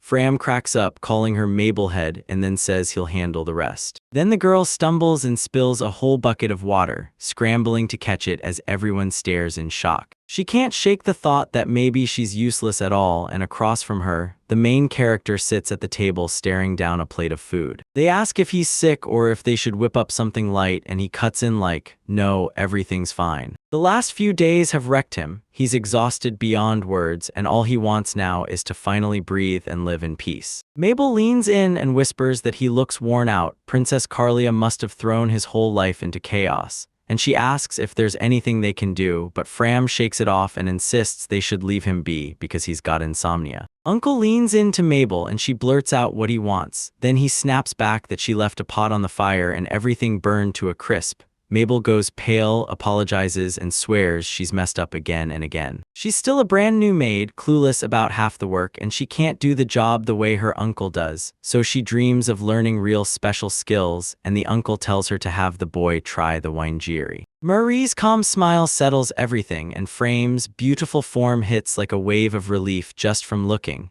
while Mabel can't quite figure out what's going on between Marie and the Lord. The main character brings up the shoulder massage again, and Mabel lights up, saying she wants to help him unwind and knock out his fatigue. He agrees, and she promises she'll try her best to give him that massage. The girl softly rests her hand on his shoulders, and he calmly turns toward her with his eyes still closed. He tells Mabel she can try harder because it just looks like she's barely tickling him. Mabel apologizes, saying she can't do it any other way. He gets it because she's still small and she's a girl. Then Mabel steps back and the boy stares at her. The main character asks her about her legs and she just stares like she has no idea what he's talking about, so he breaks it down. She can walk on his back. The girl can't believe what she's hearing. She nods and says yes, climbs onto his back and starts walking all over him. The guy tells the girl exactly where to stand and how much he's loving it. Then she freezes when she realizes she's walking right on his back and she blurts, "So, it's really okay if I keep doing this because you want it." The girl swears she can sense the main character's body temperature through her feet. She checks on him, asking if he's okay, and he shoots back that everything's fine. While she can't help thinking he's a hero of this country, yet she still reaches over and tells him to let her rub his back. The man whips around to her and demands she press harder, and the moment it hits, pure pleasure surges through him. Sana Marie bursts into the room, completely lost about what's happening, while Mabel is just as shocked by the whole thing. She gets it, this is just a massage or she'd be freaking out, so she tells Tasha, "You don't have to dump every thought in your head on Mabel." And when Tasha asks about the pain, she admits that if she had healing magic, she'd fix him herself. The main character brings it up again, insisting he's totally fine without any of that. Then he even admits he loves it when the girl steps on him. When it was finally over, the main character thanked the girl and let out a huge breath of relief. She stared back, and her shoulders finally dropped like she'd been holding it in. Today, she finally managed to help the man. Then he looked at her and asked if everything was okay. Her cheeks went red as she smiled and said, "I'm fine, everything's good." The shy girl leans in and tells him, "If you ever need another massage, just say the word, I'll do it gladly." The main character nods and promises he'll definitely invite her, so Mari pouts, convinced Mabel is plotting something, and Mabel shoots her a shocked look while the guy quietly senses that something's off. The girl drops him and climbs right onto him, and the main character snaps, "What are you doing?" Maria tells him she wants to step on him too, just because he's into that. The main character shrugs and says, "It's just a massage," admits he's not really into it, and adds, "Plus, it hits like a truck." The girl hops onto the boy's back and asks how he's doing, and he snaps back that it's nothing like with Mabel. So the main character tells Mabel to wait, and she just shoots them a shy, quick glance. The man tells Maria to stop, then explodes with shouts that shake the whole house and street. Then, like nothing happened, he says his fatigue is gone because he's never felt this good after someone stepped on him. Two silhouettes peek from behind the door, and Uncle Tell insists they're perfect together, until the girl smirks and claims there's nothing between them at all. She tried to kill her own master, swearing he's got nothing to fear, that everything's fine, and honestly, watching her insist on it is downright fascinating. Uncle stares him down and admits he still has one last hope, that those weird impulses won't finally stir up inside his nephews. People burst into screams, clapping their hands over their faces and yelling for help as a whole swarm of giant insects comes tearing through the air straight at them. The main character rushes in, clueless about what's going on, then he blasts a surge of energy and wipes out a whole swarm of insects in seconds. Every insect gets shredded into pieces and drops lifeless to the ground with a brutal thud. Everyone's eyes light up with relief like, of course, we never expected anything less from him. Maria shows up and declares they'll obliterate their nest in an instant with that kind of power. Then the main character grins and fully agrees. The boy vows that next time they'll wipe them all out, so yeah, great, now they're heading out together. They agree to make some extra cash for the guild, push through Villito village, and the guy can't stop himself from thinking, why do they even need money in the first place? Sunbeams blast through the window and smack him awake in his room, and he jolts at how bright it is, already morning, but he groans, flips back under the covers, and decides to steal a little more sleep. Morning hits and they jump into a voice chat to greet him, then immediately ask, "Are we bothering you?" because they've got to talk and it can't wait. He's sick of it, convinced his mind is playing tricks and he's losing it, so he tries to shut his eyes and fall asleep, but someone snaps at him. Don't just ignore this and don't brush it off because they've got something crucial to tell him. In 2 months, a massive flood is about to slam into the world and the main character can't believe it.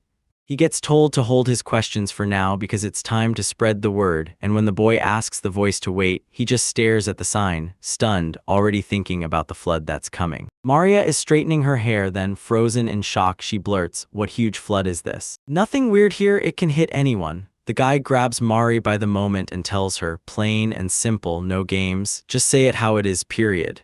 She nods and goes along. The Great Flood is what happens when monsters seize every corner of the world. It hits about once every 20 years, and how bad it gets depends on when and where it strikes. During the last one, a brutal wave of monsters stormed Alphen's capital and left devastation everywhere. 20 years ago, she was still a kid, maids sobbed nonstop, and palace guards had thinned out so badly it was terrifying. She knew deep down some of them never made it home, but she only truly understood that part later. The girl presses Tasha, asking why he suddenly started talking about it. Tasha answers that some mysterious god warned him about it, and the girl is left staring, completely stunned by what she just heard. She snaps that it's terrible and calls it an omen, then insists the smartest move is learning it straight from the kingdom, because otherwise chaos will pile up. Then she finishes with a warm nod. He's kind to his servants. The main character yells for everyone to listen and then warns them that in just 2 months, a massive flood is coming, and the whole crowd goes silent in pure shock. Mabel shoots her husband a question, where did he hear all this? He finally admits, God told me, because he knew exactly how they'd react. Maybe someone out there has already heard this, but once it's confirmed, trouble won't be quiet. The man insists it's almost impossible to prove, and if these rumors keep flying, every single problem will crash straight onto him. He pictures himself yelling that he's heard God's voice, that a massive flood starts in 2 months, and that everyone will call him insane, because deep down he knows this is exactly how it's going to go. He turns to Jack and blurts out, "Can you set up a meeting with Marquis Sontag?" Jack nods and says, "If we can win the Marquis' backing, the temple will finally lend us a hand."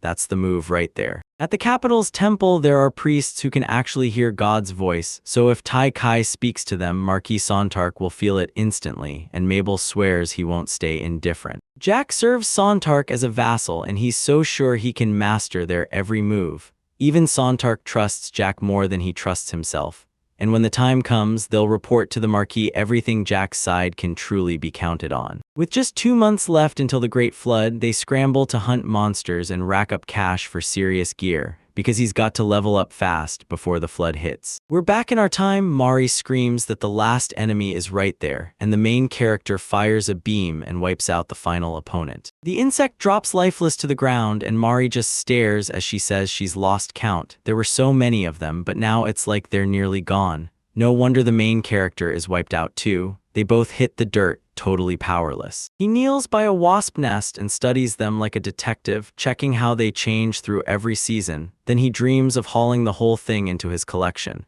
because inside there's a whole universe packed in: larvae, pupae, eggs, and honey. The ingredients here hit hard with top-notch quality, and that honey tastes straight-up sweet, so it takes the main character by surprise, while the girl grins and says they can sell all of it for real profit, and just like that, the idea makes her feel happy. The girl flashes a grin. If they can sell everything, she's all in. So the two of them stood side by side, grinning like they'd just won because they wrecked a nest of vicious, sick wasps and decided to hand it over to them. The kids stare in pure awe at everything that couple pulled off, and the villagers pour out heartfelt thanks to the travelers for saving the day. The whole village erupts in relief. Everyone's grinning, cheering, and calling it amazing how fast it happened, and they swear they should have called the guild sooner. Meanwhile, the main character just takes in all the praise, smiles, and admits, flustered, that he's a little embarrassed. The girl tells the main character that, at first, she treated this whole request like nothing more than a way to rake in cash. That's why she never expected a room full of strangers to look this happy. When the main character spots the girl, shock hits like lightning. She grins and calls being an adventurer pure joy, and the main character grins right back, agreeing with her instantly. A little later, inside the Adventurers Guild, the girl stares at the paper and her eyes go wide when she sees it.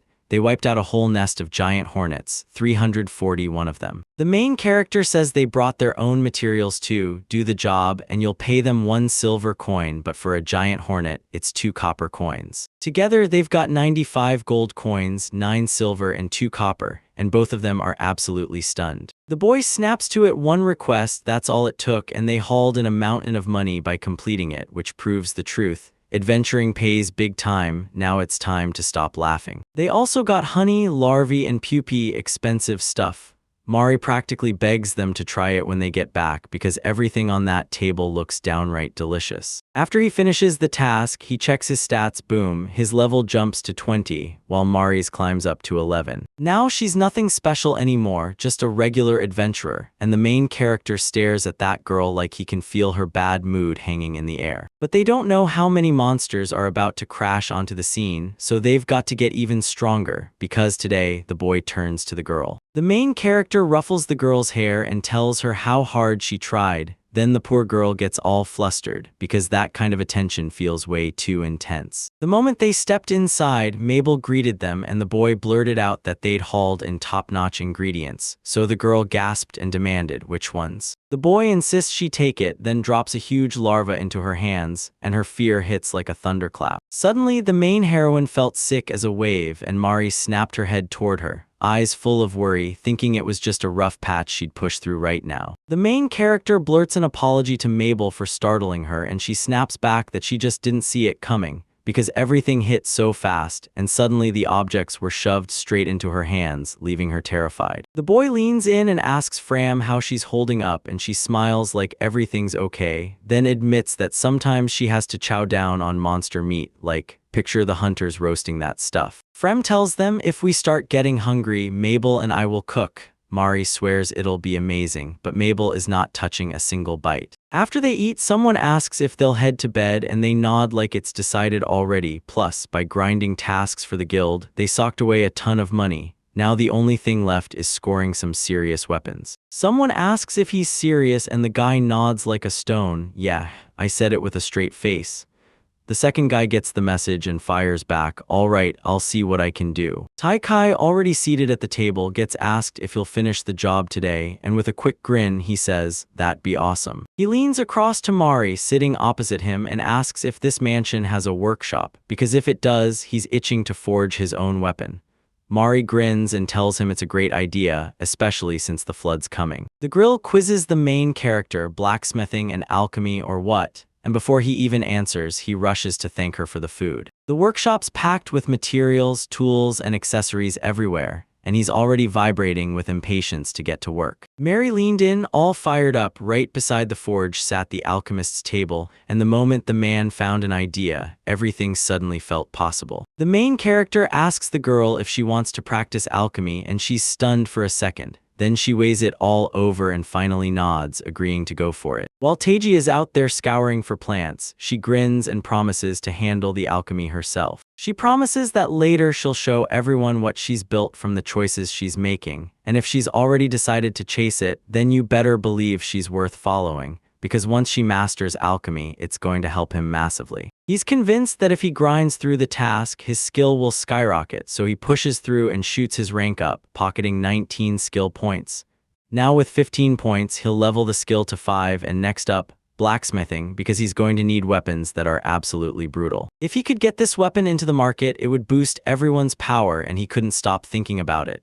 Sure, alchemy sounded tempting, but man, the real dream was forging weapons with his own hands. He's rushing to figure out what he can pull off on the first level of this skill, and to do that, he needs a sketch. He's already picturing a dagger. He can't stop wondering what the first level will spit out and whether he'll actually be able to pull it off. First, he has to strike a spark and light the fire, because with his skills, he can forge metal and tame every tool in his hands. This furnace is absolutely packed with magical power. He just cast the magic and the fire blasted to life on the spot.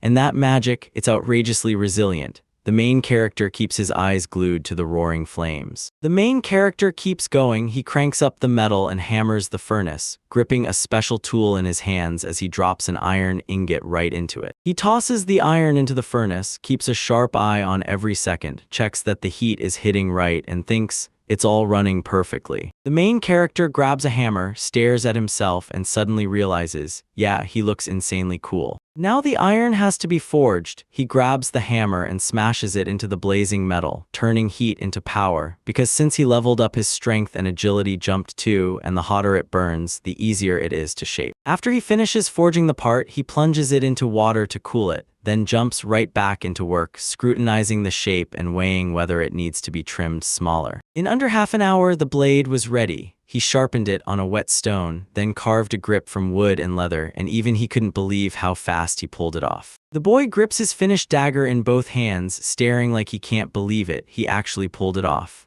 The wild part, he only spent an hour making it. Up close, the blade looks flawless and the craftsmanship comes out top tier, no doubt about it. From this point on, the main character locks in, boosting his skill and forging daggers non-stop. Crafting second-tier weapons burns a ton of time, but the results are absolutely top-notch. When he boosted his skills to level 3, magic finally unlocked for him, and once he hit level 4, he trained to amplify his magical power and went straight for crafting an item packed with raw magical energy. Every time the level jumps, he cuts the prep down to nothing. He fires up quicker, forges faster, sharpens in a flash, and his knowledge keeps climbing. His head started pounding from taking in way too much information. But even with everything going on, he kept forging like a man possessed, until later when it finally hit him that he'd already churned out dozens of different weapon types. Mari doesn't even flinch at the noise, even though her workshop sits right nearby, because this place is packed with soundproofing magic and everything feels perfectly calm.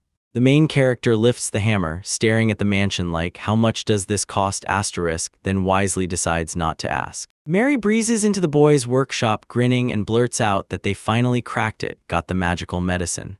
The girls stare in shock because the place is packed with weaponry and somehow the boy doesn't even seem to realize he built all of it. The girl snatches one of the daggers off the floor and demands to know if he made it himself. Then they tear into the details together, daggers in hand, studying every last thing. Right now, they're weighing something with flawless quality, because at this point, he can already forge holy, magical swords, and the whole way he crafts has shifted too. He even gathers every deadly material he needs by himself. Mari tells Tasha his affairs are going great, and Tasha smirks, if you want, take it for yourself.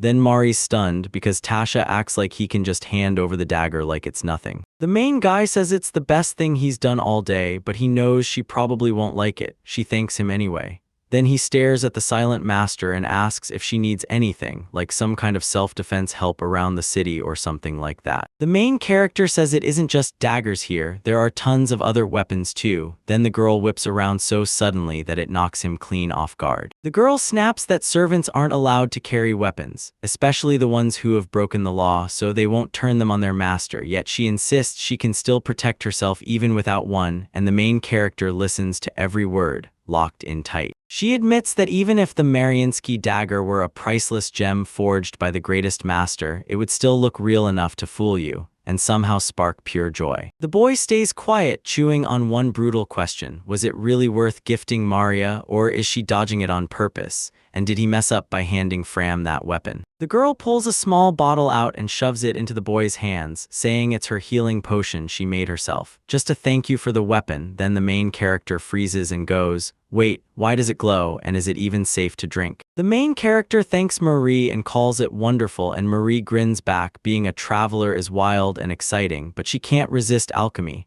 Right now, she's studying how the restoration potion works, and she insists someone here has to see it. Mari groans that she's feeling sick but still hungry, and Frem quickly asks if he should whip up something for her. Today, Mari only managed to level her skill up to the very first stage. Still, Teyoshi's sure it's because of his own hard work, or maybe she's right and he's just a natural genius.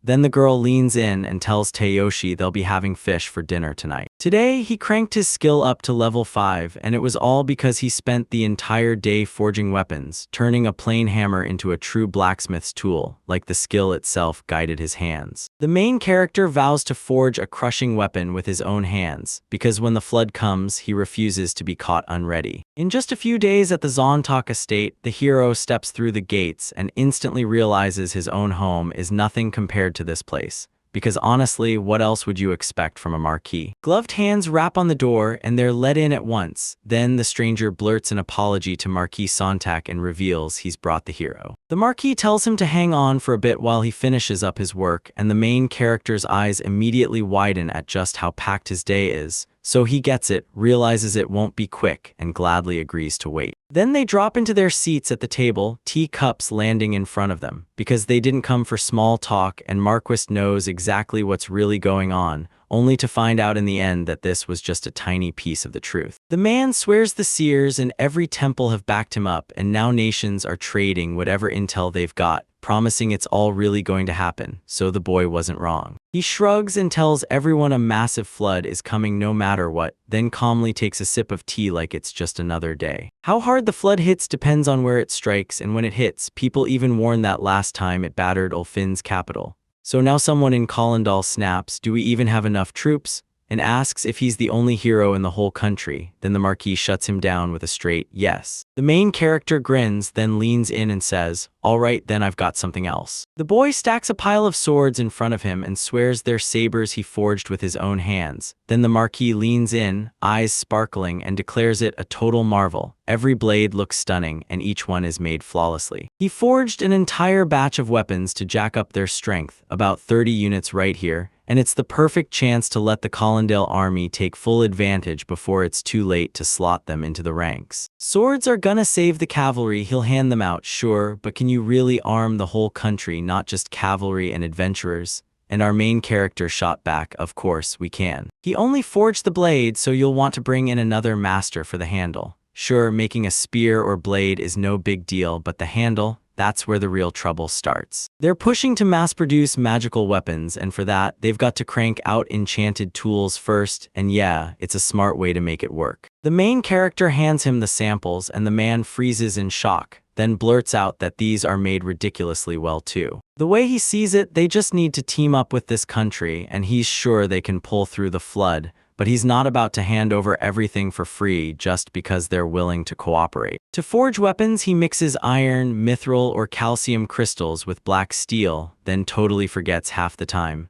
Still, every weapon he tries to make demands a brutal price. The main character prays they can finally reach an agreement, and when the man goes dead silent, he nods, "Fine, you'll make the blades fast, so bring the materials over sooner."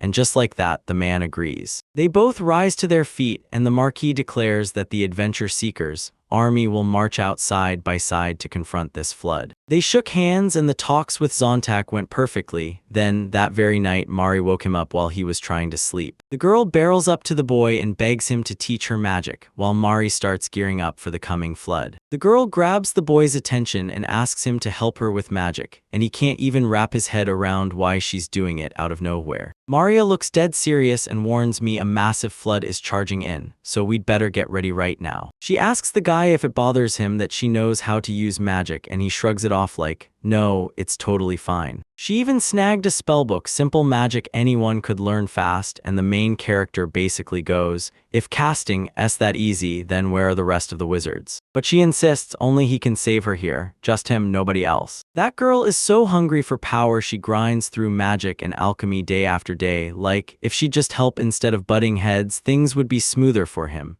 Still, he decides to back her, and she genuinely thanks him like her whole heart just exhaled. He grabs her hands and asks, "Like this?" She nods, then checks, "Is it right?"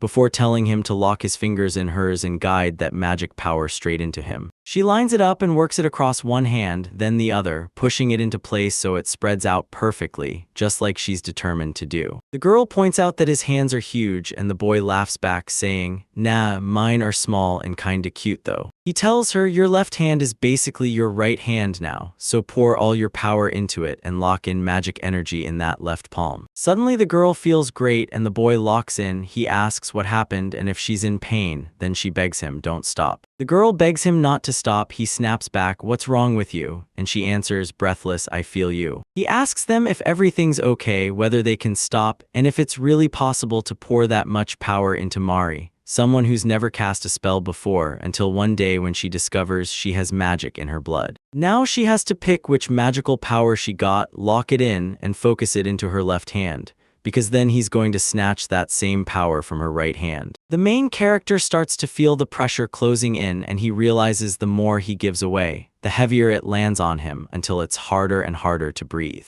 Magic surges between them, locking them together, and its power slowly sinks with his body. Then the boy just stares, stunned, as he processes it all. It's wild. Her magic doesn't just touch him, it warms him from the inside, like something alive is heating up in his chest. The boy suddenly hears Mari's inner thoughts, "I love you," and when he realizes they're really hers, a warm rush floods his chest. Then bam, this girl rockets into his arms, and it's her soul, pure primal magic, like the same kind of invisible force that ties two hearts together. The girl whirls back to face him, blurts an apology that she can't go on, and then her strength snaps. She collapses into unconsciousness. He suddenly realizes he panicked and pumped his magic way too hard, so he slaps on healing magic, because all of this mess rest traces back to his own foolish choice. After the magic finally starts flowing, power crashes in like it's been waiting for him, mixed energy flooding his body in a way that feels shockingly familiar, and somehow, it's downright pleasant. The first time he used magic, he felt its soul rushing through the power itself.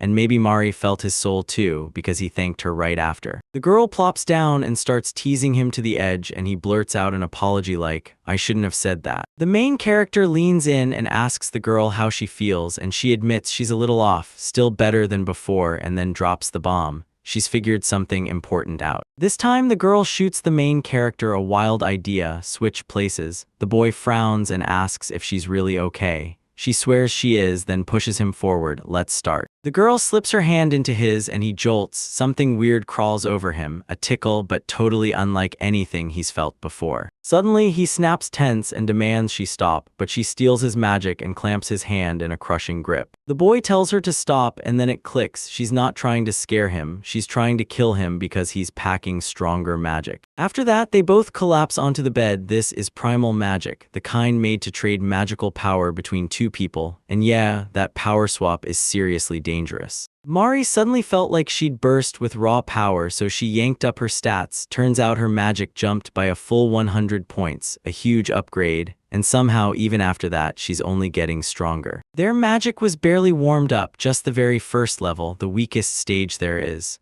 But if they leveled up right now, that surge of power would instantly lock in and become ready to absorb. But the moment he starts picturing what this simple magic could unleash for evil, he shuts it down, because he can't bear the thought of what comes next. The main character grins because he finally gets to use his magic. Then the girl snaps to attention, realizing the book isn't over yet. So the girl urges him to keep going because the whole night's still waiting, while the main character snaps, calls her a demon, and thinks even simple magic is perfect for nighttime fun, until Marie's endless appetite makes him regret every word. Fram bursts into the room with a tray, beams at everyone, and calls out, "Good morning, tell me you slept well." The main character freezes at the table, awkwardly nods along with her, and then they lock eyes in a silent, charged standoff. After that dagger incident, the boy sank into an awkward spiral of thoughts, then decided to stop handing out gifts and only ever call himself a servant. He snaps, decides he's done beating around the bush, confronts her face to face, and when she nods, he blurts out, "So, what do you really think of me?" She tells him, "You're the hero of this country, and I'm only your servant."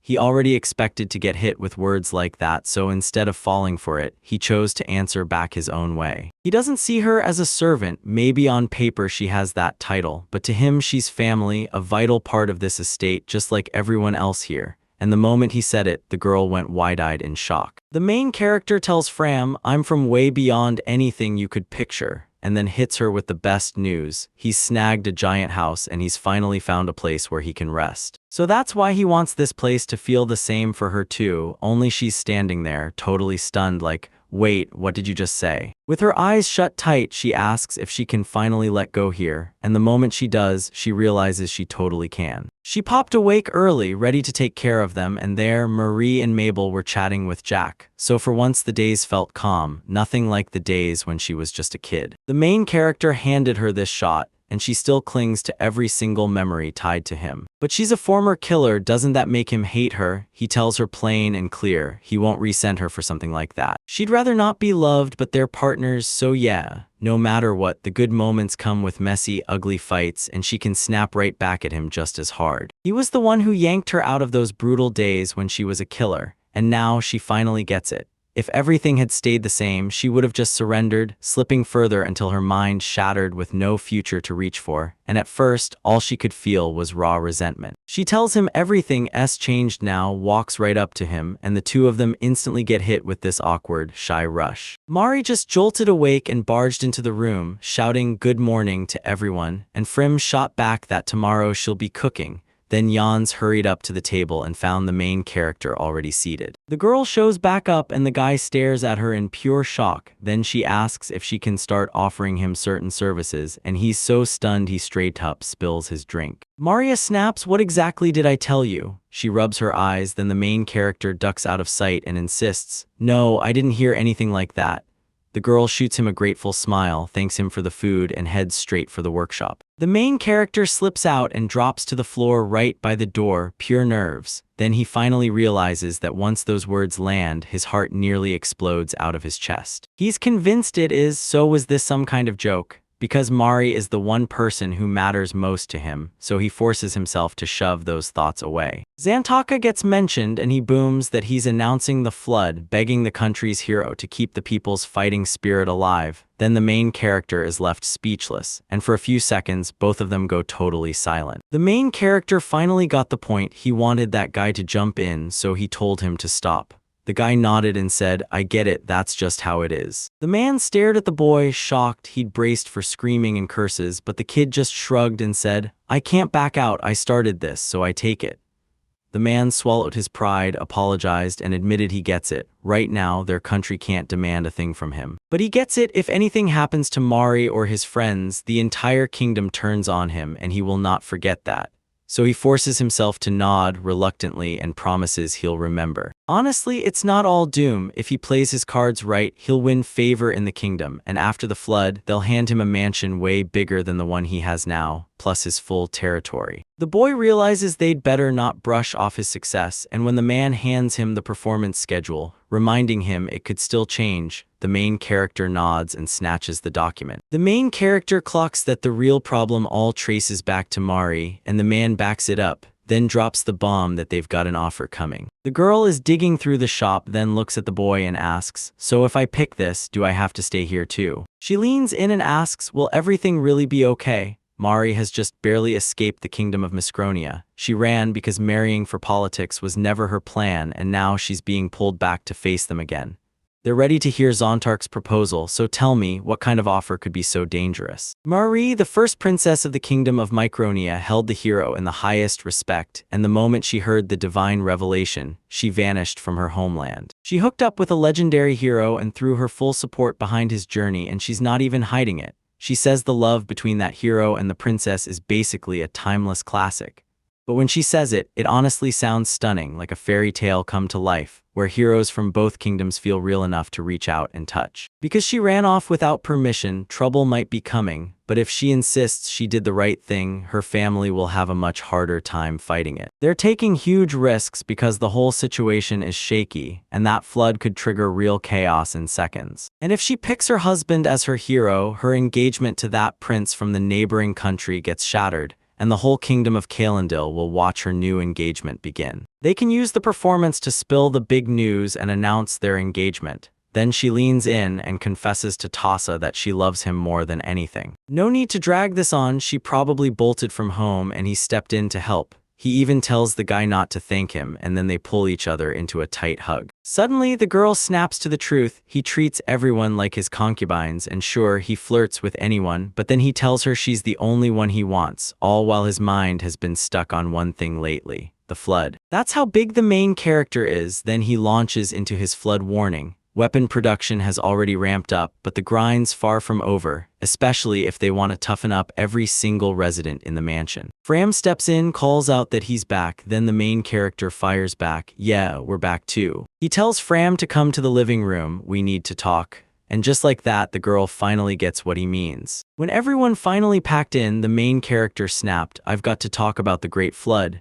He swore the mansion's walls would stand, but in a place like this, anything can crash through the chaos, like some thief suddenly crawling out of the fireplace. That's why she finally grabs the responsibility with both hands, because she's never done it before, convinced she was just a servant, but the truth is, he's handing this weapon to Fram. The main character hands her a weapon and swears he'll keep everyone safe while he's away from the estate. And the girl can't believe what she's just been given. She's stunned by what she's seeing, while everyone else just watches the girl and waits for her reaction. She insists, "Yeah, I've said it before, I used to be a killer, but now I'm stuck working as a servant, so I'm not allowed to carry a weapon." The boy blurts that she doesn't get a choice. This isn't a request at all, it's a real order. The girl swears she understands, grabs her brand new weapon, and vows to protect the mansion with her life on the line. Then the boy quickly steps in and tells her, "Don't you take this the wrong way, I want us to defend it together." Fram snaps her head toward the boy in shock because even if she's just a servant, he still makes it crystal clear. He's a knight of the kingdom of Collindale and he gives her the command, Fram's forces will protect the mansion. But you've got to look after everyone in this house, and when they all turn to her with bright smiles, the girl is completely stunned by what she just heard.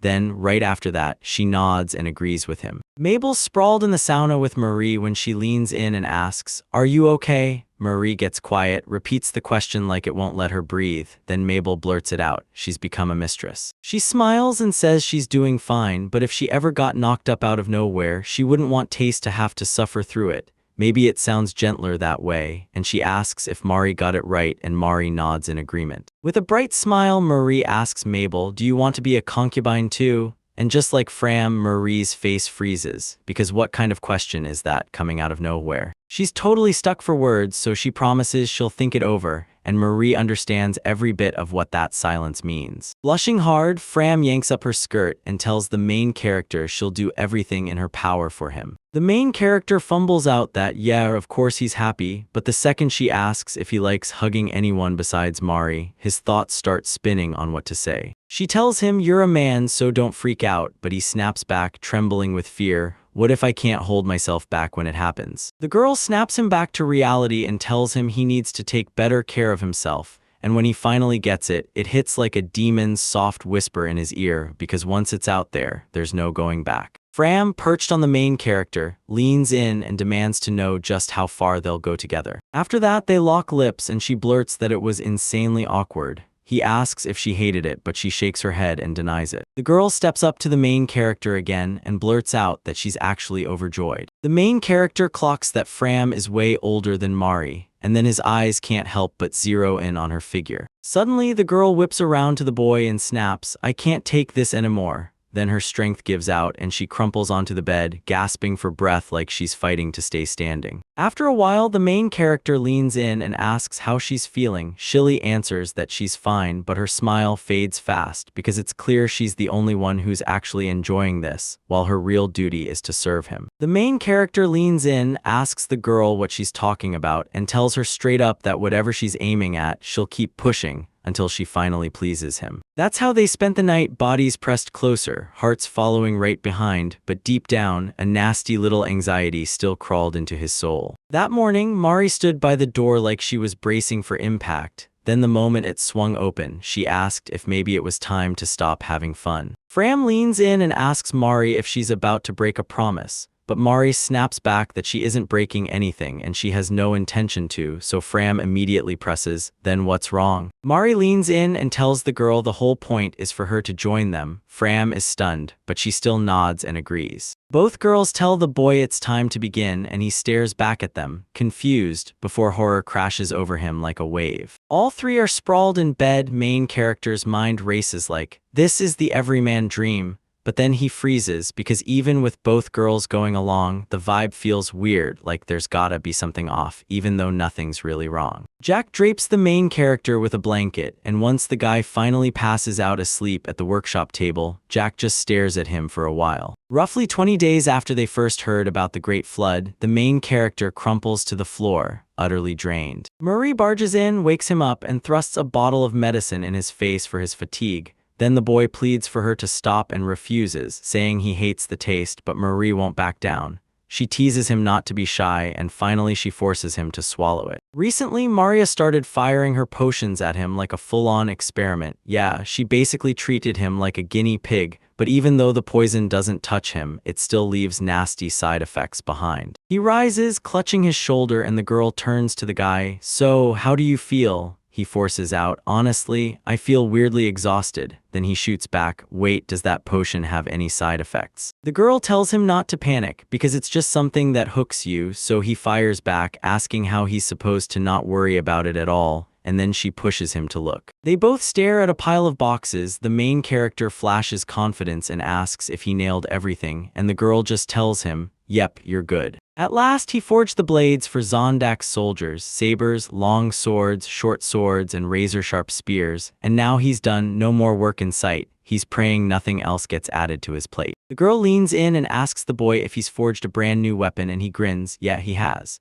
He built it the hard way, smashing through trial and error until it turned into a blade made from two alloys, divine silver and crystal. The girl can't stop staring at the sword, calling it gorgeous, then turns curious and asks, "So, what in the world is divine silver?" This orichalcum blade is forged from mithril, so it keeps that feather-light feel, yet the real power is what's hidden inside. A crystal embedded in the steel that supercharges magic, turning every spell into a hit even harder. The girl finally asks about her sword, and that snaps him into action. He swears they've got to upgrade the blade, because the chances are she'll want to put that mithril dagger he gave her to work again. He tells them he reforged the mithril dagger, then went and crafted a brand new saber for her too. Both weapons are laid out on the table right in front of them. He did it so the dagger slid perfectly into its sheath, and she was absolutely stunned by how beautiful it looked. She yanked the blade out of the case with pure excitement. She beams at her brand new weapon, grinning with pure delight, and then looks the main character straight in the eyes, thanking him from the bottom of her heart for his kindness. The main character grins and nods along, totally swept by her charm, but the instant she lifts and waves that weapon, the whole vibe turns terrifying. He's thinking it'd be wild to watch her juggle both a dagger and a saber at once, but deep down he's sure that kind of double fight could end with her hurting herself. If you ask me, Fram's fencing skills are legit, so she offers to teach, and she's even down to invite her out to practice in the yard. Meanwhile, the main character can't stop wondering if holding a sword in his hand feels okay. Honestly, it's a relief she's this fired up about it. Ever since he decided to prepare for the Great Flood, he's been hammering out weapons all over the place and stacking cash fast, so he can be ready no matter where trouble hits. While they were getting everything ready, the guild kept piling on even more demands: wipe out monsters. With skill points and beastly spells, the boy pushed his magic level up to 5, then he maxed his magic and tore through his physical strength until his stats looked ridiculous, and his mana reserves were absolutely massive. He and Mari just leveled up, now he's already at 31. He tells Mari to show him what she's learned, and she eagerly agrees. Both girls face the boy, and Mari's about to pull off a shocking play that leaves Fram stunned. She deftly knocks her teacher's sword clean out of his hands. The girl tells Mari dead calm, "I got stronger," then turns to Tasha and dares him, "Have you seen what I can do now?" Mari's leveling up too. She's already hit level 20, got a 3rd fencing level, and boom, she's mastered how to swing with 2 swords at once. At long last, they're ready right as the fear of the Great Flood hangs over everyone. The main character's big performance day finally arrives. He stares at Mari and blurts out that she looks like a real princess, and she grins back, saying she really is. Then he's the hero in her story. Taikai grins and says, "Since I'm the hero, me and Mari throw on the mithril armor." And then they start waiting like it's about to explode. The girls can't stop gushing over how ridiculously handsome the hero is, and Sontark leans in to tell the guy he looks like he's raring to go. The boy blurts out, "So what kind of armor is this?" And you can practically hear his doubts as he wonders if anyone really thinks it'll save her. Sure, it's gorgeous, but it's basically useless. This isn't just fabric, it's a brutal mithril mesh, spun from threads that look like the very metal itself, giving you way tougher protection than regular armor, with magic defense that boosts your physical power too, and yeah, he's convinced this woven stuff beats his armor hands down. The man yells that the ceremony is about to kick off, praying the other guy has the text. Then he realizes it's missing, and they're forced to talk right then and there. In their kingdom, a hero finally arrived for the first time in 50 years, and they threw a huge ceremony to celebrate his wedding in his honor.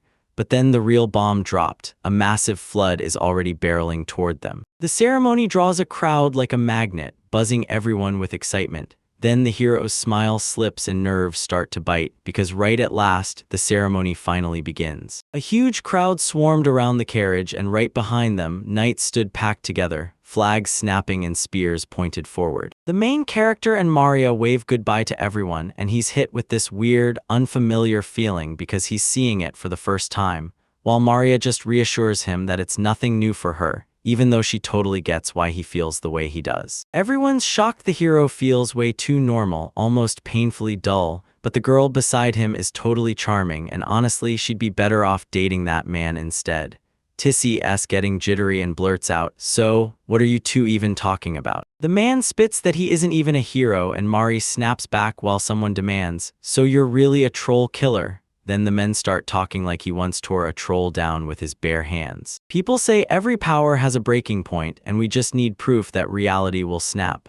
The main character thinks the answer sits right in consciousness itself. Mari beams as she declares that everyone's finally going to know his nickname, and when word hits that he's a hero, it spreads like wildfire. Yeah, things look like they're spiraling, but somehow he keeps his dignity intact. After the march from the castle, the group finally hits the city streets. Then boom, the castle walls blast out a massive offensive, and our main character charges forward, leading everyone with him. The king steps before the people of the capital, Alphen, and declares he's got life-changing news for them today. So he demands every single one of them listen up, while the crowd lifts their eyes to him and to the main character standing right beside his throne. He tells them the oracle just dropped horrifying news: a massive flood will hit in 2 months, and the whole court erupts in shock as everyone starts buzzing and arguing. But the king steps in, steadies their panic, and promises them, "Don't worry, this time we've got someone who will protect us." Taisi Mitsuna is the kingdom's first real hero in years. He lifts his sword high for everyone to see and stands shoulder to shoulder beside Mari. Even though he just started his adventurer life, the hero wiped out 3 trolls all by himself and earned the name Troll Slayer.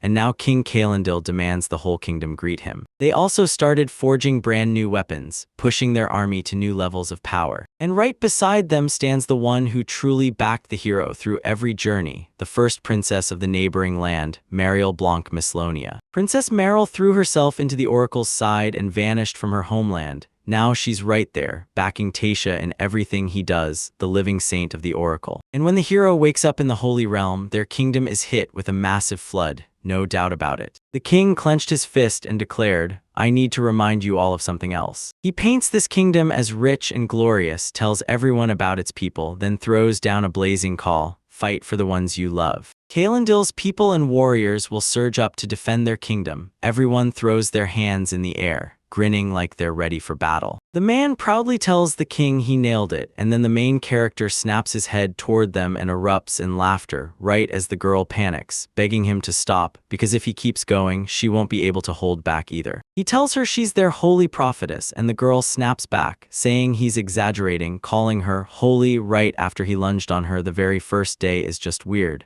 Maybe he should swap the wording around because hey, he was handed the title of hero too. The girl sprints up to him and blurts that all that's left now is to wait for the flood. He nods along, but Mari's already stuck on something else. Mary slams on the brakes and demands, "Why are we even fighting?" The guy whips around, stunned, then he sees it. Mary's body is trembling uncontrollably. She snaps into him that he's not even a citizen here, not a local, and even if he's not on the front lines, they'll handle the flood. He won't be needed. The boy knows he might look weird, but there's a reason. Maybe he's itching to test his strength. Maybe he's chasing a reward from the king. And still, he just stands there, calm as can be, leaning against the wall. But the truth claws at him. If he runs and escapes, he'll regret it for the rest of his life, while the guilt of the residents' deaths keeps haunting him nonstop. Mary blurts out, panicked, "Taze, could I lose you? Could you die?" And the second she asks it, he goes completely silent for a long, unbearable time. He knows anything could go down in the flood and maybe not a single monster will top him. But if a fight hits, he'll step in, shield her, and keep the whole estate safe. And when the girl looks at him, pure joy lights up her face. People down below spot him strolling past, shout that he's a hero, wave like crazy, and even urge the saint to know she's amazing too. Both of them are totally stunned. Marie threw a wave back at everyone and gave a heartfelt thanks, and the main character just lit up with relief.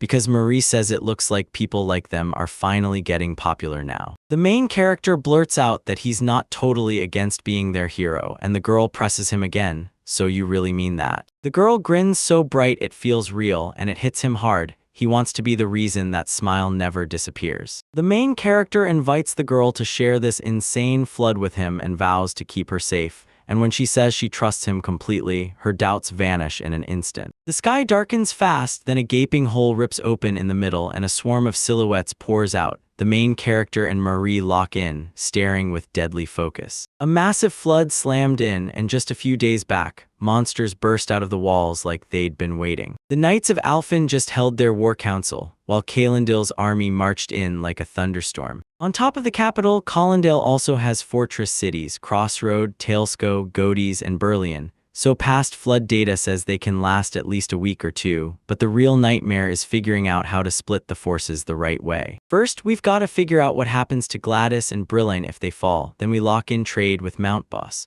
because once the demons spill out of the mountain regions, we'll be scrambling to redeploy troops, and if this fighting drags on, the whole army will burn out fast, so one wrong guess about our forces and we could lose everything. So you've got to figure out exactly how many people to send and where to send them, and the king's advisor says the move is simple. Hand the hero in that country the power for now. The main character blurts in shock, "Why is it like this?" As he guides the knights, then the man snaps back, "Because we need you right here." The man warns him, "Once the flood hits, use your magic to drive back the monster hordes from the fourth wall, and don't you dare hold back." The main character presses again, asks if they can really drop everything, and snaps, "That actually sounds awesome, so why not go for it?" Maria leans in and demands, "Are you really sure about this?" And he snaps back, "Yeah, because that's exactly when he pulled his weapon out and drove his rank higher." The boy declares he's ready. He's pushed his magic up to level 5 during training, and the main character snaps his sword up, ready to strike. The main character roared that it was time to strike back, then immediately started setting up a devastating counterattack on the monsters. A massive blast tore through the monsters' ranks, and they got wiped out for good. When the smoke finally faded, it was clear the monsters had been shredded to bits, yet more groups were still charging straight at them. The main character glances at his stats, and boom, he realizes he's leveled up 3 times, while the girl behind him gasps in pure shock. She blurts out that magic isn't some cute trick, it's a full-on blast, pure sorcery that hurls long-range projectiles, and the punch behind it is so brutal it can carve a crater almost 100 meters wide. Maria's eyes light up as she realizes the flood will be gone in no time.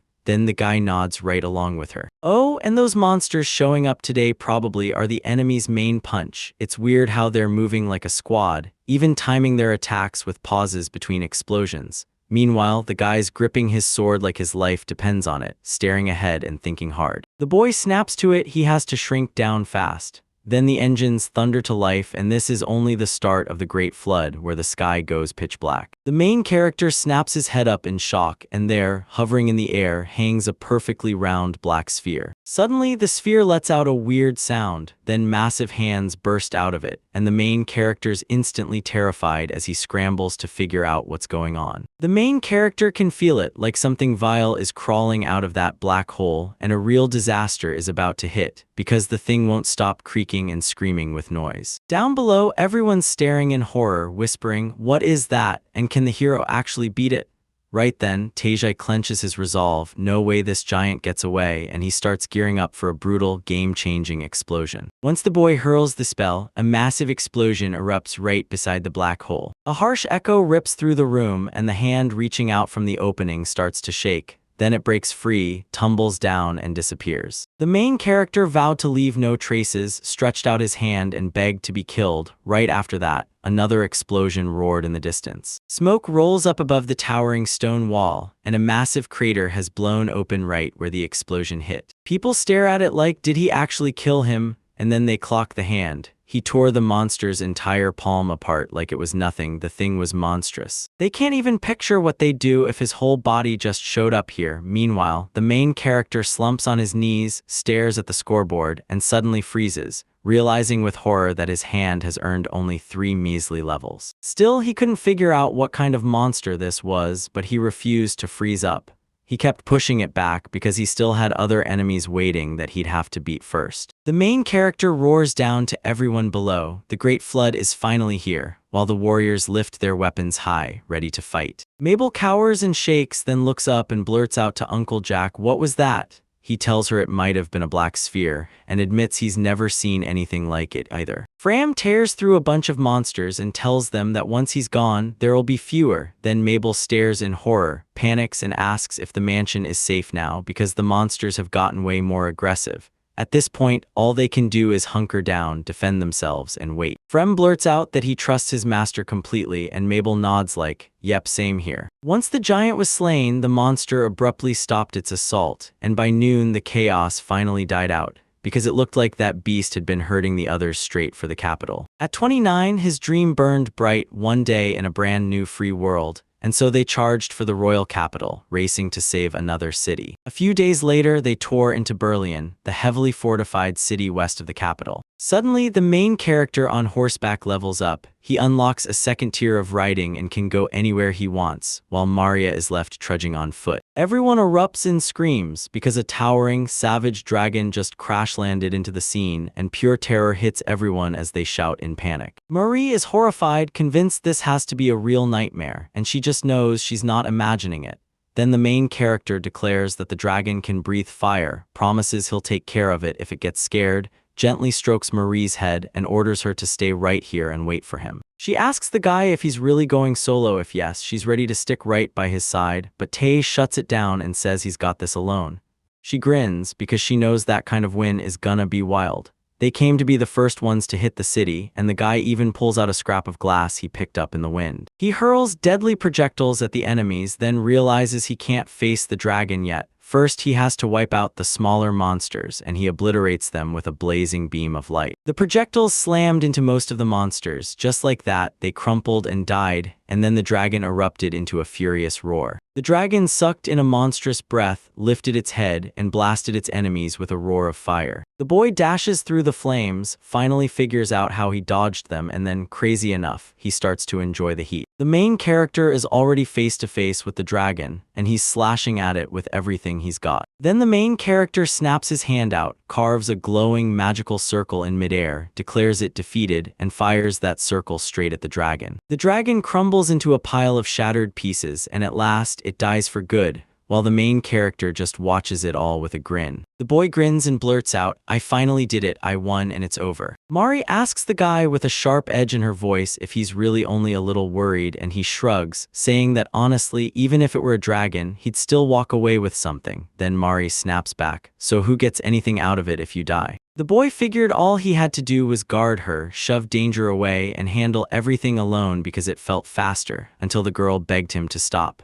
He listened, swallowed the guilt, and accepted her worry. Mary clenches the potion and dares the boy to drink it and not drop dead, because it's a punishment potion, and he hears her loud and clear. "And look, if we were just in the city, you'd never slip out of this." She's got a point, and there's a reason why. "So tell me, can human life really matter more than smashing that monster? I'd love to see that kind of choice play out in the game." And just then, the girl asks if they're heading to Glavetti's after Berlin, and he nods, agreeing to go. The main character vows, "Let the wind carry me, and when it does, I'll strike with everything I've got. It's better to die in peace with no pain ripping through you." So he followed Perlian's lead, stormed the city of Glodius, and crushed every demon there completely. His level shot up to 61, he raked in a ton of experience, and then, no hesitation, he burned every extra drop to max out his magic. Then he snapped up a bunch of magic that fit him perfectly, pressed even deeper into the unknown, and bam, when he suddenly landed in the royal capital, Mari stared in shock. The army surged forward through the transition gates, slammed through in seconds, and when they came out, they couldn't believe what hit them. In the capital, Ulfin sprawled out and whispering, saying she thought the battles would drag on forever, until these transition portals showed up and finally let everyone rest a little. So what do they do next? They head straight back to the estate, only for the girl to rush for a bath and then freeze when she spots Taste locked up, busy with something. The boy claims he's headed for Crossroad, courtesy of a message from the Crossroad Knight Order, part of the royal army, and all day long, winged demons swarm the city, circling like they're hunting prey. The girl demands to know what'll happen to the hotel owner and every guild member she's headed to later, but the boy shuts her down and refuses to give her a single answer. He tells her not to step into that deadly place because once demons show up, the injured pile up fast and those creepy hands won't stop reaching. She realizes that no matter how hard she tries to stop him, he's still going to leave, because he's got that "I'm lawful, she's my wife" line ready, and somehow he sees straight through every excuse she throws at him. She tells him if anything goes sideways, you run and stay sharp. He nods, then bolts out the door. At the crossroads, Winged Snake's monsters swoop in and snap at the boy, then he wipes them out fast. He starts to tire and then he spots it. They keep coming one after another. There are way too many of them. The man shoots the boss a question, has the help arrived yet? And the boss shrugs, saying it'll be there any minute now. The boy insists he can't see a single shadow of them, until out of nowhere, something dark snaps into his vision. Just as the boy watches, the main character bursts in and slices the monster down in front of his eyes, leaving him staring in pure shock, because he never thought anyone would rescue him right then. The boy clocks him instantly, Tai-C, and the main character rushes back with a grin, telling him they haven't seen each other in forever and giving him a warm greeting. Suddenly, the main character fires back, "Who are you?" And the guy's face twists with rage. "It's me, Ethan." Then they remember those trolls and how they fought together, but the guy snaps that he won that battle all by himself. A random guy strides up to the main character, flashes a grin, and tells him he looks awesome. A blonde steps up and asks who showed up like that, then turns to Taisa and drops the fact that they haven't seen each other in ages. They clasp hands and the leader leans in, asking if he can call him warrior instead, so he shrugs and says it's really his call. Teiji demands to know what's going on right now, and they tell him it's not exactly good, not exactly bad. Then a huge leak tears open and brand new demons start crawling out of nowhere, the kind nobody has ever seen before. The company's boss has zero clue where all of them even came from, but the main character shrugs, says, "You held on great, now you can lean on me," and his sword starts to blaze with light. He lifts his blade, blasts Crossroad with a chilling message, he's back, then tightens the air itself with pure tension power. The leader snaps his hand up to cover his face and Ethan just freezes, stunned by what he's seeing. Because the longer this keeps going, the more baffling this man becomes, right? But then the truth hits.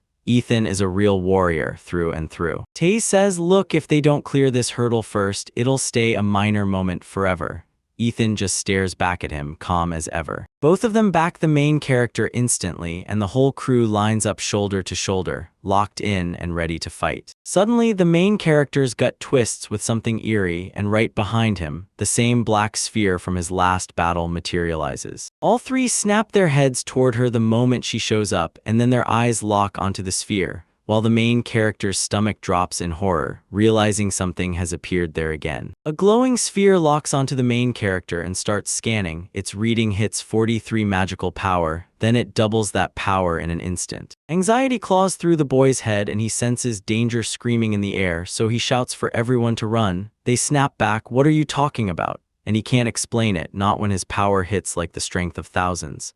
Still, he slams the message again and again, "We have to get away from here now." The main character yanked the bullet off course toward himself, and in the blink of an eye, one sphere turned into a beam that blasted the boy straight on. The main character starts bleeding and suddenly feels awful. Both boys shout his name at once, panic filling their voices. The bullet slams the main character again, then the truth hits. Magical template 343 is shattered, the magical power reserves skyrocket, and someone's blood starts dripping onto the ground. He cradles his battered knee, coughs hard, and leans on his sword as he realizes that black sphere really did show up. His strength is slipping away, one breath at a time. The boy keeps coughing, and then two of his friends rush in, demanding to know how he's feeling. Blood keeps pouring from the boy, and he's terrified he won't be able to fight if the enemy shows up out of nowhere in the capital. But even with panic in his chest, he refuses to throw in the towel. The main character thrusts his sword up and sudden projectiles tear through the air. He's already convinced that right here, right now, he'll finally land a hit on the black sphere. The boy clenches every last ounce of strength and slams out a crushing explosive punch. Then his eyes catch something weird and he scrambles to figure out what he just saw. A black spear comes screaming at him and he's caught off guard. Yet he snaps his sword up and knocks it aside at the last second. Blows came flying at him non-stop, and through it all the main character just stood there, chest heaving, fighting to claw his senses back. The main character clicks instantly. This can only mean one thing: this creature is still breathing, and he's been ripped away from everyone else by a tornado that showed up out of nowhere. Out of nowhere, a stranger with black paws shows up and someone snaps, "Headquarters just ordered it. Anyone who tries to mess with the balance gets wiped out." A savage black lion beast crashes onto the scene, raging like it's possessed, and all it can think about is tearing through everyone. The main character can't help but stare, wondering what this thing is, one creature or a whole group, and the warriors scream that they've got to shield the warrior while the boy insists, "No, we don't need to." Suddenly, the lion snaps into a full-on rampage, pounces on every single person, and crushes anyone unlucky enough to land within its claws. The February beast locks onto the boy as the crowd screams at Captain Valtz, begging him to drop the adventurers ranks below A. The main character is convinced 343 is a magical signal, tied to whoever's trying to mess with the balance. He's clueless what it means, but he locks onto this guy as his target anyway. He can't help but wonder how much magic power is left, because part of it is already gone, all thanks to the deadliest explosion of all, his own attack ripping into him, too. The boy notices the jolt of unexpected speed and those weird sensations, and it makes him freeze for one heartbeat, right as everything clicks into. The lion finally lunged into striking range, and it slammed its forehead into the side of the main character's head. The main character gets hit with crushing pain, gets blasted backward through the air, smacks the ground, and then writhes in pure agony. Then the lion lunges at the boy again, and he snaps his sword up to deflect the strike, only for a weird, unsettling feeling to hit him out of nowhere. Suddenly, jagged black stakes stab into the main character again, and he thrashes in agony he can't even survive. The hero is still strapped to the stakes, chest heaving, breath dragging as his life slips away inch by inch. The lion looms in front of him, and dread crushes his chest as he wonders, was this really where his life ends? Suddenly, his attacker strikes him again, and his strength crumbles fast before he blacks out. All he can see is his enemy standing right in front of him. He has zero clue what he's doing, and he's not even from this world. Honestly, he should have bolted the second he could and stayed out of those fights. The main character stays sprawled on the ground, utterly helpless, and he can feel his body giving up under the pain. The boy snaps his head up and locks onto a girl's silhouette, confused out of his mind about why Mari is even here. He feels her magic pulsing in his veins, then tears crash out of him, because he didn't keep his promise to protect Mari and everyone hiding in that mansion. The girl calls him by name and tells him with total confidence that he's not going to lose a single thing here. Hearing that, the main character balls his fist, snaps in agreement with the girl, then tells her to wait right there for him. The boy lunges for the sword and yanks it into his hands, but this isn't the finish line yet.